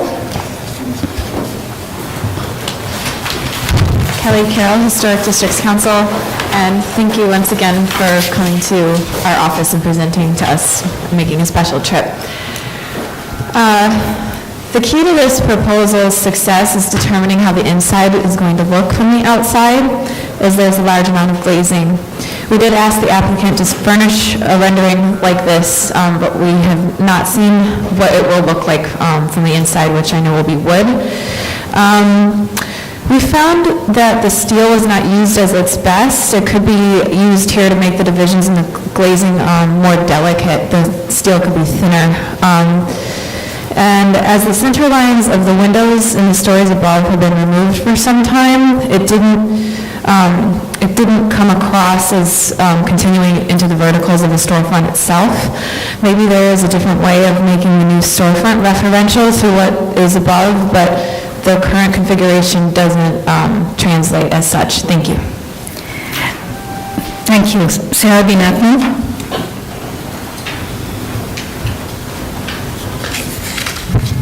Sarah B. Natman of the Greenwich Village Society for Historic Preservation. GVSHP feels that the proposed addition, while laudable in its filling of the 1906 volume and in its transparency, falls short in the execution. The proposed design overwhelms this historic building and is out of place within the streetscape. We therefore ask that the design be reconsidered, taking into greater account the existing building and the overall context of the historic district. Thank you.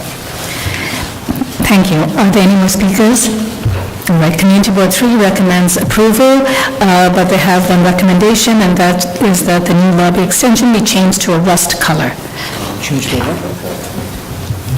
A rust color. All right, do we have any other questions for the applicant? Okay, we can close the hearing. So moved. All right, comments? Well, I just want to say a few things. One thing is that East 4th Street in the Village has always had this cultural overlay as well, and I think that its historicity is both the fabric as well as the cultural significance. The other thing is that actually East 4th Street is very, it's again a street which is very eclectic and has a lot of change.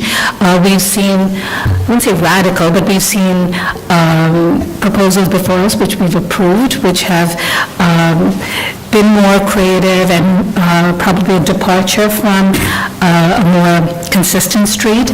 So I think that I could support this as is. I think some of the things that they've talked about aligning the windows they're referential and they're subtle, but I think that along this street it could work quite well. So I would support it as is. Yes. I think it's a very smart, interesting proposal which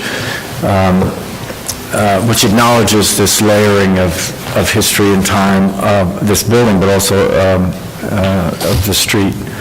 In a way, the street, different, but it's been changed fundamentally the way Montague Street, say in Brooklyn Heights, has been changed, from a residential street to a commercial street with a lower 2 levels, which acknowledge a commercial kind of presence. So I think this is very smart. I acknowledge the program of wanting to get light, a little more space into this cultural center. I think I certainly support that idea. And I support the elevation, the change of elevation and the height that has been acknowledged, the horizontal division, let's call it. I also was just wondering, though, about the black, and I think I meant to ask a question when I could have, whether this is black, meant to be black, or gray, or, sorry, Deb. In any event, let me just finish, because it's not a deal breaker for me, but I'm also wondering about the color, and maybe the darkness of either the dark gray or the black, and the comment, or the community board, I thought, had an interesting idea. So I just leave it at that, and other commissioners talk, but I like the proposal very much. I think the applicant just wants to respond to that. So, go ahead. It's actually a dark gray. And you have the material? Yeah. And it's a painted steel, is that what it is? Yeah, it's enamel. Yes. Dry lac powder coat. All right, other comments? I also think it's very successful, and especially, I think, because of the existing fin walls, which are 1930s, I guess, and they really, they both sort of justify the expansion and bumping forward, but also they remind us of an earlier fabric, so I think it's really strong. Just one quick question. Is the top of that also windowed or skylit? All glass? Okay. No. No, it's solid. Solid, okay. Kind of drop. Okay, yes. I think, I agree with the other people's comments. I think that one of the things for me that makes this appropriate is the district that it's in. I think that this district is one that when we designated it, we recognized that it was a very variegated place with a kind of rougher feel, and that required us to look at things in a more open way, and I think that this takes that openness and divergence in a good way. I think it incorporates the historical fragment in a nice, interesting way. I think that the HTC's comment about the interior being important is very relevant. I don't think we can talk about it, but I think that given the skill that the applicants have shown in dealing with the exterior, I'm sure they're more than cognizant of this issue as well, and will help bring this block. And we did see that other theater across the street, which was an unusual project as well, give it a really nice, vivacious quality. I think it's great. I think they saw it over there. All right, any other comments? Okay, great, so we can move to decision. Adi? Yes.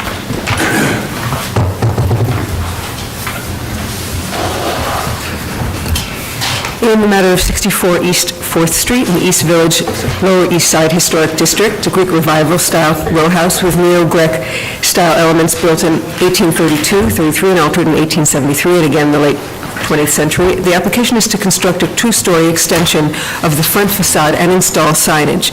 I note that the style, scale, materials, and details of the building are among the features that contribute to the special architectural and historic character of the East Village, Lower East Side Historic District, that the building is part of the East 4th Street Cultural District, and that historically, the building had a 2-story commercial extension of which only the walls remain. I recommend approval, finding that the first 2 floors of the existing building underwent multiple transformations in the 20th century century. Therefore, the removal of the masonry windows and door at the ground and first floor will not eliminate any significant architectural or historic features of the building. That the proposed two-story front extension will recall the plane of the historic two-story storefront, that the horizontal and vertical mullions in the new glass facade recall the texture and historic divisions of the basement and first-story commercial space of the previous historic storefront, that the existing sidewalls of the historic storefront will be retained and incorporated into the design, that the streetscape features a variety of altered commercial bases. Therefore, the highly contemporary design will relate well to the eclectic nature of the streetscape.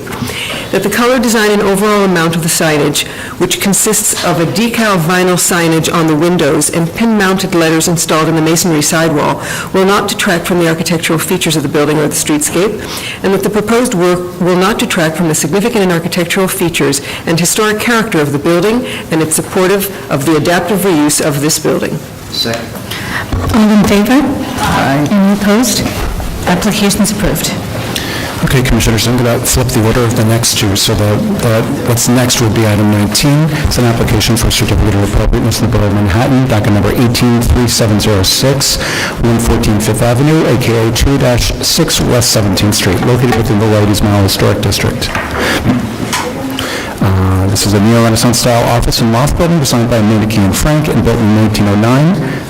And the application is to install signage.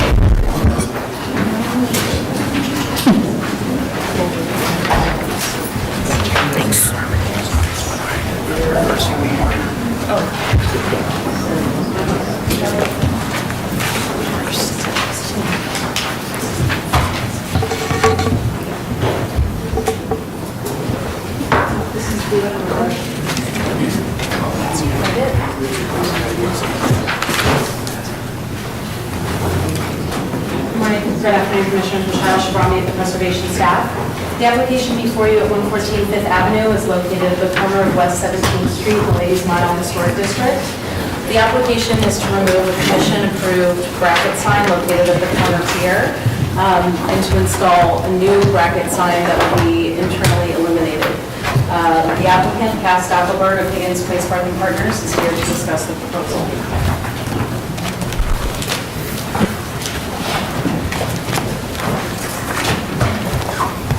Good afternoon, Commissioners. Cass Stapelberg, Higgins Place Parking Partners. I'm here with Nadia Calder of Lululemon, our client, and Andy Estabrook, the project architect, as well as my colleague here on the commission. As Michelle said, the proposal is quite simple. It's taking an existing bracket sign and integrating illumination into it, so reinstalling it and integrating illumination into it. As introduced, is an 18-story office and loft building in the Ladies Mile Historic District. Some existing photographs of the current entry. The entry right here you can see is on the corner of 17th and 5th Avenue. It's recessed into what had been historically a bank building or a bank installation at the branch of the ground floor. And in particular, I think these two images sort of illustrate why this proposal is important to the tenant. Because of the position of this recessed entry, this is a decal sign up in the transom. When you're walking up and down Fifth Avenue, all there is this 18-inch sign here and here. And there's a desire to have both during the day and in the late afternoon and evening, some illumination to that sign to make it a little bit more visible. Most of the travelers who are coming to the store, most of the pedestrians who are coming to the store are traveling on Fifth Avenue, and so there's a desire to make that entry or call out that entry a bit of illumination. The Commission has approved illumination in many other storefronts along Fifth Avenue. These typically are in transoms, but I think the architecture of 114 Fifth Avenue, because of that recessed entry, makes it a bit different than these other installations. But there is illuminated signage, logos, and letters along Fifth Avenue, as well as 6th Avenue in the district. An elevation just indicating the 17th Street elevation and the 5th Avenue elevation, illustrating the position of the bracket sign here. You can see it just adjacent to the entry on 5th Avenue. And then a detail sheet. The existing sign is an 18-inch diameter sign. The new sign will be of the same dimension. There's a black painted armature. The new armature will have a conduit that will run through it, and it will have a similar plate that will anchor to the facade. Okay, are there any questions? Yes, Fred. Are there other examples of internally lit blade signs? Not blade signs, there's a projecting sign that it wasn't working when we tried to photograph it a couple times at the Banana Republic store. It's a historic projecting sign on a corner here at 18th Street and 5th Avenue, but not a blade sign such as this. Do we have an image of what it looks like when it's lit in the evening, or? We have a rendering, but I don't know how, it's sort of we didn't render it at night. I mean, I think probably the best, this is more or less sort of a rendered view of what this would look like. So the translucent portions are the logo and the ring around it. Sorry, just one other thing. Could you just show us where other signage is on this store? So there are decal signs up in the transom. These are just here. Then there's track lighting behind that. It's part of the display area. But that's all? There's no other signage? I don't think it's that bad. Okay, any other questions? All right. Kelly Carroll? Kelly Carroll, Historic Districts Council. When reviewing this application, please keep in mind that there was a rule that went in effect in 2001 for Tribeca East, West, North, South, Soho, NoHo, and Ladies Mile, which does not allow any type of illuminated blade or bracket signage whatsoever. Thank you. Okay, are there any other speakers? Community Board 5 recommends denial. Right. I'm sorry, this is not for this item, so.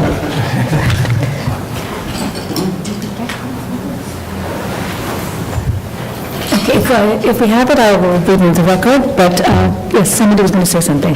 Yes, yes? Yeah, just a clarification. This unfortunately came up at the community board as well, this notion of this not meeting the rules. Yes, what rule are they talking about? Happy to answer the question. Oh, yeah. Talking about our rules, and that's why it's here, because it doesn't meet the rules. Okay, right, which is, well, a lot of applications are here before us because they don't meet the rules. All right. So the community board, just point out, the community board, the landmarks committee of Community Board 5 actually supported this application, and it went to the full board, and when it was introduced, the person who introduced it said it doesn't meet the rules. So the full board said, oh my gosh, it doesn't meet the rules. But to Mark's point, everything you see and everything the community board sees doesn't meet the rules, because it doesn't meet the staff rules, means it comes to a public hearing. So I just wanted to clarify that point. Okay. Do we have any other questions? So I'm going to ask you to just come back for 1 second and just talk a little bit about the appropriateness of having this illuminated blade sign, which otherwise is not in the district. And I know you talked about why here you may need it because it's recessed, but I'm not sure that that may be a reason why you want an illuminated blade sign, but I don't know if that's a reason for appropriateness. Right. Well, I think this is an interesting case, because I think physically there's really sort of no distinction between what we're proposing and what's there today. So it's almost like a sort of metaphysical thing. It's about the light that's going to be integrated into it. I think illumination is something that exists throughout the district. I think it is something that has, and the commissioners have sort of evaluated this sort of with a different eye over the years, but I think there's increasing illumination, whether it's along 6th Avenue in the sort of heart of the sort of shopping district portion of the district, or along 5th Avenue, where illumination has been integrated into storefronts, similar whether it's at the transit level or a blade sign. I think here the question is, what is the impact to the building? What's the impact to the district? I think it does obviously provide something for the tenant, but I think this doesn't have a negative impact for the building or the district, in the same way that the signage up at the transit doesn't have a negative impact for the building or the district. In fact, I think illuminated signage in the transoms is something you see within the context of the building in a different way than you do this. This is sort of an armature that's off the building, so it's sort of independent of the building. I think it's quite discreet, and I think it's sort of similar in concept to what has been approved already. Okay, I don't know if you already answered this question, but are there a lot of blade signs in the district? there are a lot of blade signs. We haven't found any illuminated blade signs. But I think, I'm not going to say this is unique because one always gets tripped up when you say something is unique. But I do think this situation is particular to this building because of this entry, this deep entry. And I think these views really are very telling. These are actually quite close in. You're in front of the building and you wouldn't necessarily see, the entrance. And you wouldn't see the sign above the entrance. So that's why we're here before you today. One more question. Yes. What's the thickness of it? I know it's 18 inches. It's 4 inches. 4 inches. Which I think is close to, the addition is either 3 or 4 inches, so it's more or less the same. It's here. I didn't see it. Okay. But the only, Yes. I mean, I could sort of see this maybe if it was a store on the street, but in this case, it's on a corner, which means there's only one condition where you're not, where you don't see some face of the glazing of the front with its logo, and that's as you're walking up Fifth Avenue, right? Or south. No, So but this is view looking south. No, but I'm saying from there, you see the corner of the building, so you see it illuminated on the storefront. Well, this is the area where the sign is, so as you get to the corner, you see it, but if you're, this is the building at the corner, so you're sort of one lot off of the corner, and you don't see the corner bay. So really not until you're sort of here do you see the Right, but you don't see other signs and storefronts from that distance either, I think, unless you have a whole bunch of projections. I'm not sure the illumination. Okay, going to discussion, but any other questions for the applicant? All right. If no other questions, we can close the hearing. So moved. All right. Comments? Yes. I think it's okay, but I'm very nervous about the precedent nature that this provides. And I know that there is no such thing as precedent here, but yeah. But it's true, I think that's a relative point. I think it is, because just as we asked Cass and Cass showed us, what about other ones in the district? And I think that I could accept this one because there's relatively very little signage on this store, and because of the special condition and because it's rather small. I could accept it, although I'd understand it if others had a different feeling. But it's very much a circumscribed yes. Yes. Yeah, I have the same opinion, maybe with less whatever, yes.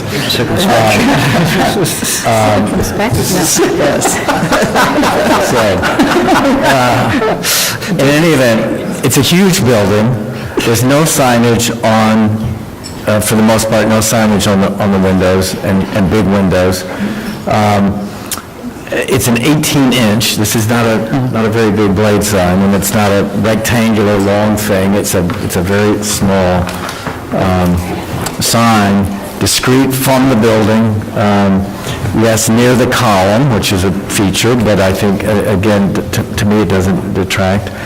And it exists now to put a little bit of light behind it, and only a part of it will be illuminated, I think, because part of it is opaque. Again, I mean, the precedent issue is potentially real, but again, in this case, it's just not relevant for me. I think this is appropriate here, whereas it might not be appropriate in many other places, so I could support it as it is. I think the thinness, the 4 inches, is important. If it were, getting to be a 10-inch thick thing, I think then it becomes a different thing altogether. Yes. I'm kind of minded with the way two commissioners have already spoken. I thought it was, I like the signage, and I think it's very, it's attractive, it's discreet, even though it's illuminated. And my reaction was, yes, but if we say this is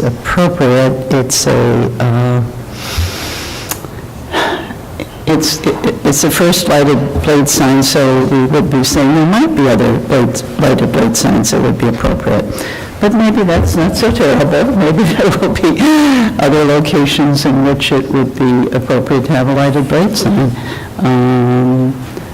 I wouldn't want to see every blade sign illuminated, obviously, but this, we're not saying that that's what we're permitting. We're saying that in certain locations, we would now consider lighted blade signs. And this one is certainly much more attractive than most I could think of right now. So that's where I'm at. Other comments? Yes. I'm somewhat more worried about the issue of precedence, I guess, than some of my colleagues. I think it becomes a Trojan horse, and, almost every hearing, we're faced with someone who goes around and shows us all the precedents for something. So from that aspect, it's struggling for me. It's also, essentially, when I look at the photograph on the front of the documents, perhaps this is not something that is an issue for my colleagues, but I find the fact that it obscures that really beautiful polished marble column to be an issue for me. With regard to the problem of people not being able to identify the store, I find that a really weak argument. First of all, anyone who's walking on this corner is either A, already involved in wayfinding and they know what they're looking for with the store. Perhaps there is someone coming here from Serbia or Afghanistan who doesn't know that this store exists, but I'm sure that the number of people who are going into that store under that situation are few. And so I don't think it needs more signage. Okay. Others? Yeah, yes. Even though I think it is discreet, I actually do think it is precedent-setting. There are a lot of big retailers in this area, and I would hate to see us faced with a lot of them coming to us with similar proposals, since there is a rule. I also think they have a lot of frontage here, and there are creative ways to brand themselves that don't necessarily require lighting. So, and that are also understated if that's, part of the plan here. So I would vote no. Okay, others? All right, so let me just, I'm just going to say something as well. First, I also, when I see the sign being illuminated, it doesn't really bother me. It's very small, it's very discreet. All the reasons that some other commissioners weighed in, but there is the issue about precedent, and I would agree with Commissioner Devonshire. I think the arguments about its illumination and why it's needed, I think, are less relevant, and it's really about the appropriateness of having an illuminated blade sign at this location. So the building itself and the features that they expressed, which was the recess, is not really related to why they should have a blade sign. It only, in terms of appropriateness, it's just really something that helps them make it more visible for the tenant itself. So there may be more creative ways to do it. So I'm definitely torn in terms of supporting this, and I think if I could only support it if the arguments that were made about its appropriateness were enhanced in some way, and really sort of explained how it within this building is appropriate, and it's not a case where it's going to happen for every blade sign. The Commission does grapple with issues of signage and illumination very often, and I think we always try to strike the balance. Clearly, we allowed illuminated signs over here. as well as the blade sign. So, and that was, I think, through previous approval, they've come back and they've asked for this to be illuminated, but I feel at this point, I'm not sure I could support it as well. So, yes, John? I think you've just convinced me to vote no. So I just changed my mind. And the reason was I really hadn't focused on the concept that solving the recessed storefront problem has already been done because the sign is already there. I'm not sure, I don't think that, in my mind, the lighting doesn't add enough to justify setting the precedent. Okay. So, let me ask the commissioners, how many would support this? Okay, so I think then we can make a decision and to deny it. Okay, John, are you the person? I can't remember, I've lost track. Okay. It is John. In the matter of docket number 18-3706, 114 Fifth Avenue, also known as 2-6 West 17th Street in the Ladies Mile Historic District, a neo-Renaissance style office and loft building designed by Manick and Frank and built in 1909. Application is to install signage. I note that the style, scale, materials, and details of the building are among the features which contribute to the special architectural and historical character of the Ladies Mile Historic District. I recommend denial, finding that the internally illuminated bracket sign at the ground floor on the plain masonry corner pier will overwhelm and detract from the significant architectural features of the building and the streetscape, and that the presence of an internally illuminated bracket sign is not in keeping with the types of signs historically found in this historic district. Okay, second, all in favor? Aye. Any opposed? Yeah, sorry, okay, you opposed? Okay, 2 opposed. Commissioners, the next item is, we're going to go back to item 18, which is an application for a certificate of appropriateness to Borough of Manhattan, docket number 18-1919, 7 West 22nd Street, located within the Ladies Mile Historic District. This is a neo-Renaissance style store and loft building designed by James Barnes Baker and built in 1900-1901. The application is to replace windows. There's a strong majority.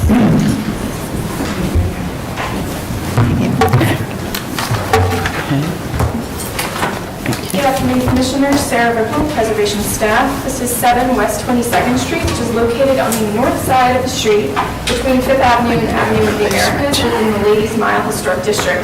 The proposal includes the replacement of wood arch-headed windows with aluminum windows and is part of a larger scope of work to replace all of the windows with primary facade, the rest of which can be done at staff level. David Piacker, the architect, is here to walk you through the details of the proposal.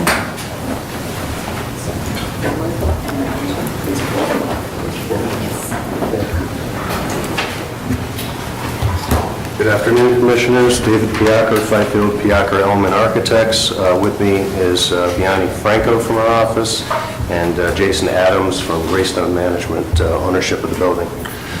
Building is located at 7 West 22nd Street. 2 historic photos on the cover sheet. This is from the Municipal Archives. Actually, this is from the Public Library, 1920. Tax lot photo from 1940. And on the right side is the building as it exists today. To the front 22nd Street elevation, the windows in question are these 9 on the 9th floor, which are currently arched head on the corner, wood windows, approximately 110 feet above the street level. Got a detail of the existing window here, the head with the brick mold, and the condition of the wood sill on the lower right. As you were told, the windows are part of an overall building replacement. They're in poor condition, and all the rest of the windows are being replaced with aluminum windows, and that application is at staff level. On the last sheet is a detail diagram. On the left side is a composite elevation showing the configuration of the existing wood window on the left and the proportions of the proposed aluminum window on the right side. And then we have a composite section detail of the head, the jamb, and the sill of the existing windows. And next to it, the proposed details where the brick molds, I can't reach the top up there, but it's the same piece here, the brick mold and the underlying wood frame would be retained, and the aluminum windows would be replaced right behind it. The existing wood sill, which is out of poor condition, would be retained but capped with aluminum.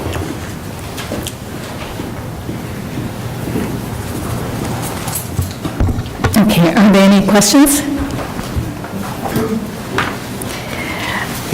Yes. And the reason for not replacing them with wood?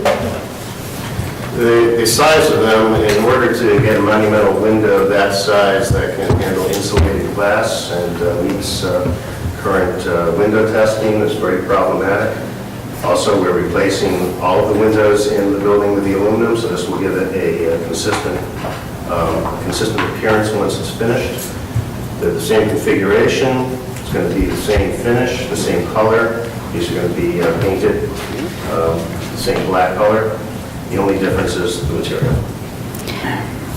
So, Artie, just the rule, can you just explain what the rule is, that if it's the historical configuration and operation, we allow for replacement material, is that correct? That's correct. So at the staff level, you could replace these windows in metal. It's a 1/1. Historically, it was 1/1 double-hung wood window. You could replace it with an aluminum. Right, and so the reason why this, the set of windows right at the top is because they're special windows and they've got the round arch. That's right. It's considered, exactly. But their size actually makes them special all around, doesn't it? I mean, they're not just 1/1s. The size doesn't, not the size. Really? I mean, these are, as he was saying, monumental whether they're round or not. All the windows, or are you talking about just... I'm saying all the windows are, I'm questioning. Size of the window is not deemed special under our rules. Okay, so but that's the reason why it's before us, but this is a part of a larger plan, and will be consistent. All right, are there any other questions for the applicant? Okay, Kelly Carroll?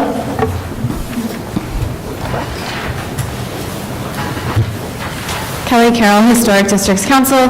HDC found the replacement of the special windows on the 9th floor problematic. The existing and proposed clearly shows what a difference this intervention will make in terms of the profiles, and we strongly suggest the retention and repair of the wood whenever possible. Thank you. Thank you. Are there any other speakers? Right, Community Board 5 recommends denial to replace the existing 9th floor arched wood windows with aluminum frame windows, since wood frame windows are not only the dominant window type in the building, but highly characteristic of Ladies' Mile. And that they urged the applicants to consider retaining the original fabric. Okay. Any other questions for the applicant? Okay, we can close the hearing. All right, comments? Yes. It's so high up there, and the difference looks like it's 2 inches in thickness at the top, 1 inch at the bottom, and 1/2 at the meeting rail, which is, I don't know how you see that from the street, so I'm perfectly fine with it.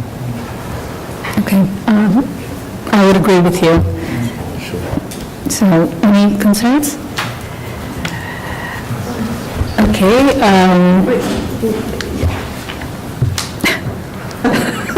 I think everybody else is fine with this, Artie. I guess so. Okay. Okay. Julie? Okay. Thank you. Regarding 7 West 22nd Street, Ladies' Mile Historic District, a neo-Renaissance style store and loft building designed by James Barnes Baker and built in 1900 and 1901. The application is to replace windows.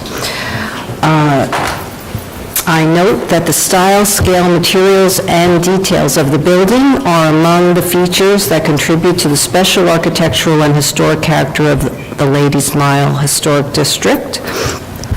I recommend approval, finding that the proposed windows will match the historic windows in terms of configuration, operation, and finish, that the historic wood brick mold will be retained and restored, and that the details of the arched heads will be recreated in aluminum, that due to the height of the windows at the 9th floor. The proposed change of material will not be perceptible from the street, and that the proposed material will match the replacement square-headed windows approved at lower floors, thereby giving consistency to the fenestration details and appearance. Second, all in favor? Aye. Any opposed? Here, one opposed. This application is approved. Okay, Commissioners, the next item is item 20 on the agenda. It's an application for certificate of appropriateness to the Borough of Manhattan, docket number 181012. This is 75 Rockefeller Plaza, located within the Rockefeller Center, which is an individual landmark. This is an office tower designed by Robert Carson and Earl London with Wallace Harrison, built in 1946 as part of an Art Deco-style office, commercial, and entertainment complex. The application is to construct an addition at the 10th and 11th floors. Good afternoon, Catherine Red, Preservation of Record staff. The proposal before you is to construct a rooftop addition at the 10th floor roof at the base of the vertical tower at 75 Rock.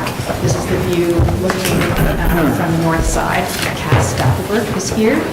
And Joan Clayman is here, to explain the proposal to you. Thank you, Catherine. Young Cleveland, Ladies Waste Park and Partners. I'm here with my colleague, Cass Stackenberg, and Richard Neville and David Huggins from KPF, as well as representatives from ownership to present this proposal for 10th and 11th floor setbacks at 75 Rockefeller Plaza.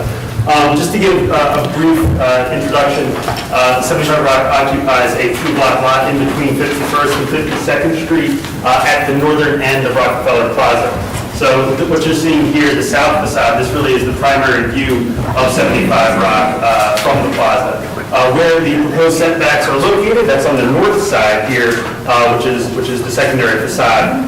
This view, the primary view, is going to be affected only very minimally by what we're proposing here.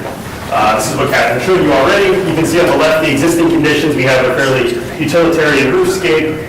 There is an existing 10th floor bump out or extension. This is original to the building, but it's in a very different architectural vocabulary. The rest of the building is consistent with what you see all over Rockefeller Center. This existing extension is more frankly modernist in its expression. It's got a lot of glazing and very minimal framing. And what we're proposing is to basically extrude that out across the 10th and 11th floors while retaining the front facade of that existing bump out. And the idea is to pave the terraces and to landscape them and really make them into usable rooftop spaces like you see all over Rockefeller Center. This is an existing and proposed full building section, which really gives you a sense of the proposal in the context of the larger building. It is a fairly large building, 32 stories. What you see right here, that is that existing 10th floor extension. And then on the right here in the proposed section, we can see the proposed. So at the 10th floor, this section does not change. What we're proposing does not extend out beyond the facade of the existing extension. And then there is an 11th floor setback on top of that. Again, existing conditions, photos from that 10th floor roof. You can see it's just a plain gravel roof. This is that existing extension, again, original to the building, but in a different vocabulary, with large amounts of glazing, a limestone sill, and a simple aluminum header. More existing conditions photos. And then existing and proposed plans. In these plans and elsewhere throughout this presentation, the green dashed lines that you'll see represent where removals are going to occur in order to accommodate the extensions. You can see that existing 10th floor extension here, and then the proposed plan, you can see it extends to the east and to the west, and is set back about 2 feet 3 inches from the front of the existing extension. On the 11th floor, we have a smaller extension, and we have now usable rooftop space. There is no extension of interior floor area on the 12th floor, but the roof of the 11th floor extension will be usable as a roof terrace. And this just shows some of the landscaping plans. Again, this is to create these usable rooftop terraces in a way that's consistent with rooftop terraces throughout Rockefeller Center. Here we have the existing and proposed north elevations. Again, this is the secondary facade of the building. This is the side that faces 52nd Street, not the side that faces Rockefeller Plaza. Below here, you can see the existing conditions with that 10th floor extension, and then above, you can see with the two proposed setbacks. We are retaining that existing 10th floor extension and then extruding it to the east, to the west, and then across the 11th floor. We're proposing clear glass railings on top, and I'll show this all in more detail shortly. This is the south elevation. This is the side that faces Rockefeller Plaza. The main volume of the tower is not in any way affected, but we do have to the east and to the west, we have the sides of the proposed new setbacks. This is the east elevation. Again, below is the existing condition here, and then proposed, we have the two extensions, which are an extrusion of the existing condition. The west is a mirror of that. And then finally, getting into the details, we have the existing conditions on the left here. This shows a portion of that existing extension with the limestone base, the large areas of glazing with steel framing, and then a painted aluminum panel above. On the right, we have the proposed condition where this is the existing extension is extruded to the side. Instead of a Indiana limestone sill, we have a Deerall granite sill. The idea here is to be consistent with what the existing or the storefront configurations are, and also to make sure that it's easy to distinguish the historic condition from what we're proposing. The aluminum panel will be extended across, and then we'll have these large glazed areas here. Above that will be a clear glass railing, and then the 11th floor addition, which is glazed with the aluminum panel above, and then the clear glass railing above that. This is a sightline section from directly across 52nd Street, and you can see here they're the exact setback dimensions. Again, the 10th floor projection in this section it retains the existing condition, and the proposed additional setbacks are not visible from directly across the street. In order to get a full sense of the visibility of this proposal, we constructed a very large mock-up. And it was, in order to sort of make things as clear as possible, these were photoshopped. So the orange basically represents, the colors were sort of more saturated than the one we left. The orange represents the volume of the interior space, and then the yellow lines are the lines of the tops of the railings. So the way that we organize this is that the photo on the left is a photo of the mock-up, and then on the right we've rendered what the actual constructed addition would look like. So from 5th Avenue and 52nd Street, we have a glimpse of the top of the railing at the 12th floor, and then on the right we have rendered this in, so you would see the top of the railing. And then from 52nd Street and 6th Avenue, you see the top of the 11th floor railing, the 11th floor volume, and then the railing above that. And then that's been rendered in over here. And then we do have these slivers of visibility from the plaza. This is from 48th Street looking north. Again, the sort of the main volume of the tower is not interrupted in any way, but to the west, we do get a sliver of the 10th and 11th floors. This is a blown up view here with the railing above, and then this has been rendered in here. We think that this is, again, it doesn't interrupt the view of the main volume of the tower, and also blends in with the cityscape beyond. Walking farther north, we get another view from around the skating rink in the plaza. Again, in the blown up view, you can see the 10th floor here with the railing, and then the 11th floor with the railing above. And then in this view, that's been rendered in. And this is a view of what it looks like on the 10th floor terrace. At the request of staff, though, we have added a few additional visibility photos just to make sure things are as clear as possible. These views here represent a progression. If you're standing on 6th Avenue near 52nd Street and walking east across 52nd Street, that's sort of the progression that you're seeing here. So here you see, again, the 11th floor railing, the 11th floor volume, and then the 12th floor railing above that. As you continue to walk east, that 11th floor railing disappears, until you get just the 11th floor and the 12th floor railing above. And then by the time you get closer to mid-block, you're really only seeing the top of that railing. Again, as you saw in the section, from directly across the street, you're not seeing anything. And then from 5th Avenue and 52nd Street, in this zoomed-in view, you can see the top of that 12th floor railing there. And just additional views from the center again, from the plaza rather. You can see in this zoomed-in view here, and here, where the proposed setbacks would be visible. Concludes the presentation. Happy to take questions. All right, are there any questions? Yes.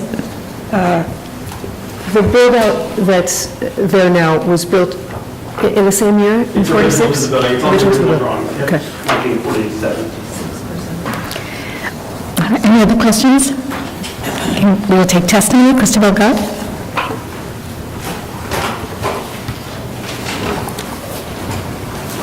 Christopher Goff for the Society for the Architecture of the City.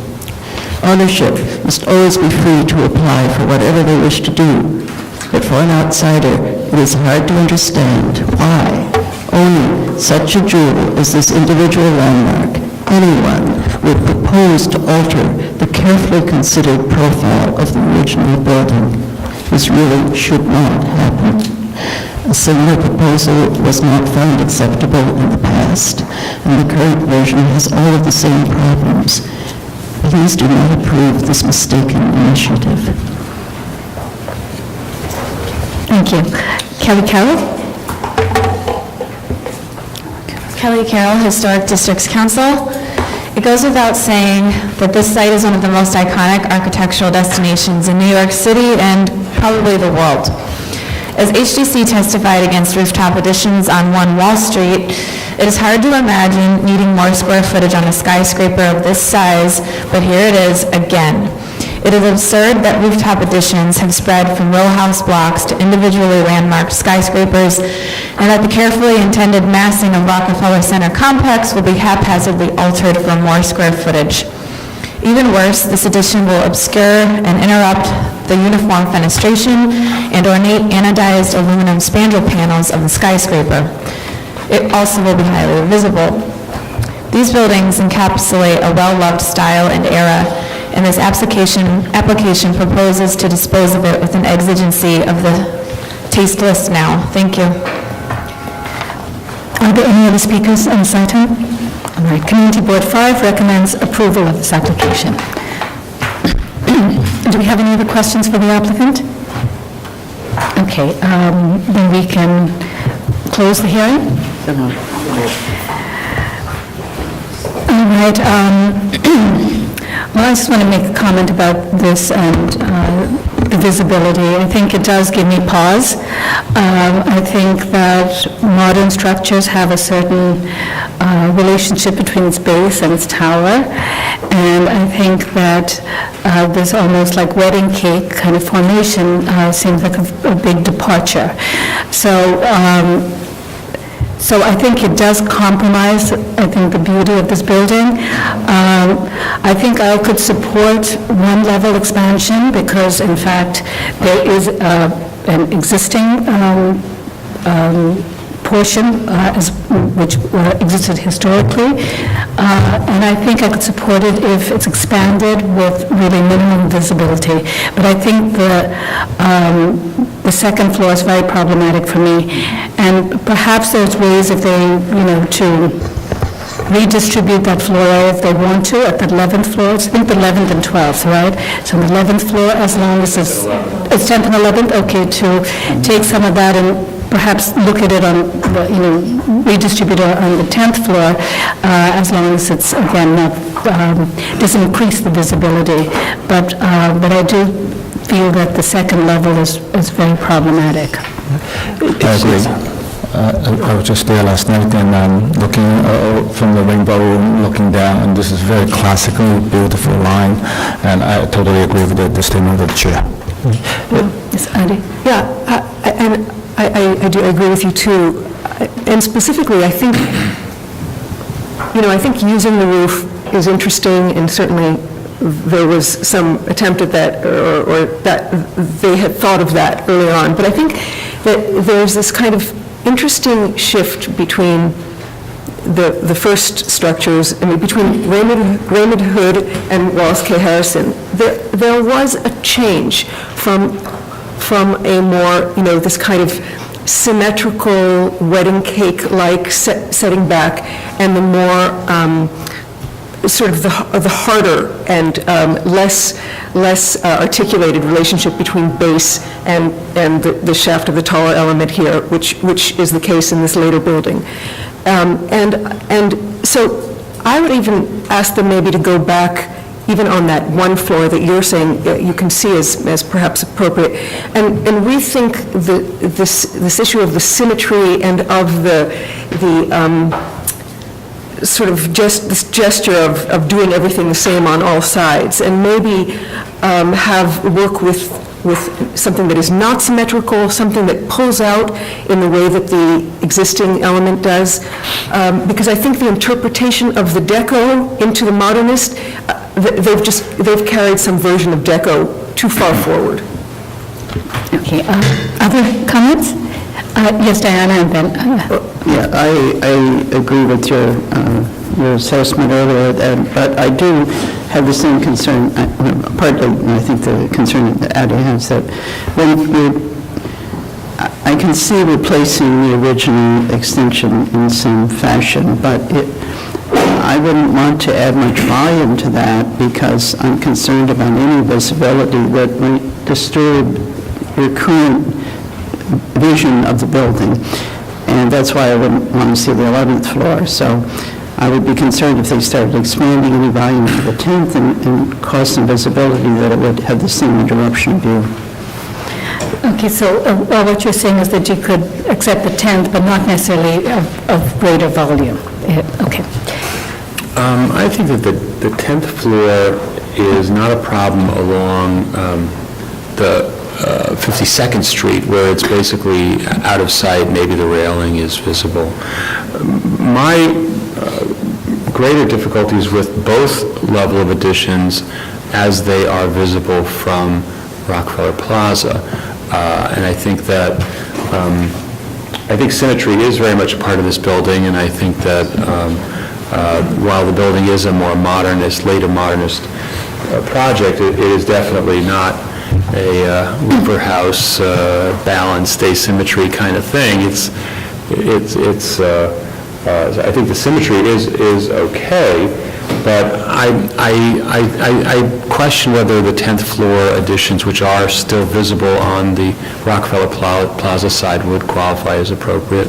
I think that it was very clear that the architects who designed this were not designing it totally for the love of the art form. It was a real estate venture, and if they made special efforts to hide their one-story rooftop addition such that it was not visible, I don't see why we should second-guess that now that it's a landmark. Right. I don't know if we can really speculate what they were trying to do with that portion over there. But we don't have to speculate because it actually is completely hidden. It's completely hidden, whether that's necessarily by choice or by accident, I suppose. But I do. I mean, I understand what you're saying. I mean, the views from Rockefeller, from the rink itself. They're more visible than they are from the side streets, but I think that, for me at least, there are buildings behind it, that these buildings set back. I think you read the building very differently than when you read it from the front. And so, from, I think you said 52nd Street, you see it, if you take out the second floor, a lot of the visibility will go. You may see some of the railing, and in fact, I think we've allowed for some railings, glass railings in this complex as it is, so that's not a departure from what we've allowed. But I think that, at least from the rink side and those views, without, and especially if you look at it from photographs, if you take out the second floor, it's really, I think, will just perhaps blend in more than be seen as something that where you can read is going to really sort of be an intrusion between the shaft and the base. Can we see it again without the second addition? I think that we can allow, yes, I think we don't have to take action today. We could, yes, do you want to say something? No, I don't. I'm just listening, and I think I agree, which is unusual. I usually talk, but I'm not. Okay, so why do we do that? And we understand Diana's concern about what it would mean also if you relocate some mass to the first floor, and we'll see if that's appropriate. The 10th floor, and we'll see if that's appropriate as well. Okay, so we won't take any action today. I'm sorry, does anybody else want to make any comments? Okay. Maybe I Yes. don't know. I'm not sure where you're going to put that extra mass on the 10th floor, but... Yes, yes, I did say it should be more visible, so... We're bringing it back, we can, yeah. Just break up the front and back terrace. I suppose. Okay, thank you. Okay, Commissioners, the next item is item 21. It's an application for certificate of appropriateness, Borough Manhattan, docket number 172897. This is 275 Madison Avenue, the 275 Madison Avenue building, an individual landmark. This is an Art Deco-style skyscraper designed by Kenneth Franzheim and built in 1930-31. The application is to replace a revolving door. Supposed to start at 3. 3 or 4. And they get it right.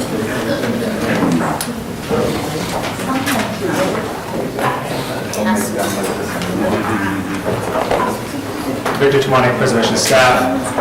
This is 275 Madison Avenue, individual landmark. Over the corner here. The application today is to remove an existing revolving door here and the side lights and install new flush mounted accessible entry. So this here is the revolver, the drum, and then the side lights. It's this entry here. And the architect is here to go into the detail.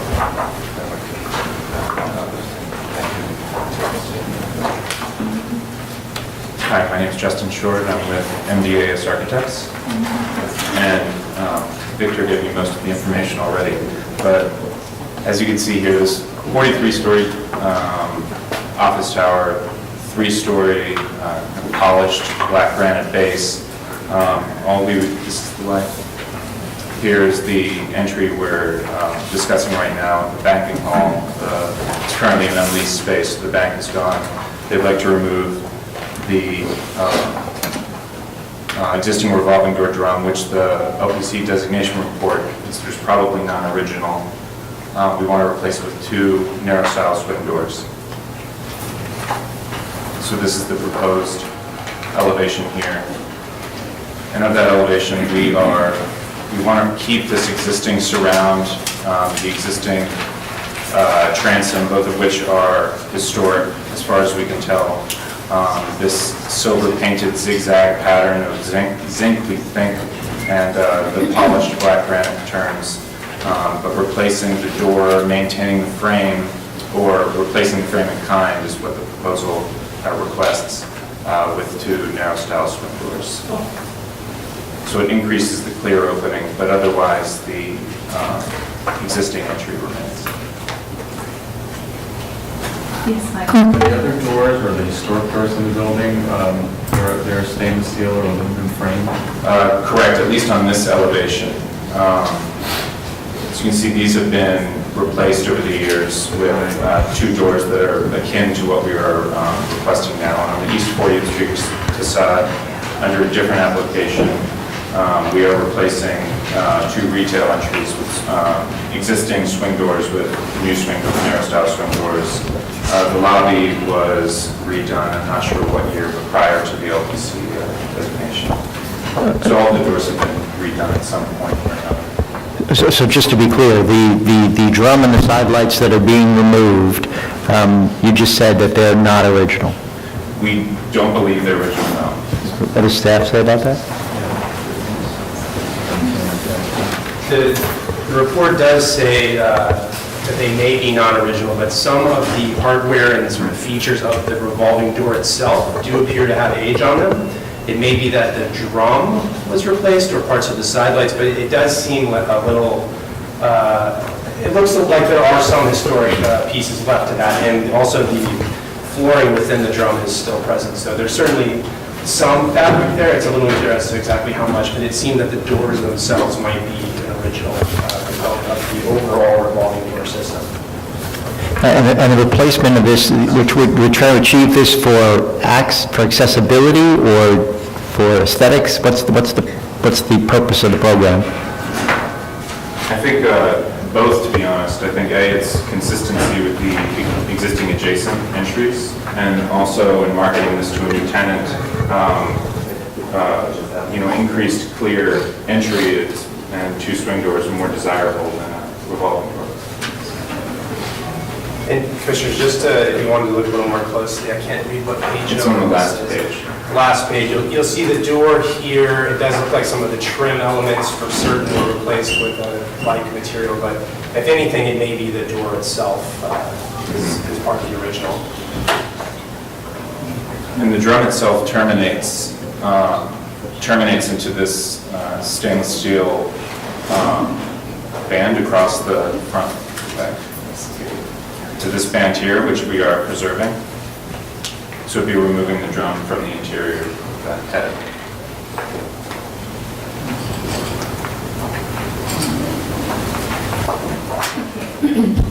Are there any other questions? We'll take testimony. Kelly Carroll. Kelly Carroll, Historic Districts Council. As we are losing a feature that works quite well with the building, what is replacing it should be more appropriate than is what is being proposed. Since the side lights will be going away to increase the width of the door, there needs to be some type of framing for these doors, as the wide glass is an interruption to all of the Art Deco geometry surrounding it. And if that is an original door, we ask that it be retained, especially if there are other existing accessible entrances. Thank you. Thank you. Are there any other speakers? All right, Community Board 6 recommends approval of this application. Do we have any other questions for the applicant? Any? Yeah. So the reason that we don't know if there were revolving doors in the original, the elevation doesn't show what the existing drawings, what? Yes, Corey, do you want to answer that? So, I believe that the historic photos that we have, it doesn't show up. right, so the historic photo. I'm in a position that the historic photos don't ever give us a clear look at it. Okay. There were revolving doors on the long facade at some point as well, but those are recessed, so this may be the only location that it occurred on the shorter facade, but we could not come up with a clear photograph to understand exactly what the original configuration was, other than it appeared by, again, the flooring material and the doors within the drum itself appeared to have some age on them, not original. So is the flooring a terrazzo, or what's going on there? Is there a circular pattern in the floor? It actually looks on the final slide. You can see a piece of it on the left image. It appears to be something like a travertine, but we're not quite sure. But is it round? Is it a circle? It is in the shape of it does take up the shape of the drum itself. Yes. What about the door on the other side? It is the revolving door. We can't tell. I'm just curious as to whether that's original and whether the... I don't believe so. We're not certain. And what's your plan for the floor material? We don't have a plan as of yet to replace it. Meaning you're not going to replace it, or you just haven't thought about it yet? We haven't proposed for replacing it, but I would assume that that's part of the proposal in replacing the drum, and associated assemblies would include the material within the drum itself.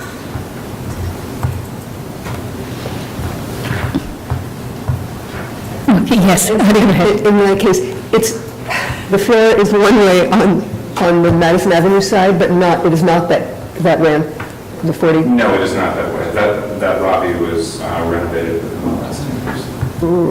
Okay. So there might be an argument for keeping one and getting rid of the other?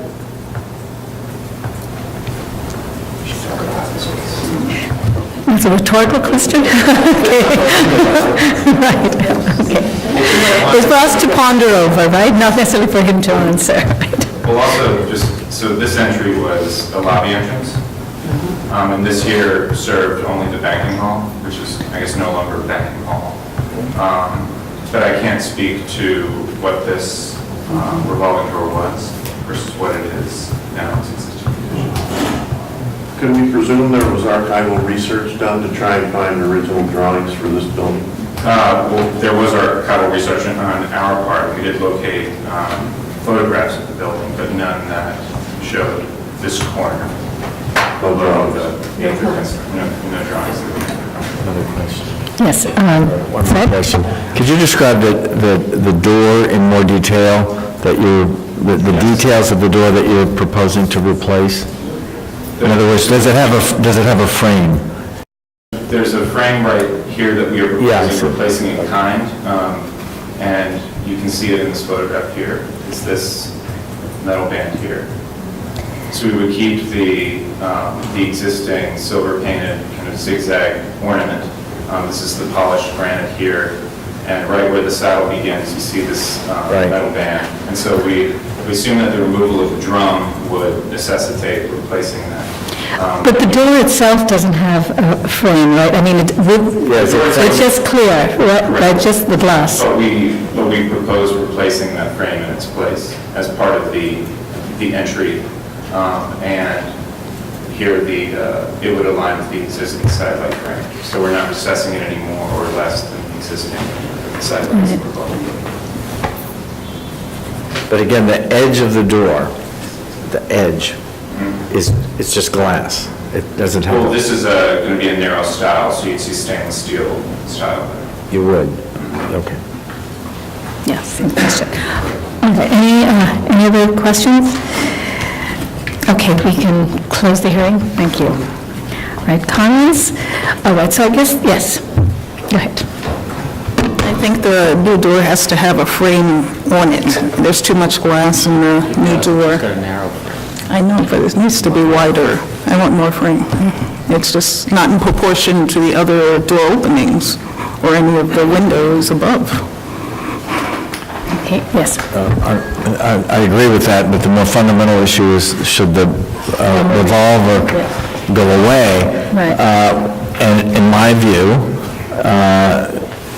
it can go away, whether it's original or not, as long as it's being replaced by something that's very sympathetic with the original details that still can be found in other parts of the building, not simply the revolver, because we don't know if it's original or not. So, to me, that mostly means that the frame of the door needs to have a little bit more exposure of the I guess it's stainless steel.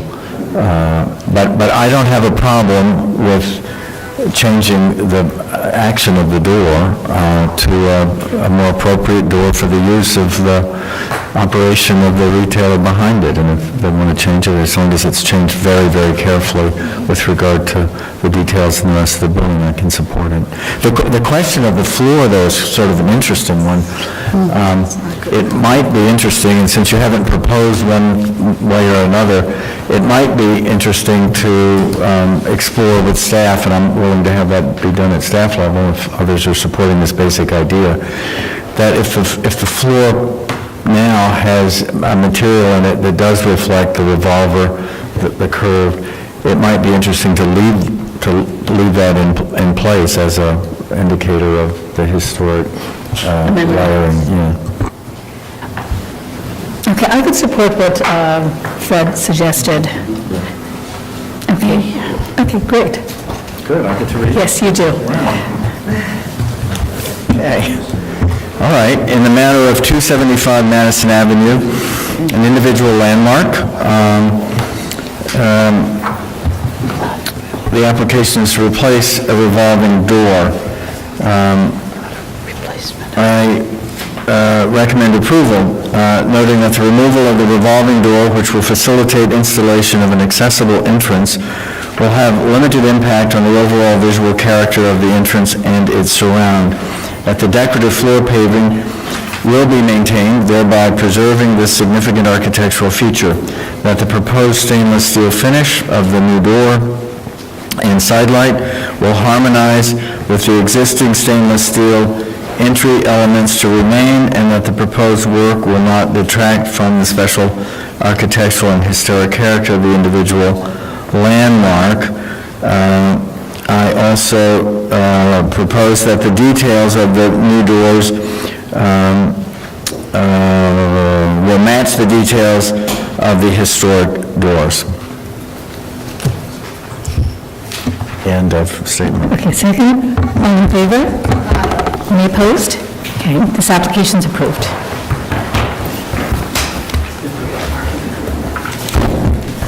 Okay, Commissioners, the next item is item number 22, an application for certificate of appropriateness to the Borough of Manhattan, document number 181266. This is 401-409 East 64th Street, the City and Suburban Homes, First Avenue Estate, an individual landmark.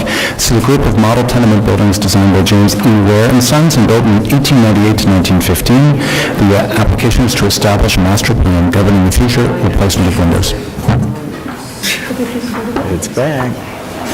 This is a not day and drag out. Good afternoon, Commissioners. Agri-Soil Preservation Staff. Now presenting an application for 401-409 East 64th Street, also known as City and Suburban Homes First Avenue Estate, located between First Avenue and York Avenue. The application is to create a master plan for the windows at all primary facades and proposes the replacement of the existing wood windows with aluminum windows. Commissioners, please note that this proposal will only address the 4 westernmost housing units at the corner of First Avenue. George Boyle, the architect of the project, will present the application on behalf of the applicant.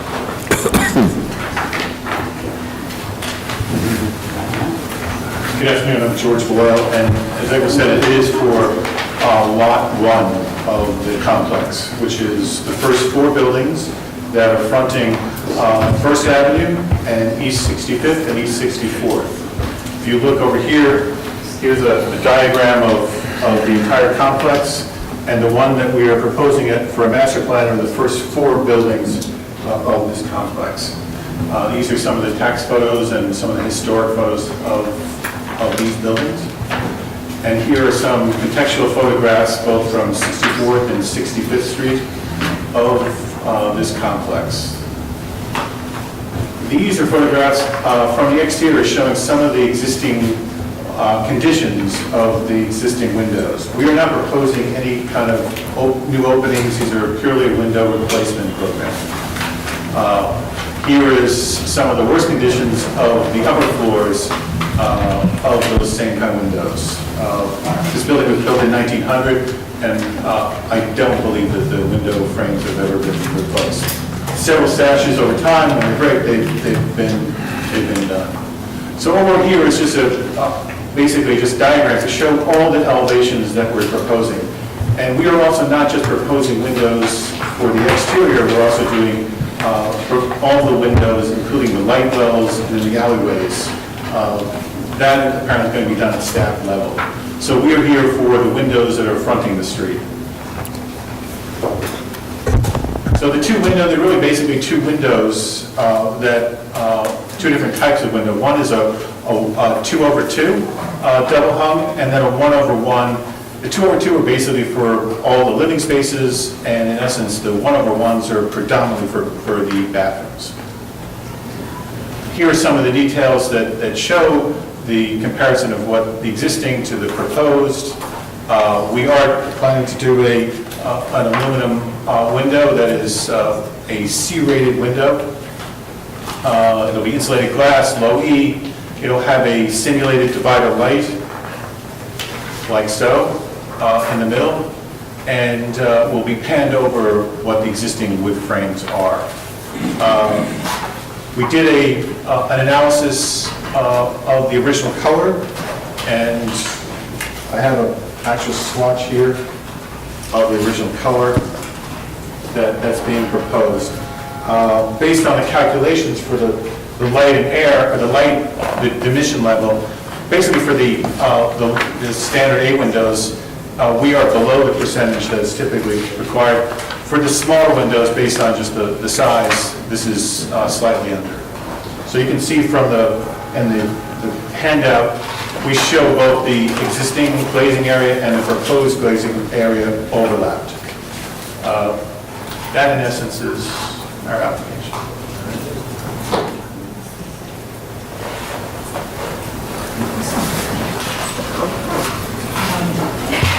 Thank you. Are there any questions? I just have a question. Are all the windows in a similarly deteriorated state? Typically, the ones that, especially on the upper floors, a lot of those have been unoccupied, and they are in the worst condition. But if you look at the pictures right here, most of these were taken at street level photographs. The other ones, these are from inside, and a lot of these are either been unoccupied or are currently unoccupied. So we took these to show this is the worst case scenario. Okay. Any other questions? All right, we'll take testimony. Caitlin Griffin. Each person will be given 3 minutes. Good afternoon, Chair and members of the Commission. My name is Caitlin Griffin. I reside at 4290 64th Street within the First Avenue Estate for past 30 years. All my life, within the 2 blocks of this building, I have lived. As you know, tenants, friends, neighbors, affordable housing advocates, and preservationists have been through 6 years of lawsuits. I've given testimony here very many times, as well as my colleagues in the audience, and 10 years of scaffolding in an effort to preserve the building. So now that we have, in a sense, one on paper, we are beginning to effect repairs, physical repairs to the physical building for the first time. This is what we have been working toward, the restoration of the integrity and the elegance of this building that was built to bring beauty and healthy conditions to living quarters of those of lesser means. And the repairs and replacement of parts should be made in kind with the original material wherever possible to support the existing integrity of the building. The landmark designation for all that we have fought for is, I believe, the promise of replacement in kind of materials, preservation of design elements, and the highest expertise in the construction or reconstruction of the building. So this is the first significant attempt to bring the building back, and we are already straying from the promise with this proposal for aluminum windows. So first I'd like to address some specifics in the proposed master plan. These encasements, by which I mean the frame which holds the hanging windows, are 100+ years old. They are original to the building. They are evidence that wood can function up to 100 years if taken care of. Probably less, but 80 years is more than what people are prognosticating now, given the alternative of aluminum. And I would encourage you to argue that these encasements need to be replaced with top-quality wood and installed with top-quality craftsmanship and with a proposal for future top-quality maintenance going forward.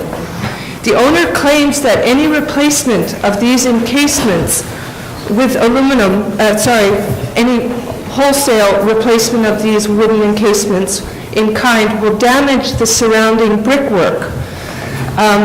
I do not think it is at all reasonable to state this, that somehow replacing the wooden encasements with new wooden encasements will diminish the integrity of the surrounding brick. Okay, ma'am, I'm sorry, your time is up. If you could. I'll just, to finish, the second, that is the first flaw, and the second flaw is the diminution of light. Why should we introduce a plan that diminishes the size of window panes at all when we do have the alternate to replace them in kind with the same measurements? I will submit my comments in full to all of you. Thank you. Thank you. Kelly Carroll? Kelly Carroll, Historic Districts Council.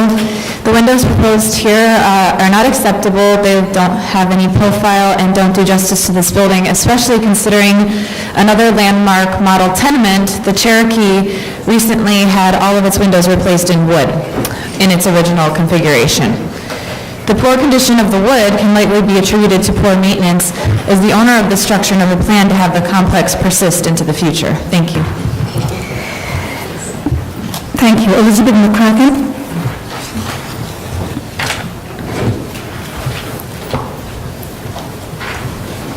My name is Elizabeth McCracken, and I'm speaking on behalf of myself and friends of First Avenue Estate. I thank the Commission for applying your combined expertise in determining the appropriateness of the owner's master plan for replacement of the windows at First Avenue Estate. But this is a bit away from some of your concerns. I do want to say that if you approve the plan, I hope that the work will be done with skill and efficiency, and above all, that the tenants will be treated with respect throughout the entire project. Thank you. Thank you. Elizabeth Fagan?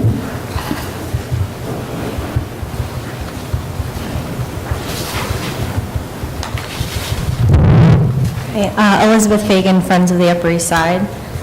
The proposed window master plan at the First Avenue Estate is inappropriate. Because this is a master plan, Friends believes that the plan should pertain to the entire landmark block, not just a portion of it.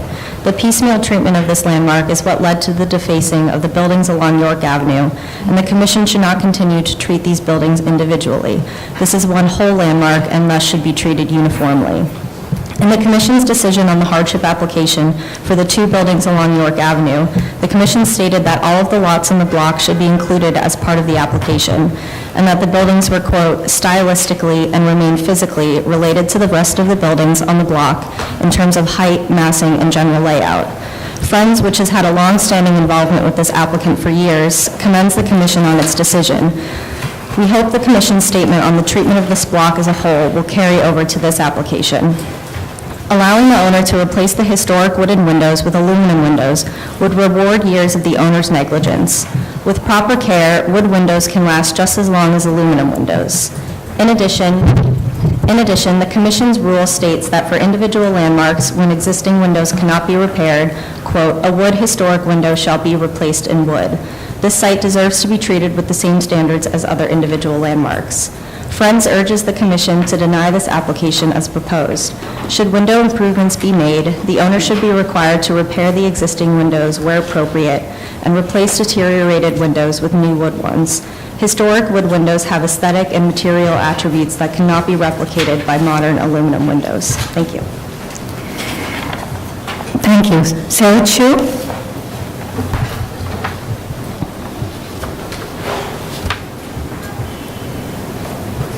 Is Sarah Chu here? She submitted her comments this morning. Okay.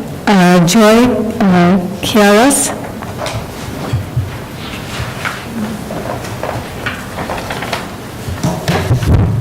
I'm Joy Chiaras.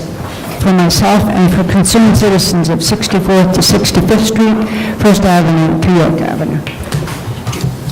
I thank you for your service to the city. The First Avenue Estate is a purpose-built residential experiment over 20 years to prove that high standards of design and materials could provide built housing for working poor and still make a profit. The windows, light and air were both vital and virtuous and of generous size. Now to the proposal. This proposal for replacement windows mixes intimately materials, aluminum and wood, covering some, abutting others. There is a resulting reduction in the glazing from 6% or 16%. I have several questions. What is the relative weight of the proposed replacement windows to wood, new and existing, and the resulting stress on the wooden enfranements, and even on the brick and the masonry of the buildings themselves? What is the energy efficiency and the noise reduction achieved by this proposed replacement, especially at the junctions of materials? What is the mechanism of operation, and more particularly, what is the lifetime and the maintenance required for the replacement windows? I'd like to make a couple of points on the proposal itself. The solar commercial space races along First Avenue around to 401 64th and 402 65th. It is separated by a private street that traverses from 65th to 64th from the residential buildings, which are also being considered in the proposal. Site identification appears to be mixed here on 65th Street by reference to the circled numbers 2 and 3, particularly awnings and such. With respect to the paint analysis, I do not have in my notes appendixes A to C, the site sampled and the scientific goodies. The photo is, of course, York Avenue frontage. It was not built for 15 years, it is not part of the proposal, and it is not recognizable now for a decade due to the owner's change in its appearance. I urge you to reject this proposal and to consider historic windows. Thank you. Thank you. Are there any more speakers? All right, Community Board 8 recommends approval of this application. Could you just speak to the issue, did you explore wood windows, and is there a reason why you're not proposing that? It came down to several, basic practical aesthetics about this too, about functionality. That an aluminum window is much more durable. It's going to be less of a maintenance issue. And it's also, we base it on a precedent that was done at 79th Street. The same sister complex had aluminum replacement almost in the same fashion that we're doing. So we started that as a starting point for this. But wood windows, just for the durability and efficiency and things like that, no, they were not necessarily even questioned about affordability for doing this as well. We're talking about just for these four blocks or these four buildings, some 1,500 windows. And then when if we go beyond this, then it will become even more. So it becomes a practical as well as functional. Okay. Are there other questions for the applicant? Okay, we can close the hearing then. All right, comments? Yes. I just want to make the point that there are wood windows and then there are wood windows. There are aluminum windows and then there are aluminum windows. I just recently replaced, after 12 years only, very expensive wood windows in my house, made by maybe the most reputable wood window mass manufacturer in the country. Very distressing.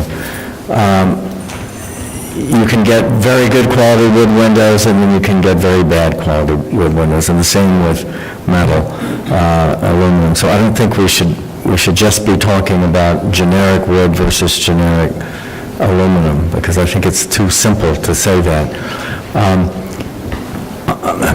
I think maintaining a painted wood window is a problem for any homeowner, even on a one-story building. And on a multi-story building in this city, it becomes enormously more difficult, whether they're original or not. I think from my point of view, what would be appropriate here is a clad wood window. I think that's could be a very high quality wood window that would last a long time and would not require the maintenance of every 5 to 7 to 8 years of painting. That's my personal opinion. There are probably other ways of going about this.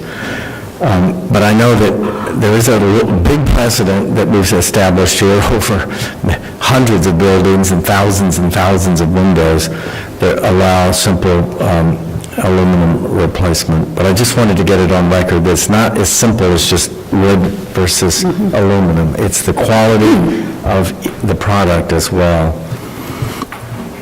All right, other comments? For me, the fundamental issue that we've gone past already is the fact that there's been no maintenance whatsoever on these original windows, and that's why we're where we are today. I mean, Fred is right. There are generic wood windows, there are generic aluminum windows. In this particular case, to me, the fact that this is an individual landmark suggests very strongly that replacement needs to be in kind.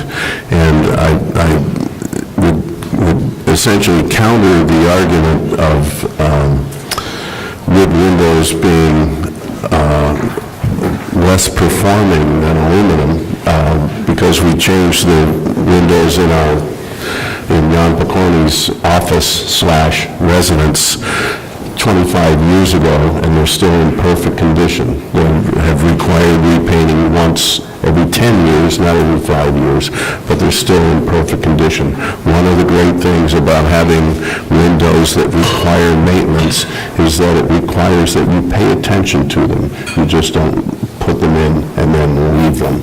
And so, in my opinion, replacement in kind is what's appropriate for this individual landmark. I mean, one thing it's worth noting is that it is an individual landmark, but there are individual landmarks that are often based on their architectural merit, and there are others that are based on their cultural significance. And the City and Suburban Homes is not about high-style architecture, it is really about models of housing, and that too, sort of affordable housing. So I think from that perspective, it just puts a different perspective on how we've looked at other places where the windows are really, and the materials are really critical because it's part of its architecture. I think in this case, we may not necessarily need to hold it to the same standard because this is a different kind of landmark altogether. I think it's comparable to the one on 76th Street, and I don't know whether that's something that we allowed. I'm sorry? Okay, so I think it's worthwhile if we don't take any action today, let's just research that as well. Yes? I agree with that approach, by the way. I think we do have to look at 79th Street for sure. But I just want to add this idea of advances in technology. 100 years ago, there was no cladding possible, but today we can clad instead of paint, and not paint, and then paint, and then paint, and then paint.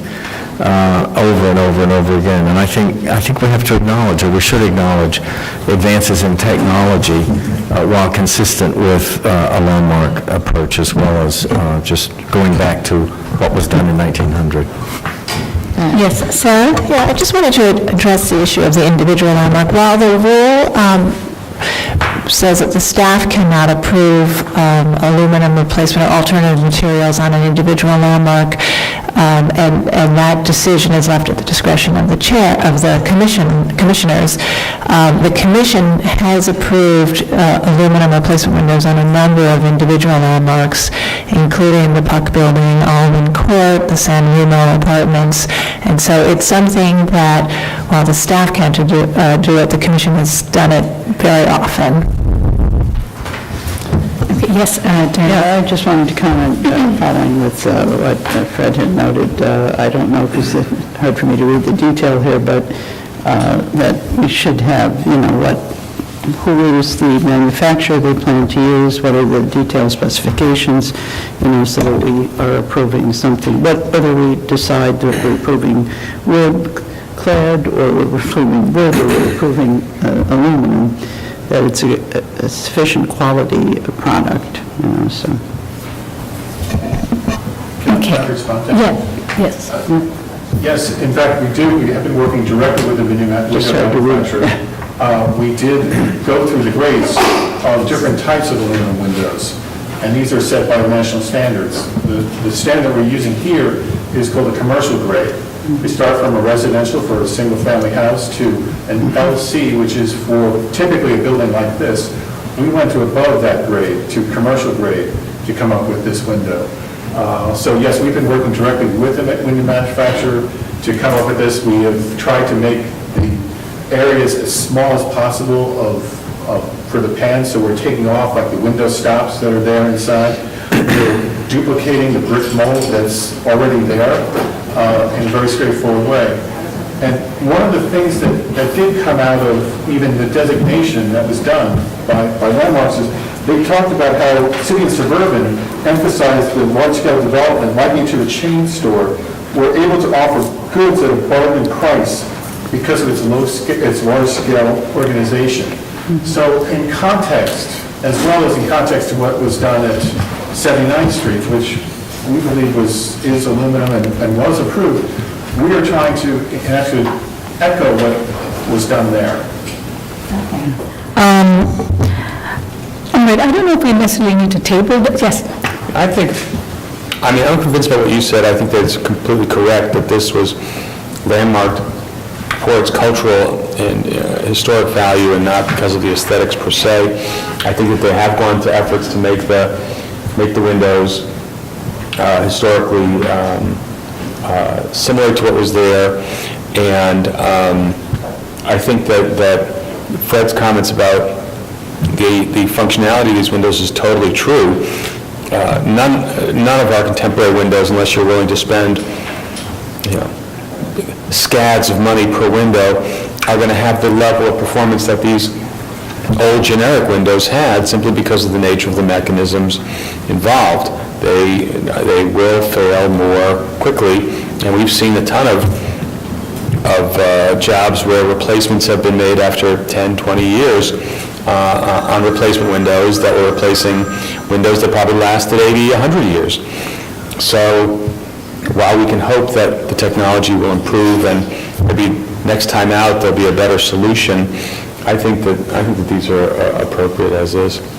Okay, and I don't know whether we necessarily need to table this today. I think, Sarah's also pointed out that we have done this for many individual landmarks, so I think that gives me some comfort as well. And so I could support this, and others. I know, Michael, you had some concerns, but... What about Fred's comments about cladding? Well, they're not proposing cladding. They're not proposing cladding. Proposing aluminum. It's all about the quality. In my judgment, you can get a very high-quality aluminum window that'll last a long time, but are we? Well, he says we are. Well, I know that they've been working with staff on this to get a high quality, but... And in a way, we also don't regulate that. Sarah? Approve specifications. We approve drawings. We don't approve a particular manufacturer. We approve specifications. What I would say is that in either case, a clad window or a high-quality extruded aluminum window, the exterior finish would be metal with an factory-applied finish, not a metallic finish that would recall a painted finish. And we could work with them to explore a wood-clad window. We would be very careful to check the details. That may make the profiles a little bit thicker and the glass area a little bit smaller. But if you would like us to explore that with them, we can do that. And if it seems that the glass diminution is too great, if it's okay with you, we would work with them on the straight aluminum. Right, and so if it's going to be painted, I think we don't want it to be reduced in terms of we don't want the framing to become any thicker than it is right now. So would you be okay with that? So we could explore with staff the possibility of cladding? Okay. All right, so, yes, Wellington, thank you. In the matter of 401 through 409 East 64th Street, City of Suburban Homes, First Avenue Estate, individual landmark. The application is to establish a master plan governing the future of replacement windows. I recommend approval, finding that the existing windows are in a deteriorated condition and beyond reasonable repair, that the proposed windows will match the historic windows in terms of configuration, operation, and details, that the finish of the proposed window will match the original finish found in historic paint analysis, that given the large street frontage of the building, the change in windows material will not immediately perceptible or detract from the architectural feature of the building, that the establishment of a master plan will ensure uniformity of fenestration over time. And that the applicant will work with staff to explore wood cladding and as an alternative, as long as the profile of the frames remains the same as it is. So we don't have to review this again? No. No. Okay. So, will someone second that? Second. Okay. All in favor? Aye. Any opposed? Opposed. So one opposed, and this application's approved. Okay, Commissioners, next item is item 23, an application for a certificate of appropriateness, Borough of Manhattan, docket number 172216. This is 212 East 62nd Street, located within the Treadwell Farms Historic District. This is a row house designed by F.S. Barnes and built in 1870 and altered in the early 20th century. Application is to construct a rear yard addition, repaint the facade, and install security cameras. Good afternoon, Commissioners and Zoning Preservation staff. This application is for 212 East 62nd Street, located on the south side of the street, 2nd and 3rd Avenues in the Treadwell Farm Historic District. The application is to coat the front facade with a light tan beige finish and paint the windows with bronze black. There's also work at the rear facade proposed, including modifying masonry openings at the top floor of the rear facade and constructing a rear yard addition. The work at the rear is not visible from the public thoroughfare. Please also note that the security cameras now that were proposed do meet our staff level rules and so do not need to be reviewed by the commission. The applicant is here to discuss the proposal. Good afternoon, Commissioners. I'm David Atchison with Atchison Doyle Partners Architects. I'm here with my colleague Brendan Snyder to present this project. 212 East 62nd Street, four-story row house in the Treadwell Farm District, on the south side of 62nd Street. We show here tax photo of 1940, the existing front facade facing north on 62nd Street on the south side of the street, in the rear garden elevation facing the rear yard. The property is 3 buildings down from the high-rise on the corner of 3rd Avenue and 62nd Street. The proposal is to recoat the front facade and change the color. I'll get into that first. Just some context shots of 62nd Street, the property 212, looking east on 62nd Street and looking west on 62nd Street again. The property shown on the block on Treadwell Farm District. The street facade upon which this building sits here is 212. The entire south side of the street. These are blow-up photos. This is the left-hand side of the upper photo. This is the right-hand side, so this is the property in question. These buildings were built approximately 1870, give or take. Our property is 1870. The original material from the Jablonski report is brownstone. Over the 150 years, there have been many paint colors applied here. The street has become public from us. This facade had 14 layers of paint on the stucco, the final one obviously being cream. The opposite side of the street also varies. It's a little grayer and pallid, taken on a cloudy day also, but it shows how the street has evolved in terms of color. We also looked at the rear yard, since we're proposing a rear yard extension. This is the property here. We are proposing a three-story addition, 12 feet out on the ground floor, 6 feet out on the next 2 levels. And in the context of many previous extensions in the rear yards, we know more about the ones adjacent to our property since we could get better photos, but we also mapped what's happening on the eastern portion of the block. This color code indicates 1-story, 2-story, 3-story, and 4-story in brown. So there's a variety of additions here. For example, this is our property here, 212. The rear facade is, bay window next door. A few doors to the east, there is a stepped back elevation, 3 different steps, and beyond that there is quite a large addition. It looks like a 4-story box. Opposite on 61st Street, there's a 2-story, a 3-story here, a couple of 2-stories here, all varying. Further to the east, there is a 2-story with a setback.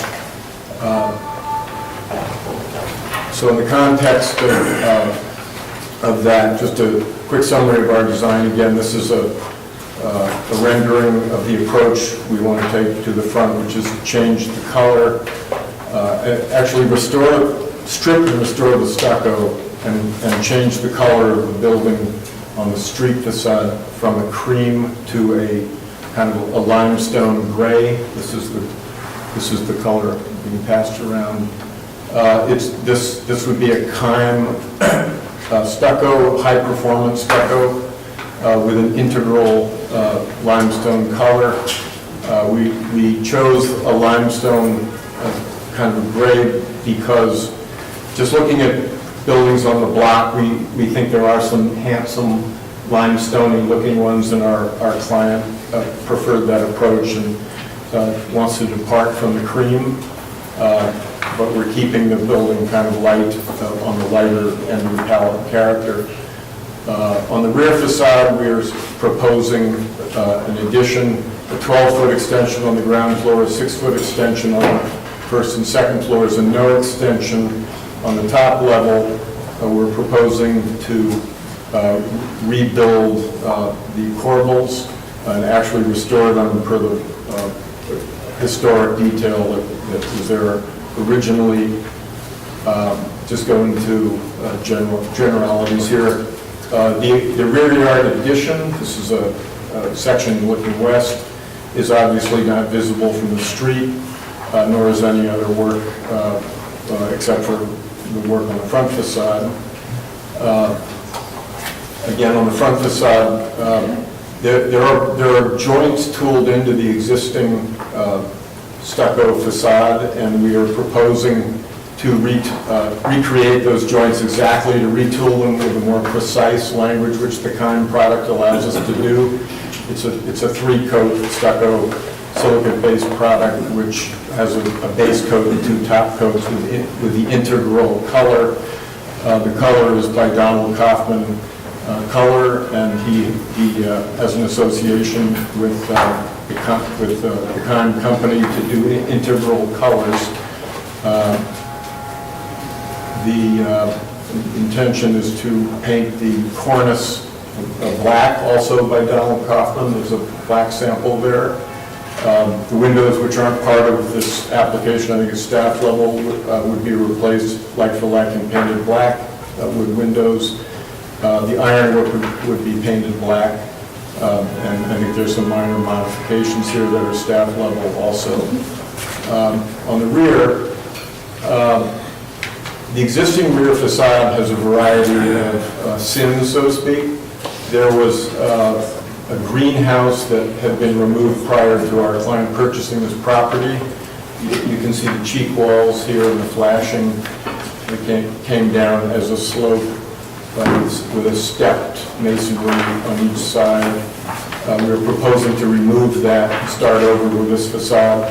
The original portions of the facade are the first and second levels. The windows in the original buildings weren't lined up. They're a little bit of a hodgepodge, and that appears to be the original configuration. Years ago, there was a modification done at the 3rd floor, the 4th level, which introduced fake brick out of plane and 3 budding casements of awkward proportions. So the rear yard extension allows us the opportunity to try to create a new architecture on the rear. This is an architectural drawing of the existing rear facade juxtaposed with the photograph. This is our architectural drawing of the proposal. We are proposing new monumental Munton Marvin clad wood windows painted black in various proportions based on each level. The masonry opening lines up on every level. It's 15 feet from here to here, and that's consistent. The new masonry would be Savannah gray brick by Old Carolina Brick Company, which is, there's a sample here, which is a red brick with a sort of a gray wash baked into the brick. It is a historic-looking brick in terms of a general approach to that. It's a regional brick, and it's preferred by our client. All right, is there, yes, are there any questions? Is there more to present? Just a little bit, I'll wrap it up really quickly. Just the section of the rear is the 12-foot extension and 2 6-foot extensions, so it's a delicate profile. We're allowed to build this under the zoning to 7,500 square feet, but we're only building it to 4,200 square feet, so we're way underbuilt, and we're trying to be sensitive by tapering the facade and dealing with the top level really as a restoration. We are proposing casement windows and a French door at the top with a proportional correspondence in the munted. Michael, you have a question? I just want to point out to everybody, go back to that section. Note the bulkhead. People talk about how minimal a bulkhead can be. Yes. The bulkhead. Is there a bulkhead? Yeah. Just a little. Oh, that. Oh, that, okay, yes, sorry, yeah. But we are trying to keep everything below the existing parapet level. We should remember that profile, right, especially for stairs. Okay, that's good to know. Okay. Just an architectural construction section. All right, thank you. Are there any other questions? Okay, we'll take testimony. Elizabeth Fagan.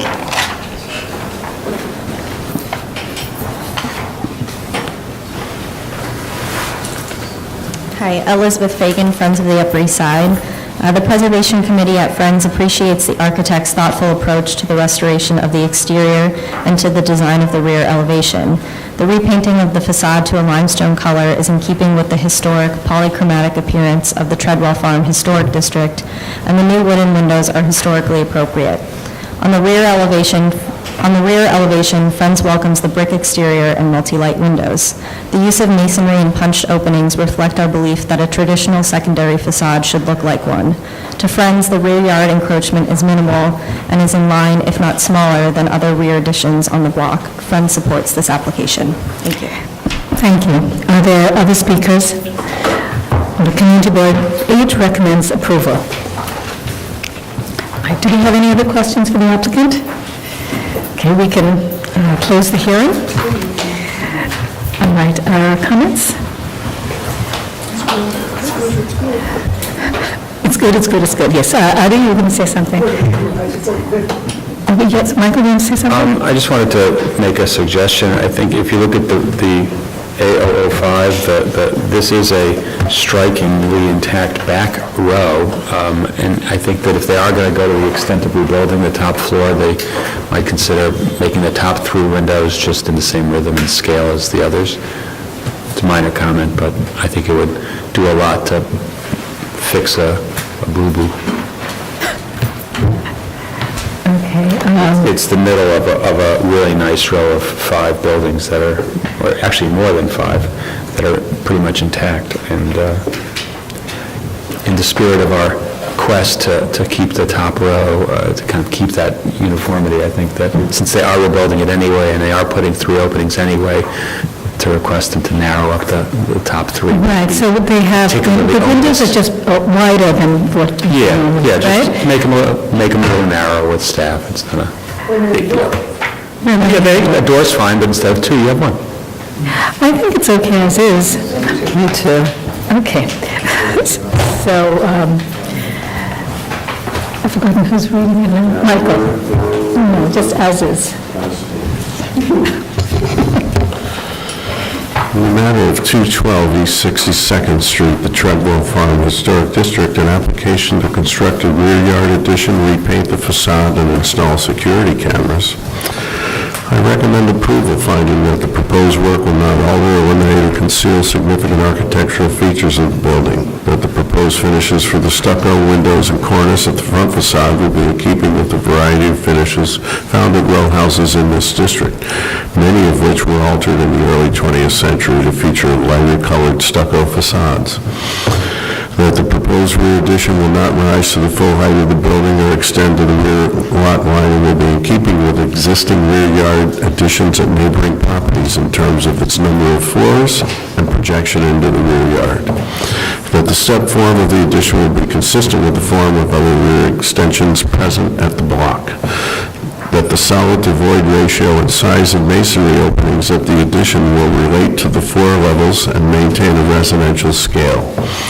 That the existing top floor of the rear facade of the building was either reclad or rebuilt in the 20th century and no longer features masonry openings in their original locations or sizes. That the proposed top floor masonry openings will recall the pattern and basic compositional arrangement of the historical punched openings, that the majority of the surrounding neighboring properties have been coated with stucco featuring a variety of finishes. Therefore, the proposed finish of the brick will not diminish a unified row. That the cumulative effect of the proposed alterations to the top floor of the facade will help this portion of the building to be harmonious with the adjoining neighboring facades, while also maintaining its identity as a new facade, and the work at the rear facade and yard will not be visible from any public thoroughfares. Second. All in favor? Any opposed? This application is approved. Commissioners, the next item is item 24 on the agenda. It's an application for a certificate of appropriateness to the Borough of Brooklyn, docket number 182750. This is 25 East 64th Street, located within the Upper East Side Historic District. It's an Italianate-style row house designed by John G. Prague and built in 1879-80 and altered in 1919 and 1926. And the application is to construct a rooftop elevator bulkhead.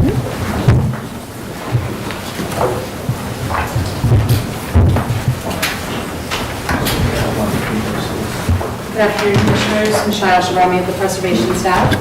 The application before you at 25 East 64th Street is located close to the corner of Madison Avenue in the Upper East Side Historic District. The application is for the construction of a rooftop elevator bulkhead. The bulkhead will be visible over the primary elevation at a distance from the south along Madison Avenue. The addition is proposed to be clad in a stucco to match the other bulkheads on the roof and blend with the chimney on 740 Madison that abuts this proposed addition. The applicant, Cass Appleberg of Higgins and Place Partners, is here to discuss the proposal.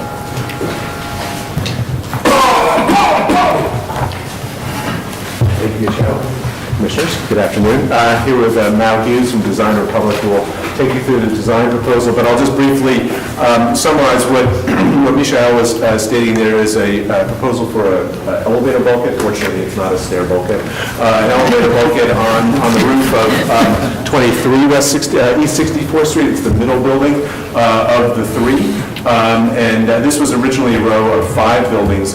These buildings in particular, but 23 specifically, has gone through a great deal of change since 1880, since it was completed as a row, as I said, of one of 5. So the building is currently under rehabilitation. The 3 buildings together are being rehabbed for commercial use. And our client, the retail tenant, is proposing a lift inside the store to bring people to all levels of the space. This is a couple aerial views, just really to give you a sense of the presence of other rooftop bulkheads throughout the district. Typically, and perhaps these images might show these most clearly, typically the conversion of these sort of late 19th century row houses to mansions often came with elevators, so many of these sort of smaller scale row houses and even the mansions ended up with elevators, and they are features that one sees in the district. This is the 1940 tax photo. By this point, a lot had happened to 23 64th Street, or 25 East 64th Street, including the removal of the stoop, a one-story extension, the conversion of the buildings for commercial use, and then the 1980 tax photo. This I'll use this to point. This bulkhead here is on this mansion, as I was saying, these are features that one sees historically and today in the streetscape. And then the existing view here, and then a rendered view, just illustrating this is the bulkhead and the visibility of it that's proposed. And this is an adjacent bulkhead that's been approved as part of a service elevator for the adjacent building. And with that, I'll have Mal take you through the presentation. Hello, I'm Mal Hughes with Design Republic. Need any more? This is the ground floor plan. This is the existing floor plan that the landlord is providing for Bottega Veneta. This elevator is a service elevator that is servicing the subcellar, which will be fully used by the landlord's as a car garage, and it will go all the way up to the roof for servicing. This is the passenger accessible elevator for Bottega Veneta, which will service only first through fifth. This is a roof plan. This is existing, and this is what we are proposing. This is the landlord's existing bulkhead for their stairs and the elevator. And this is Bottega Veneta's passenger elevator, and the overrun is what is purely included in this bulkhead, and the equipment is adjacent to the bulkhead.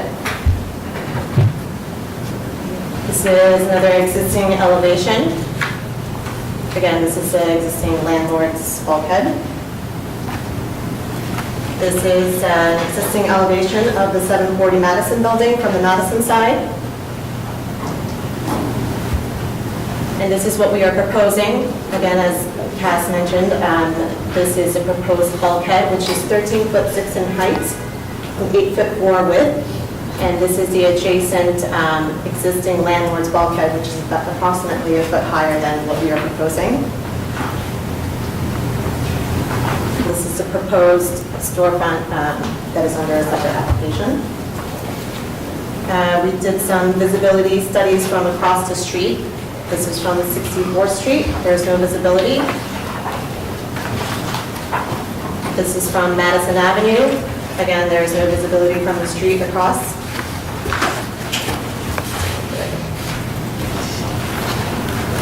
I'm sorry, that was the existing, and then now this is the new proposed visibility study.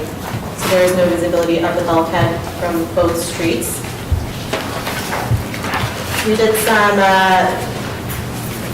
3D modeling to show what we are proposing on the roof. Everything that is shown in color, blue is the elevator bulkhead. The actual elevator overrun is in the front, and the back is for the equipment, and the green represents the mechanical units we are putting behind. This view is from the southeast corner. There is no visibility. We have also done a mock-up on the roof, which you will see in the next few slides. And there's no visibility. The 3D modeling that we prepared were pretty accurate. This is down Madison. At this point, I'm sorry, there starts to be some visibility when you walk down Madison Avenue. And I'm sorry, there we go. Oh, so, okay. So no visibility in this view? Okay. When you go further down, a block down there, it starts to be a little visibility. You can see that with the blue. This is the 3D, and then this is the actual mock-up. This plywood is actually the protection for the chimney. The blue is what is the mock-up. And from 64th Street, there is no visibility. Okay, thank you. Are there any questions? Okay, we'll take testimony. Elizabeth Fagan.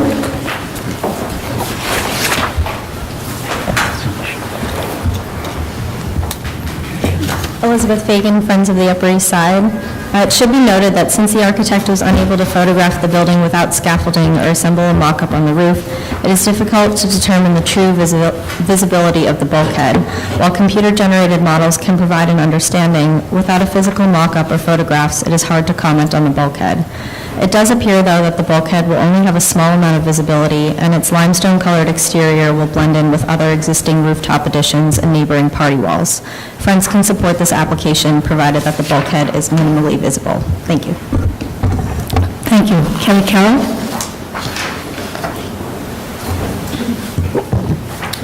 Kelly Carroll, Historic Districts Council. We had just suggested the use of a hydraulic elevator, which would diminish this bulk a lot. Thank you. Are there other speakers? Right, no other speakers. Community Board 8 recommends approval. Do we have any other questions for the applicant? Okay, then we can close the hearing. All right, comments? I think that the rooftop bulkhead is fine. I think it's minimally visible, and there are already other crucians at the rooftop, so I think the blend with the existing rooftop accretions. Okay. Michael? Regarding 25 East 64th Street in the Upper East Side Historic District, the application is to construct a rooftop elevator bulkhead. I note that the style, scale, and materials and details of the building are among the features that contribute to the special architectural and historic character of the Upper East Side Historic District. I recommend approval, finding that the construction of the proposed elevator bulkhead will not result in the damage or destruction of any significant architectural features, that the neutral stucco cladding will help the bulkhead to recede from view, that although the proposed rooftop bulkhead will be visible from the south along Madison Avenue, it will be set back approximately 20 feet from the front facade, abutting and finished to blend with the taller visible decorative chimney at the adjacent 740 Madison Avenue, and will be seen in the context of a complex roofscape with other existing bulkheads and mechanical equipment, and that the presence of this additional bulkhead will not detract from the special historic and architectural character of the building or the historic district. All in favor? Aye. Any opposed? This application is approved. Commissioners, the next item on the agenda is item 25. It's an application for a certificate of appropriateness to the Borough of Manhattan, docket number 18-1214. This is 715 Park Avenue, located within the Upper East Side Historic District. This is an apartment building designed by Henry Roth and Sons and built in 1948-49. The application is to replace cladding, infill, and a canopy.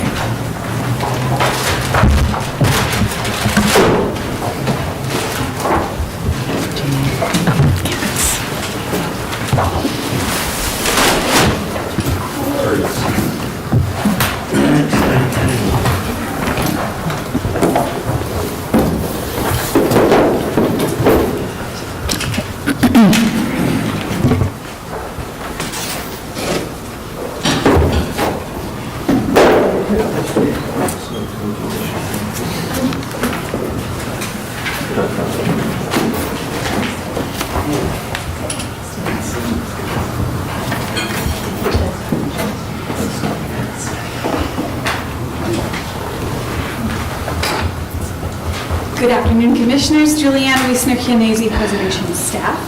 715 Park Avenue is a large apartment building located on the southeast corner of Park Avenue at East 70th Street. The proposal is to alter the main entrance by replacing portions of the black granite cladding with limestone and replacing the door and canopy. I'd now like to introduce the architects who will describe the proposal in more detail. Hello, I'm David Estreich and Brian Blackman from David Estreich Architects. I don't know if you need from up here or do I need to be here? So basically, we were commissioned to design the interior lobby of the space and asked what we could do on the exterior. And since it is in the landmarks district, we looked at ways to do something that we thought was appropriate, both with the street it's on, which it basically is what it is on the exterior. We're working with a much smaller area than that. And with the Emery Roth buildings that were done in that period, that we actually looked at in terms of how they handled, this is the existing, by the way.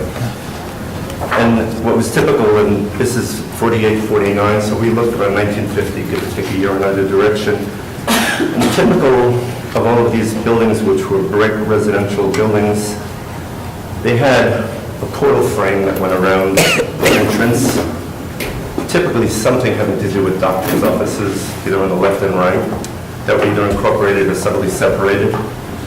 And the idea of creating a glass opening, which was done either with double doors and a transom, or sometimes with full-height doors and no transom. Some of the buildings which were done at the same time, including what people in the building have told us, this building originally had a square marquee or rectangular marquee that was structurally hanging from the building, and that was removed sometime back, which was also true in other buildings. This one here is 30 East 37th from 1950. 1951 building, 85 East 85th, had a segmental arch canopy that we don't know if it replaced anything. 1952, 25th Avenue had a rectangular marquee. 45 East End Avenue had a flat with a subtly hipped roof, which was done on a few buildings. We've looked at all three, but I'm just starting with the canopy because people have asked about it. We're okay with this type of canopy, but we really think worked better with the original building as a flat canopy, and that's what we're showing as our first choice. We think it works better with the framing that's here rather than the existing. We've tried to solve certain problems with the detailing. The detailing of the flat canopy goes right into this portal frame, this existing portal frame that's here. And the existing conditions were really terrible and are terrible right now. The granite is separating from the building. There's a tremendous amount of water damage. Everything is disrepair. So we are replacing all of this, even though we're matching the existing, except around the facade. What we would like to do on these buildings here, from this period of time, Emery Roth and Sons tried to bring the inside out and the outside in. And the existing black that we have in one of these pictures here, where there is this dark green marble on the interior that actually butts into the black granite frame that you see out there. Most people don't even realize it's a separate material, but it is actually. So the dark green marble is the interior finish, comes to the outside. Our clients prefer to work with something, a limestone. We had a sample of here that matched the precast concrete on the outside. The precast concrete seems like it was meant to match limestone at the time when it was built in 48. The texture and color of the precast is extremely similar to that. Sometimes it's hard to even tell this is the precast and this is the limestone. Both in texture and color, it's hard to even tell the difference if you didn't know what it was. So what we did here was we're changing the limestone, putting limestone instead of the dark marble on the inside, and we're looking away, as was done in these other buildings by Emery Roth and Sons, to bring the inside out. So there's also another issue. The trend in the very early times was to have the doctor's office is a little too integrated into the entry. This doctor's office has all kinds of signage and plans, tissue boxes, things in the window that the board at 715 can't get them to stop doing. So they asked us if we had a recommendation for how to make the entrance a little more the entrance to a residential apartment building on Park Avenue rather than a medical building. It seems that Emery Roth and Son took care of that later on. On 45 East End Avenue, they actually have the pilasters on either side made of granite, and then they have the windows. So it shows the differentiation. It's outside the canopy. We thought that worked. 2 Fifth Avenue, they put them to the two sides and have columns here and a much larger entrance. It's too bad. It's not like this design better. 30 East 37th Street, same thing. Canopy extends to here, and in all of these later buildings, the doctor's offices are brought outside. On this one, which has a portal, a similar portal frame with dark stone, they have a similar condition to what we have, but they have no windows in it whatsoever. All the windows are outside of it. So we wanted to try to, and we did actually, keep the idea of a portal. Now, we presented this to the community board because our clients had asked us if we could change all of the stone to limestone so that it was one material. Community board A definitely did not like it, and we listened because what they said made a certain amount of sense. It has a character of keeping the black. So what we did is all of the area by the doctor's office stayed black. The portal stayed black, and to match the existing conditions, we kept the planter, kept the windows as is for the doctor's office, and just took the area through the doors, turned it and wrapped it into kind of a polyester that you would see on elevation. So this is the East End Avenue, 45 East End Avenue, which is the idea of bringing the stone out and just turning it to the face of the building. As I said, we looked at the canopy and tried to create a canopy, as in most Emery Roth and Son buildings, that try to go through from the exterior to the inside. So what we're asking here, or presenting here, are downlights in a flat canopy, as they had in many of their buildings. And it actually has on 85, there are downlights running right through here. Okay. Are there questions? Yes, I do. Quick question. Was the original canopy cantilevered? Yes, that's what we heard. They removed that original, and I don't think this is long. I think this one is coming out to the street. I think what they had is like the one that we were looking at here, maybe on 30 East 37th Street. It doesn't come that far. Right, and so why are you not proposing cantilevered? We can't find any historical evidence of what that looked like. This is pure hearsay that someone, when they moved in the building, saw bolt connections, and they are sort of surmising that there was a marquee, but we have not found any historical evidence of that.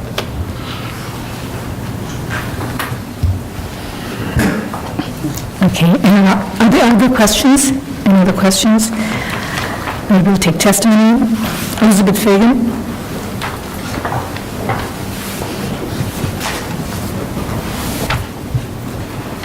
Hi, Elizabeth Fagan, Friends of the Upper East Side. The proposal at 715 Park Avenue is minimal and keeping with the aesthetics of the original Emery Roth & Sons design. The limestone cladding to either side of the door is reminiscent of another building by the firm at 10 East 78th Street, and the flattened canopy is in accordance with the linear geometric style of the entry. Friends supports this application. Thank you. Thank you. Are there other speakers? Okay, Community Board 8 recommends approval. Do we have any additional questions for the applicants? Okay, we can close the hearing. Comments? I have to say, I don't understand, I understand what you've said, why you want to return the, kind of to bring the white out, but I think it was very clear that the intention was for this entire, we've had these discussions before, this entire opening to be black, but, including the framing around the doctor's office. So, and I don't know that you achieve what you want to achieve, which is somehow to make the doctor's office secondary. I just don't think it does that necessarily. So, and I think that I would agree a flat canopy would be great if it were cantilevered, but if not, those posts look very thick. All right, other comments? Yes, Diana. I agree with Addie's comments about the black framing, which I think looks much nicer than inserting these other colored pillars. I almost feel like they should make the entire thing black and close off the windows. But I assume we can't do that since the tenant is so, putting stuff that's inappropriate in the windows there. But and I think that I don't mind the canopy too much, but a cantilever would look equally nice, I think, and spare in the design, which would fit equally well.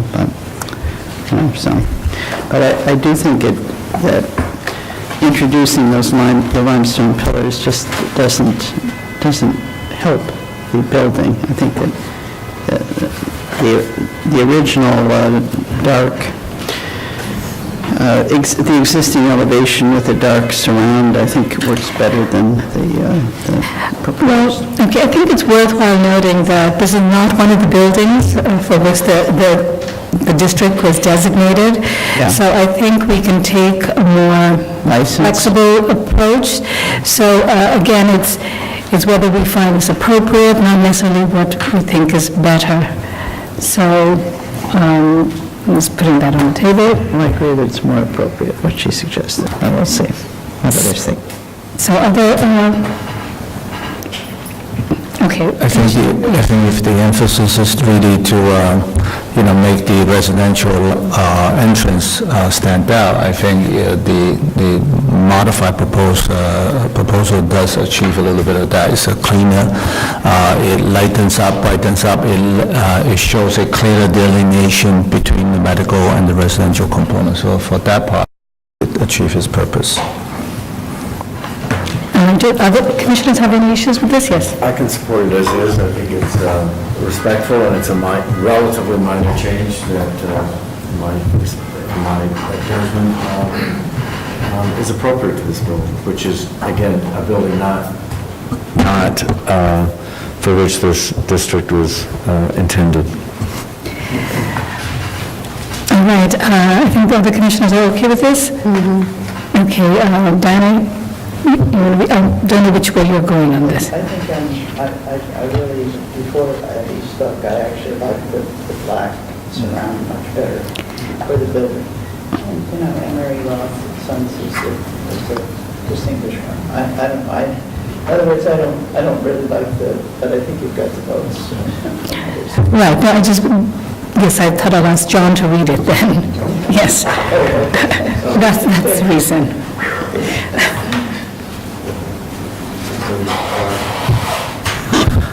In the matter of docket number 18-1214715 Park Avenue, in the Upper East Side Historic District, an apartment building designed by Emery Roth & Sons and built in 1948-49.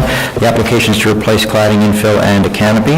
I note the building is not one for which the Upper East Side Historic District was designated. I recommend approval, finding that the proposed replacement of cladding and entrance infill will utilize a basic compositional organization, proportions, materials, finishes, and a level of articulation which are typical of large apartment buildings throughout the historic district and which are compatible with the design of the building, thereby helping the work to remain harmonious with its context without drawing undue attention to itself.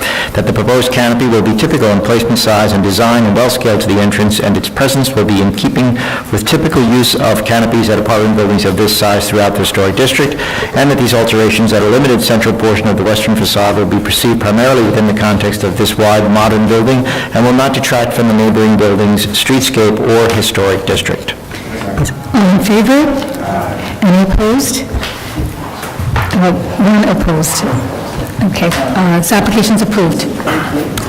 Okay, Commissioners, the next item is item 26 on the agenda. It's an application for a certificate of appropriateness to the Borough of Manhattan, docket number 182845. This is 923 Fifth Avenue, located in the Upper East Side Historic District. This is an apartment building designed by Sylvan Bean and built in 1949 to 51.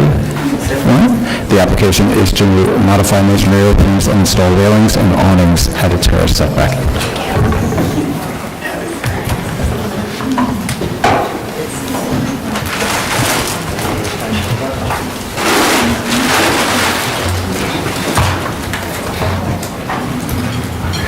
Good afternoon, Commissioners, Adam and Robert Preservation staff. This application is for work at the 18th floor of the building at 923 Fifth Avenue, which is located on the northeast corner of Fifth Avenue and East 73rd Street in the Upper East Side Historic District.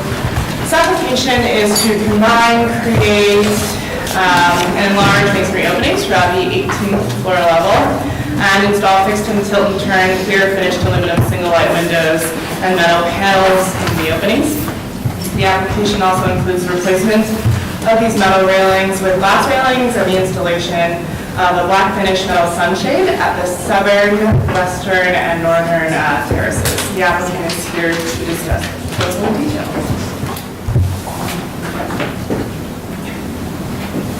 Good afternoon. I'm Stephen Harris for the owner. I'm the architect. 923 Fifth is not a contributing building. It is a white brick building, as are a lot of buildings on Fifth Avenue. It is relatively undistinguished. It's part of a series of buildings that go down Fifth Avenue. It was designed by Charlton-King in 1950. He did some interesting work probably 20 years earlier at the Carlisle and a few other places. This is one of several buildings that he did. What's interesting about this proposal is this is, as it turns out, a proposal which seems to be in the air. There are at least 4 or 5 precedents within a 10-block sort of radius all on this floor. Our proposal is to, I think that's the point, yes. Our proposal is to combine these windows, this is a terrace here, and install a sunshade across the top. This is existing, this is proposed. What's interesting about the building, it is virtually symmetrical. If I go back one second, from here to this line, it's approximately symmetrical, balconies on both sides, advanced pier recess in the center. The back wall of the recess extends to here, and that's all coplanar. At this point, you begin a series of setbacks. The proposal then is we are effectively creating a point of transition between all of this, where the windows are disposed symmetrically, ours are disposed symmetrically. The one on the top floor you cannot see from here is also disposed symmetrically. It is from we cannot find a permit for it, but we think it was done. It's 2012, was the very penthouse also has combined its windows. Unfortunately, from these angles, you cannot see it. So this is the new window on that floor. This is incidentally the only unit in this entire building which is a full floor. So the entire floor is one unit, and so the uses of the rooms is idiosyncratic relative to all the rest of the building. This is from the east looking west, where these windows go up this way. This is the floor we are discussing. That is what we would like to do to those windows there to make them a bit wider. This is the top of the building now, so this is existing. You can see that what's hard to read here, except for that door, and we don't know when that door was installed, from here down, the building is symmetrical. From here up, this asymmetry kicks in a rather idiosyncratic way. This is the part that was done in 2012. Those were combined, and that too is symmetrical about the entire building. So, sorry, our proposal then is to combine these, those, the building is again symmetrical, this above that above that in the center, that aligns with that. We are proposing to construct a brise-soleil projecting out anywhere from 2.5 to 4 feet. It is stainless steel and aluminum with slats that run north-south to block the afternoon sun. What's the finish? Painted. It's painted to match the building has a master plan for all the railings, all the decorative trim. The other thing that does in perspective is that trellis becomes this handrail. This handrail is not original. These were done, I don't know when, they are undistinguished, to be charitable about them. But from the ground looking up, this glass handrail disappears, and that canopy then becomes the standing for that. Again, coming around the corner, existing, proposed.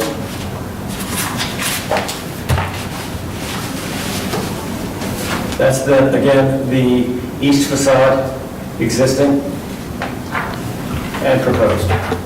We are combining some windows, putting louvers in some windows, eliminating some windows, but the ones that count, the ones facing Fifth Avenue, the ones facing 73rd Street, we're being quite scrupulous about. They're also all set back from the facade of the building. They're not. These windows are coplanar with the rest of the facade. This is the property line, as are the ones on the north facade. Again, this is the north facade. This is the floor. It's actually the 19th floor. And this is that proposal. These are details about how they're built. I'm happy to go through them if you'd like. That's the plan of the apartment. It has been demolished and sitting vacant for 10 years. And this is our proposed plan. How is for that the possible? apartment. Must be not 4,000 feet. So what we found interesting after we had developed it, we began looking down the street. This is an Emery Roth building at 875. And this strategy, and combination of a series of windows, was done by Charlie Rothme for Phil Donahue and Marlo Thomas. This is a significant building. It is an Emery Roth building. It's strip deco. It's a much more important building than ours. There's another shot of it over there. I would think it's a rather fetching addition to it. But again, like ours, it's symmetrical, and it acts as that thing which reunifies the whole building. It acts as a kind of visor for it. This is at 910, which is another Silver Bean building. It is not a contributing building, but it too has had these windows combined there and there on this building, all the way around the top. So it was within his vocabulary to actually do this. At the time that our building was built, it was built with relatively small apartments. I do not think it was a particularly prestigious address. This, then, I'm sure you know very well, is 785. This is the apartment of David Geffen that you approved, I think, about a year and a half or 2 years ago. Again, all three, and this too is even though this is an Emery Roth building, I do not believe, is it contributing? It is not a contributing building either, it too is white brick. So all these are white brick buildings, all within. So we have 923, 910, 875, and 785, all white brick buildings, all have some version of this there. I'll be happy to answer questions for you. This is more of Mr. Geffen's extravaganza. All right, questions for the applicant? Any questions? Okay, we'll take testimony. Kelly Carroll. Kelly Carroll, Historic Districts Council. This building has a regular window pattern which exists, and while it's not particularly attractive in terms of its contribution to the district, changing the windows on just one floor on a primary facade which faces Central Park and Fifth Avenue seems like an unnecessary blight. Thank you. Elizabeth Fagan.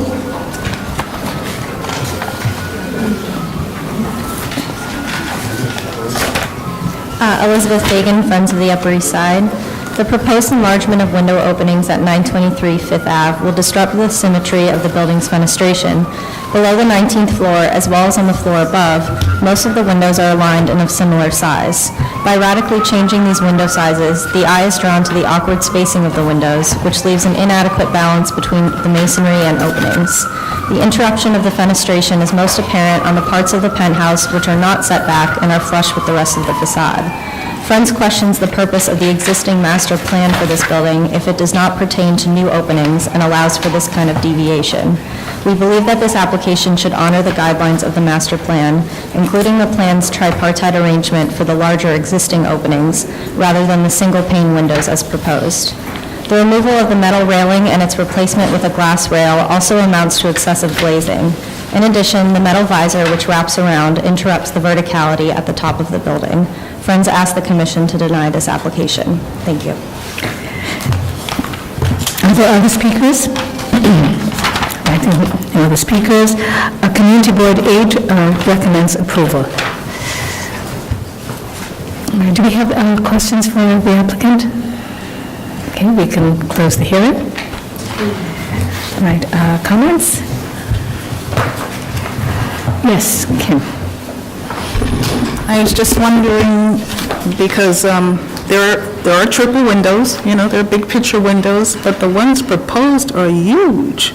We went from some that were 12 and 8 up to 15.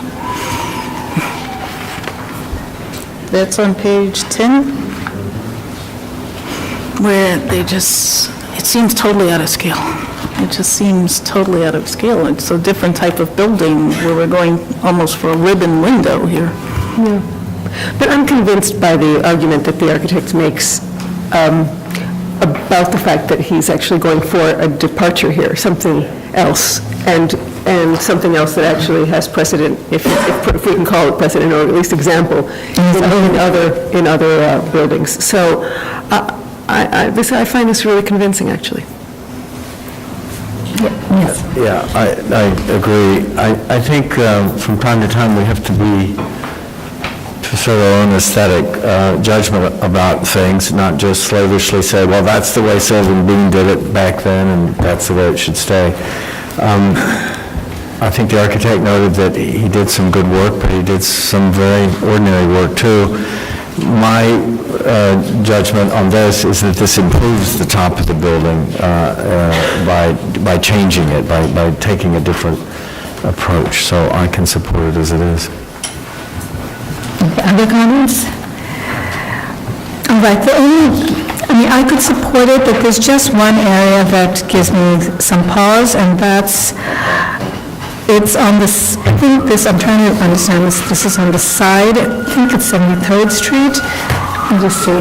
Can you show us, not this one? So that widening of that window? No, not this. I think it's the east facade. The east facade, right. So this is existing, the proposed, I think because this is not on a setback, that's the only place that I think we could just, if they could just, over here, get rid of that. But I think the rest, even the one on Fifth Avenue, I could support. Okay. All right. Kim, I don't know how you feel about it, but otherwise Diana can read it into the record. Okay. So Diana, It's the eastern facade. Yes. Could I just raise one point? So there are two of these that are on, so we're all right with this one, which is on, there isn't a setback, right? It's Right, I'm fine with the one on East Fifth. elevation is Yes, page east 11. Okay. Next page. There you go. Yeah. This one. 11 and 12. It's done. I think mine the middle. Okay, He's going to change that.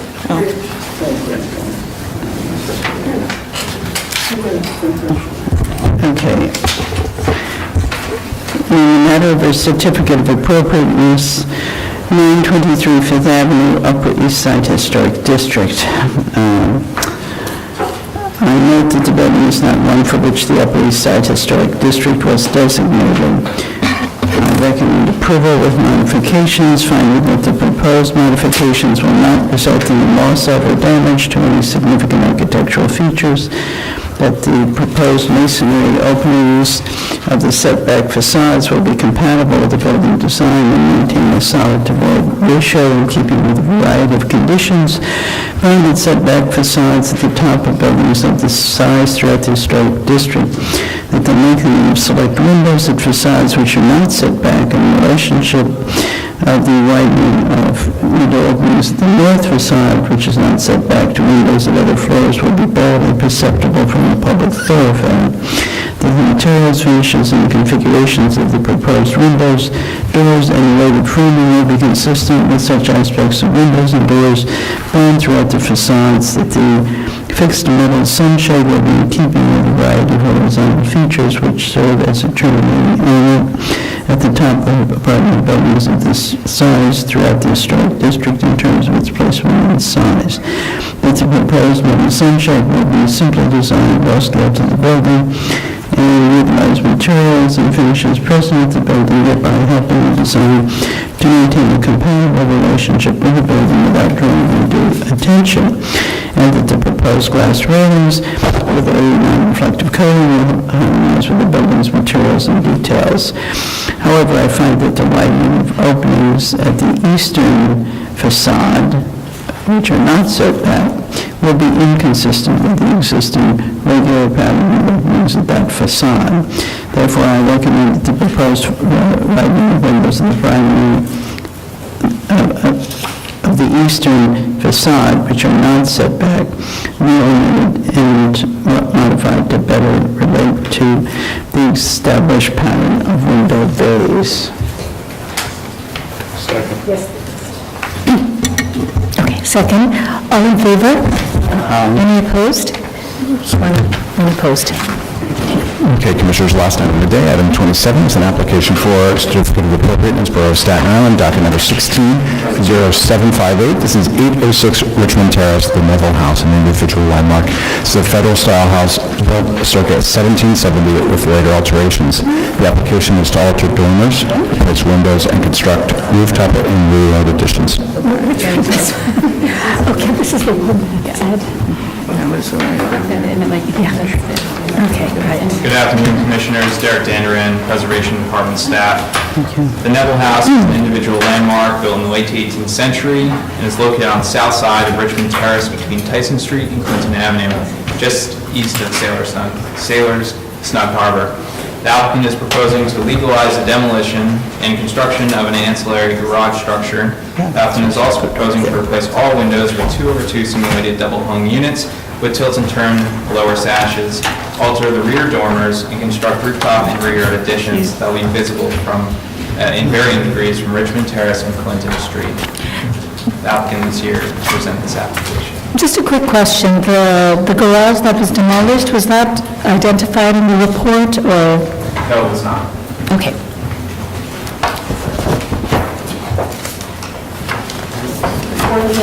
Orly Eshkar Architect. With me is Beata Galdi from Beata Galdi Design. Sorry. Okay. This is the site plan, and if you look, right here is the street widening line. This part of the building was built around 1776, and this is in the 1870s. Most of this building is within street widening. As part of my client, as part of DOB requirements, my DOT had to sign off on this, and my client was required to do some eminent domain acknowledgement to DOT that they have a right to take this. They have a right to take this. So the legal. Oh, it's in the bed of the map street, is that correct? Yes, Okay. yes. And also. And pre-existing? Yes. On this side of the street, there's a construction yard that's going to stay that way. This is an M11 zone, and as long as the street widening is there, nothing's ever going to get developed there. And on this side is a warehouse. This is the outline of the existing structure that I'll show you a picture of later. It got demolished because of a particular accident. We're looking to change the configuration of this, make it into a greenhouse, put a greenhouse here, and I'll just go forward a little bit quicker. I have skylights and I have dormers coming in too. Second floor, okay, this, just you can see them on your own. This is the garage. What we're going to do is put wood siding here and have the shingles matching what the main house will look like. This is existing. This is the proposal. We're going to white line wash this area because it's stone. We're going to repoint it with a softer mortar. That's the color selection. The windows are going to be the Spanish brown color, the mullions and the outside. Everything else will be painted white, and we'll have the shingles coming through. That's the existing conditions. This is the proposed at the rear. All right, the rear is where you're going to see a lot more work. I mean, we're restoring everything in the front. It's the rear where we're making bigger changes. A glass structure here that you could see the existing building, a glass structure here, you could see the existing building. I needed some headroom at the bedroom level over here, and a headroom over here in the upper parts. This is elevation. These are the windows, 2/2. This side will be fixed and this side will be tilted, like is it brand new driveway? Not the Z. Okay. Okay. This is the detail of how we're going to do this. Okay. This neighborhood. That's one I want to show you there. You can see over here the construction yard. The greenhouse location is over there, and right over there you can see the dormers that we're trying to put in. And this is the back. You can see, okay, this is where, I mean, this is the greenhouse location. We're going to push it in more, and we're not adding any floor area, because it's an M1 zone, and I can't add any extra floor area anyway. So you're having a larger dormer over there. This dormer, these are 4 that have been added later on, and they're just all going to get cleaned up. And then the rest. Can you go back to your dormers for a moment? So the dormer in the smaller, the shorter building portion, that doesn't seem to jive with what you, is that, okay, so you have skylights as well, so. Yes, skylights. Okay, so you just make it larger. That's going to be the bedroom. In the front of that, and in the front of this building, I have one very small window that, I mean, the large window finishes over here, and the small window like finishes over here, all right, and that's staying, so, you know, so we're not, you know, that just stays. Yes. Before you go off that picture, take the little red marker and make a line about where the floor is in the old stone part of the house, on the second floor. Floor is... It's around there, like where that red, all right, so in other words, that window right there is at the floor line. Yeah. So, it looks to me like if you go to A203, like your new windows are going to be at the floor. Is that your intention? Or like very close to the floor?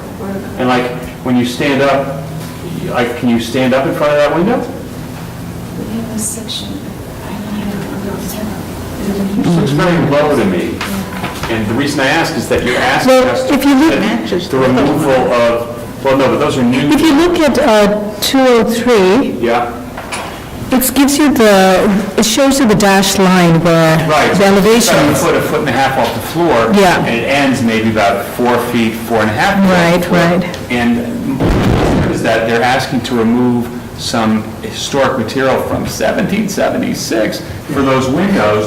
And so I just want to make sure that that's totally necessary. Right, okay. So that's the context. Is it totally necessary to Well, is it functional? Down that low, or is it just like, explain why you made the dormers so low? Okay, let me take it to the... Is that where the existing dormer is? It's the bedroom. Right, and I see there's a little window seat there, It's, so it works when you're sitting, but you can't stand up. Yeah, I mean, it's right over here. Right. Those 3 windows. We're going to put a window seat anyway. Actually, we're going to replace a little bit of stone up front here.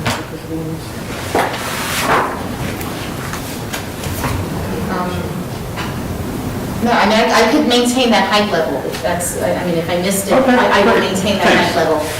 Okay.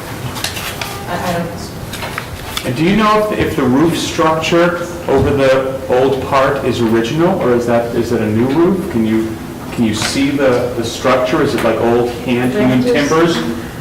It's old. Yeah, and it was a fire there, so a lot of it burned.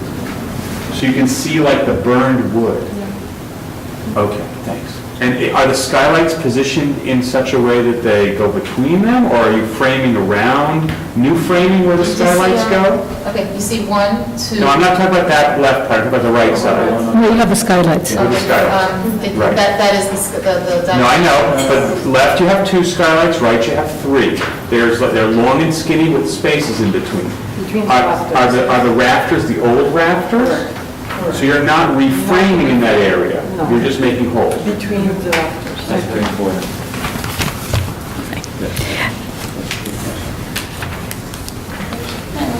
Okay. And then go back to the mock-up, take you there. And then take you to the, you know, yeah, this is what the rear looks like before. Oops. Yeah, no, this is the back, okay? This is the structure that was there before it collapsed and they had the accident. All right, and this is a great photo. Can you just explain the accident? I mean, what happened? Don't go into great detail, just... The woman closed, she went to the back and fell through one of the beams and got a concussion and is almost still suffering. 14 feet into like a cistern. Okay, all right.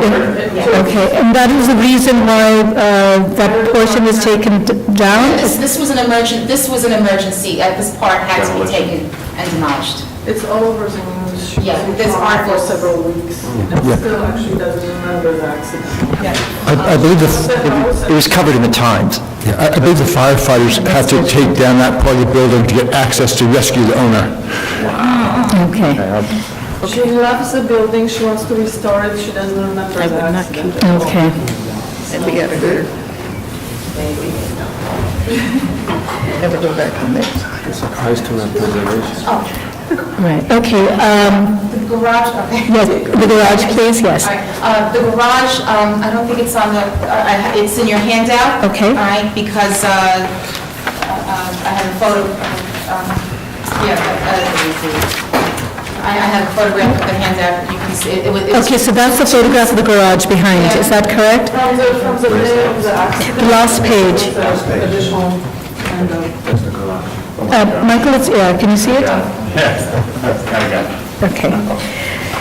Yeah, The foreground is better than... yeah, I mean, here we had a photo of the garage, so we're just going to put wood siding, painted white, and the shingles up here, we're going to just match the shingles that would match the existing house.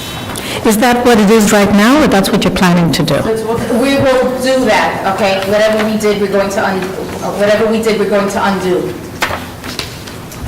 This is the existing garage right here. It's a two-car garage with a gable end and a window in the center. So right now, it's currently vinyl siding and vinyl trim, rake boards, and they're going to swap out everything for wood cedar siding, and they're going to switch out the asphalt shingles to match the proposed shingles at the roof. Okay. The greenhouse. Okay, the greenhouse will have white mullions, and it'll be glass ceiling, glass walls, and you'll be able to see right through to the existing structure, which is what we felt is nice and would be appropriate. This is one side of it. And is your argument that because there were already additions, and that's why it's okay to have? Well, I mean, right over here, this is your 1776 structure, so why not have it full, I mean, again, this is the back of the building. That thing, you're gonna roast in that thing. Doesn't matter. That space is salad.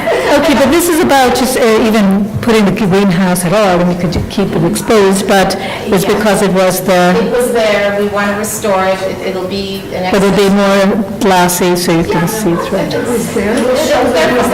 This is not, It was there at the time, it was there at the time of designation.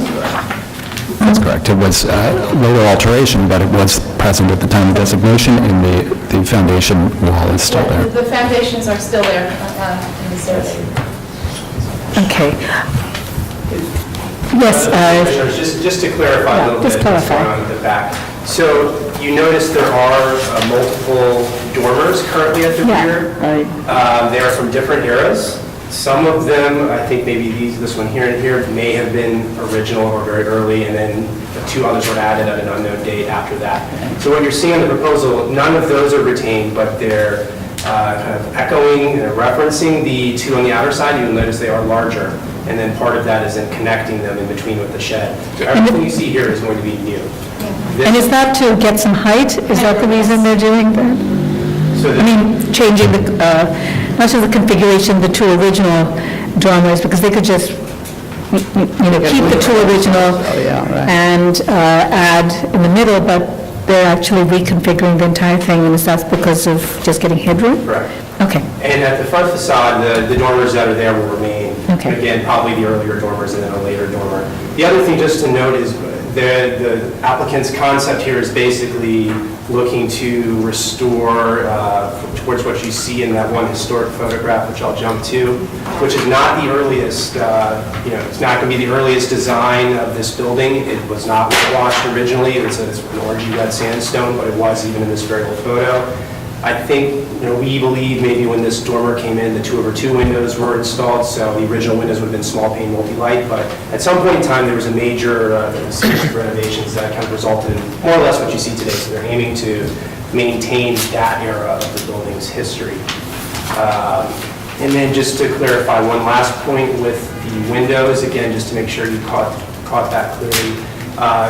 The historic windows of that era are 2/2 double hung sliding sash windows. They're proposing fixed upper sash, in-swing, tilt and turn lower sash.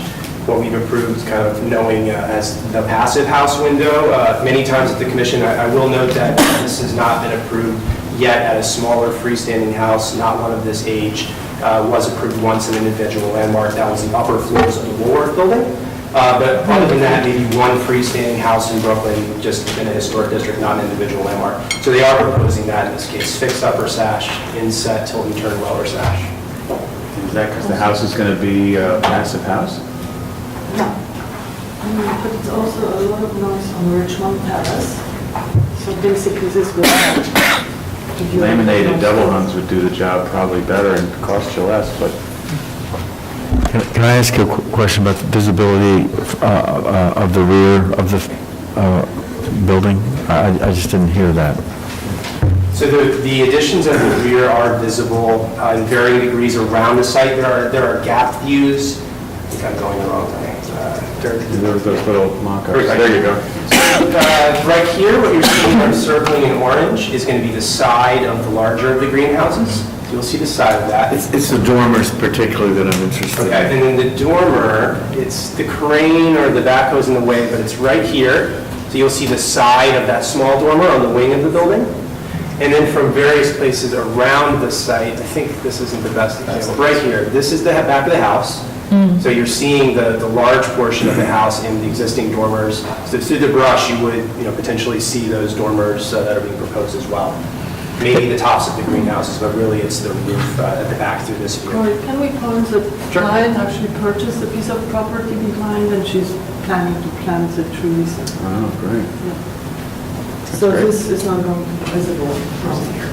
Did she buy the property from end to end, from street to street? Correct. So all behind the warehouse as well as all the way down to From Tyson to Clinton, right?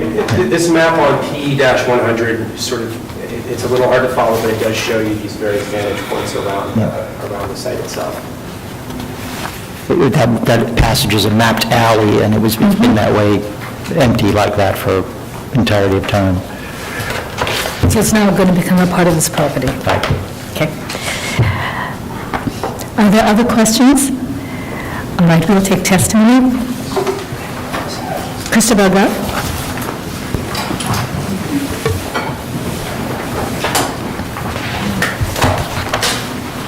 Chris Wilkoff, Photo Society for the Architecture of the City. This is a venerable house built before the Revolution, about 1770, by a sea captain, according to the designation report, and is one of very few freestanding country houses surviving from that time in New York. There was a rather extensive demolition proposed, and in view of its age and status as an individual landmark, we would hope that the roof could be resurfaced without alteration. It is not clear to us from the interior plan why all the historic dormers on the south side must be destroyed, or why the replacements need to be so different from what was common practice when each part was built. Modernization is still possible while keeping the character intact, and Neville House deserves the best. It's also regrettable that there is a plan for using non-historic windows. Thank you. Thank you, Christabel. Kelly Carroll? Kelly Carroll, Historic Districts Council. This house is one of the few large pre-revolutionary country houses still standing in New York City. While the front facade will be left intact, the rest of the house will be altered in ways not suitable for any individual landmark, let alone one built while our country was still a British colony.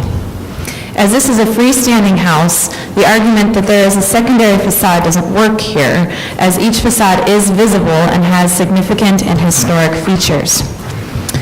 While it may be possible to determine a more regular dormer arrangement in the rear, this would require a preservation strategy, not a demolition strategy as is being proposed, meaning save the two original dormers and get rid of the other ones.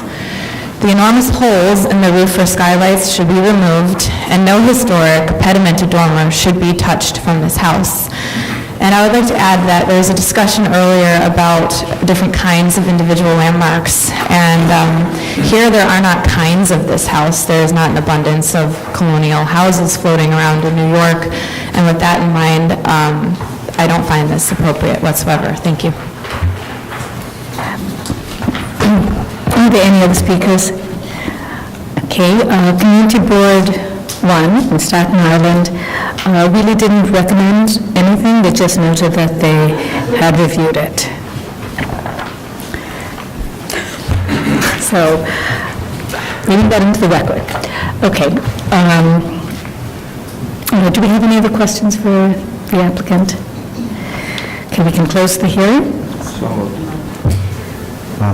I know it's late in the day, but to start our discussion, I know this site extremely well and its history, and I just want to make, as background, we should keep in mind that we might want to be thrilled about this particular owner doing whatever she does for this house, notwithstanding that she almost died the first day she bought it. And I can tell you the story is true because I was actually there that day. The prior owner did a wonderful job of keeping it, not destroying anything. It was a preservationist by the name of Mark Landis who kept this house for many years and lived in it without actually modernizing the utilities even. So he kept himself warm by fires and that sort of thing. The good news is that he didn't destroy anything, and so you have the house as it is. Those changes that you saw were changes that happened quite a long time ago. I realize that there are some changes that are proposed that we may or may not like and may want to tweak and may want them to work with staff on. And it is, I would agree, as being a half-century older than any other building we talked about today. It's an incredibly valuable structure in a very complex place. As they pointed out, most of the house actually sits in mapped roadbed. I can assure you from where it's located, that roadbed will never become road. They will have to take out part of Snug Harbor, and that's not going to happen. But the land around there is changing hands all the time right now because of the building of the wheel up the street, and actually some of those segments of proposed roadbed as well are becoming very popular for people to buy and sell. So it is a place that, if not this owner, I'm not sure there is one who will keep it standing. So we should just keep that in mind. Okay. So, all right. I just wanted to say something. That being said, which it's commendable, and I'm so happy she's alive, really.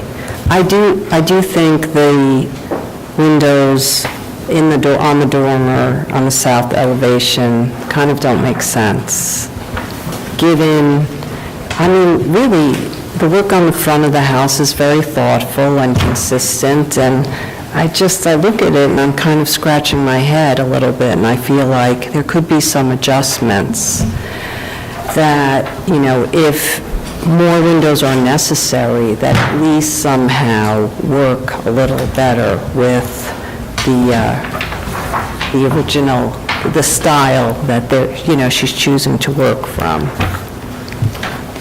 Yes. Yeah, most of us go on and on about when we find a federal building. Well, this is 50 years earlier than that in many cases, so these are extraordinarily rare buildings.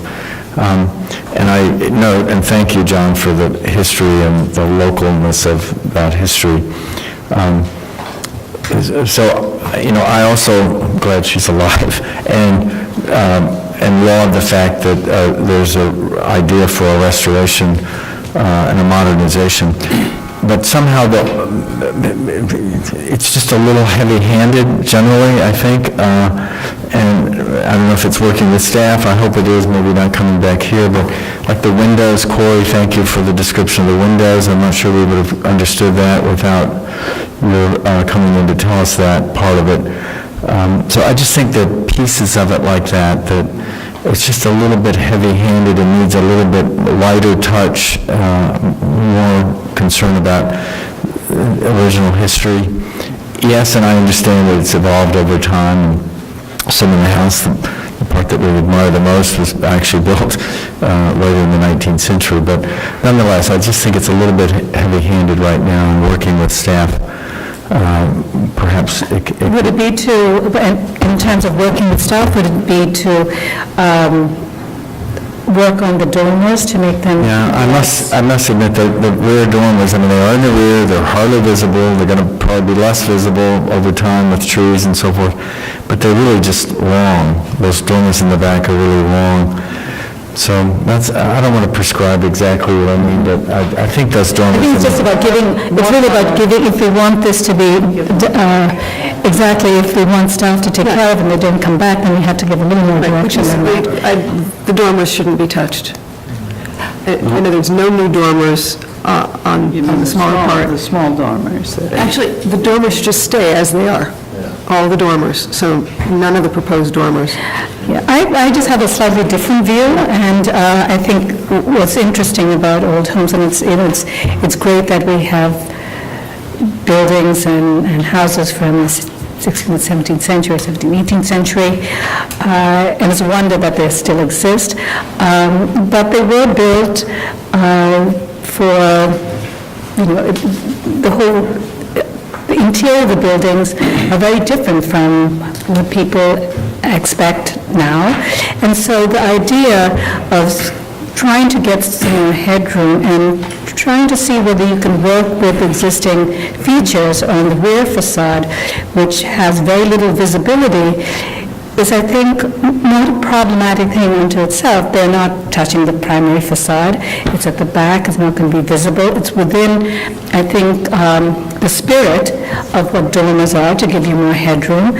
And so the idea that the roof at the rear cannot be changed at all, I'm not sure I agree with that. I think they can have change, and I think it can be done in a way which is, as Fred said, maybe not so heavy-handed, but to allow for a little more light. I think that's one thing that they're asking for, instead of saying that no, absolutely no change. But the larger building, which is the later building, actually has multiple dormers, and they happen over time. So the idea of having, maybe regularizing it, and maybe it's scaled down a little bit to be more in keeping with what It's just more harmonious with, I agree with you about things need to be adjusted for today, but so that the whole house works together a little better visually and architecturally, I think there should be another look at it. Right, so I think it's really about, to me, it feels like the dormers, if you want to have some change, that's okay, but they just should be scaled down. And I think they're maybe too tall, and the openings maybe, they do seem awkward. Yes. Let me ask you, it's an individual landmark. Yes. How would we treat this differently if this was in a district as compared to the landmark? It seems to me that the issue of its individual landmark means that it's totality, the front and the back. But I think the reality is we've allowed for changes on individual landmarks all the time. Right. So I'm asking, in this case, how would we have done differently, if it was in a district? And I would say that sometimes maybe the way we approach the building, whether it's individual or within a historic district, may not be that different. So, I'm just talking about the building that we have here now. If it was in a historic district and it had no visibility, maybe we'd allow for much more flexibility. Well, I think this is extreme flexibility in what they're proposing. Right, I'm not saying that we should support it as is. As is, right. I wasn't agreeing with you when you said there should be absolutely no change. Yes. It's a fascinating story and a remarkable house, and I agree with a lot of what's been said. And the way I would frame it is, I think that I look at it as two different pieces. I look at the 1770 piece and say, holy cow, can't be, we have to really dial up the examination there, both in terms of the form and the material. For the later piece, I think one can view it less urgently, because I think it was landmarked as an individual, not for that piece, but for the old piece. So in terms of the newer piece, I think that the recommendation that I would have is on the back, keep the two side dormers, which the staff says are original, and if they want to do a shed that connects them, I think that would be appropriate. I think that would be secondary. It would not be visible because it would be blocked by the two existing dormers. It would give them the headroom over what is basically a stair. So I think it would probably suffice. And it wouldn't be quite as high as this, but I think it would be a reasonable approach that would maintain what the staff believes is the most historical aspect of that roof. For the 1770 piece on the back, I think it's great that the applicant recognizes the gem that they have, and goodness gracious, what an odd location between, these constructions. It's just great that they're doing this work and that they're going to this effort to save it and to preserve it. And I think the applicant's already expressed the willingness to modify that rear dormer. And I think that my first, the best solution would be to eliminate the skylights as well. But I think that if you're going to use that room and it does have very limited light, I think that making sure that the skylights don't involve the modification to any of the original fabric, the timbers, is critical. And I think It's reversible then, too. exactly. So I think that you're preserving the historically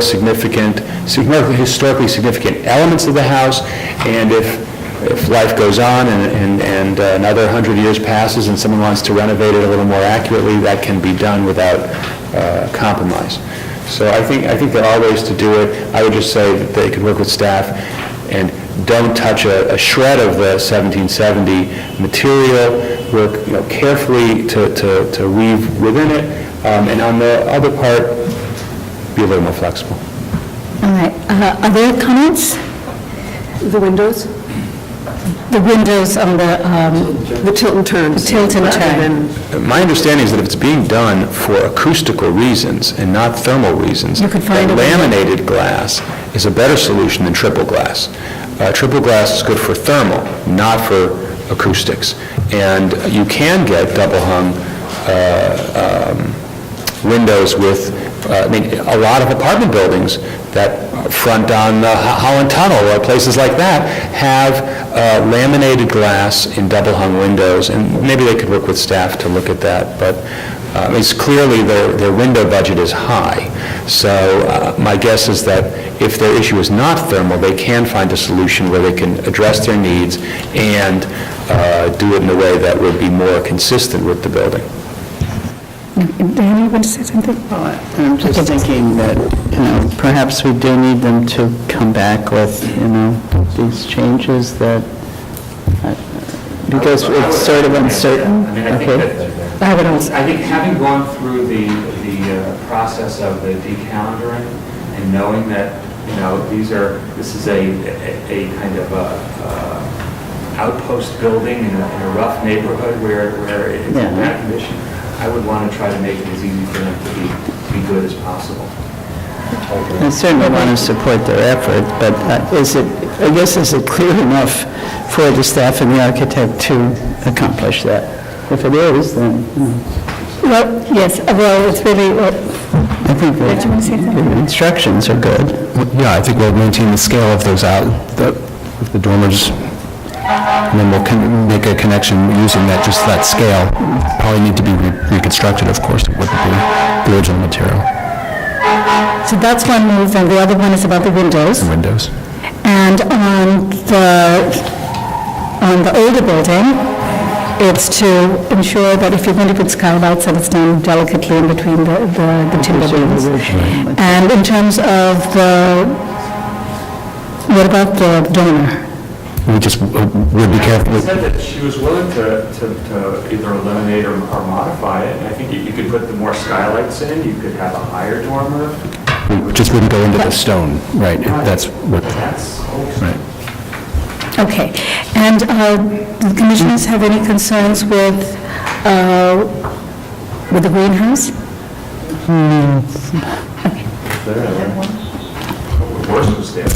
It was actually some sort of appendage building. Really, the footprint's there, the foundation, but. As much as that was possible. It was a building. Yeah. It was a shed, right. Okay. Okay, John, do you want to read that? With all those changes? Okay. In the matter of docket number 16-0758-806 Richmond Terrace, the Neville House, an individual landmark, a federal-style house built circa 1770 with later additions. Application is to alter dormers, replace windows, and construct rooftop and rear yard additions. I note that the historic timeline for the construction of the wing porch and dormers is unknown.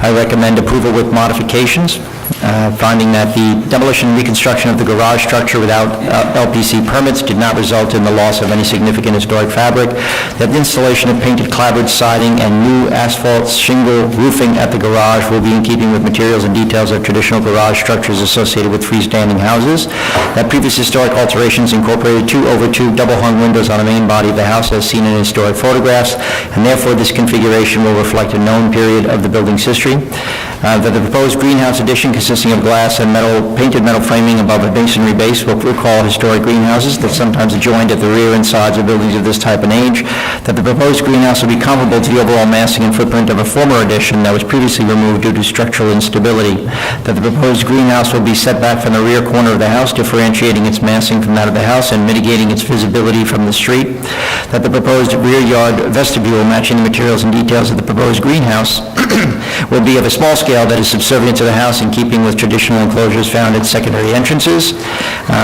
that the rear-facing roofs have a variety of dormers in terms of size, age, and construction, resulting in an awkward assemblage,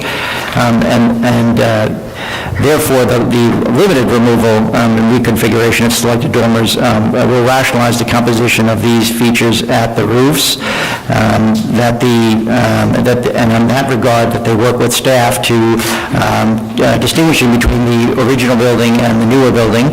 On the original building, doing as little damage to the original material as possible, and on the, which would include raising the level of the dormers, the bottom level of the dormers, to the extent they're being installed into the roof line. And on the newer section of the building, retaining the two existing right and left extreme dormers and working with staff to develop a composition for a connecting area in between. That the use of natural wood shingles and painted wood trim rear dormers will relate to historic materials used at the front dormers of this house, as shown in historic photographs. That the proposed fence and gate consisting of painted wood with the finished side facing the street is of a style and scale compatible with the architecture of the building, and its location is consistent with historic fencing previously found at the site, and that they will work with staff to develop an alternative alternative double-hung window to replace the proposed tilt and turn sashes. Okay, second. All in favor? Aye. Any opposed? This application's approved. Okay.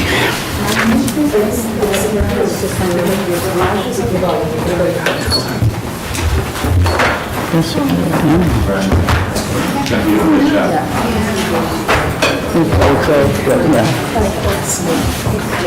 yeah.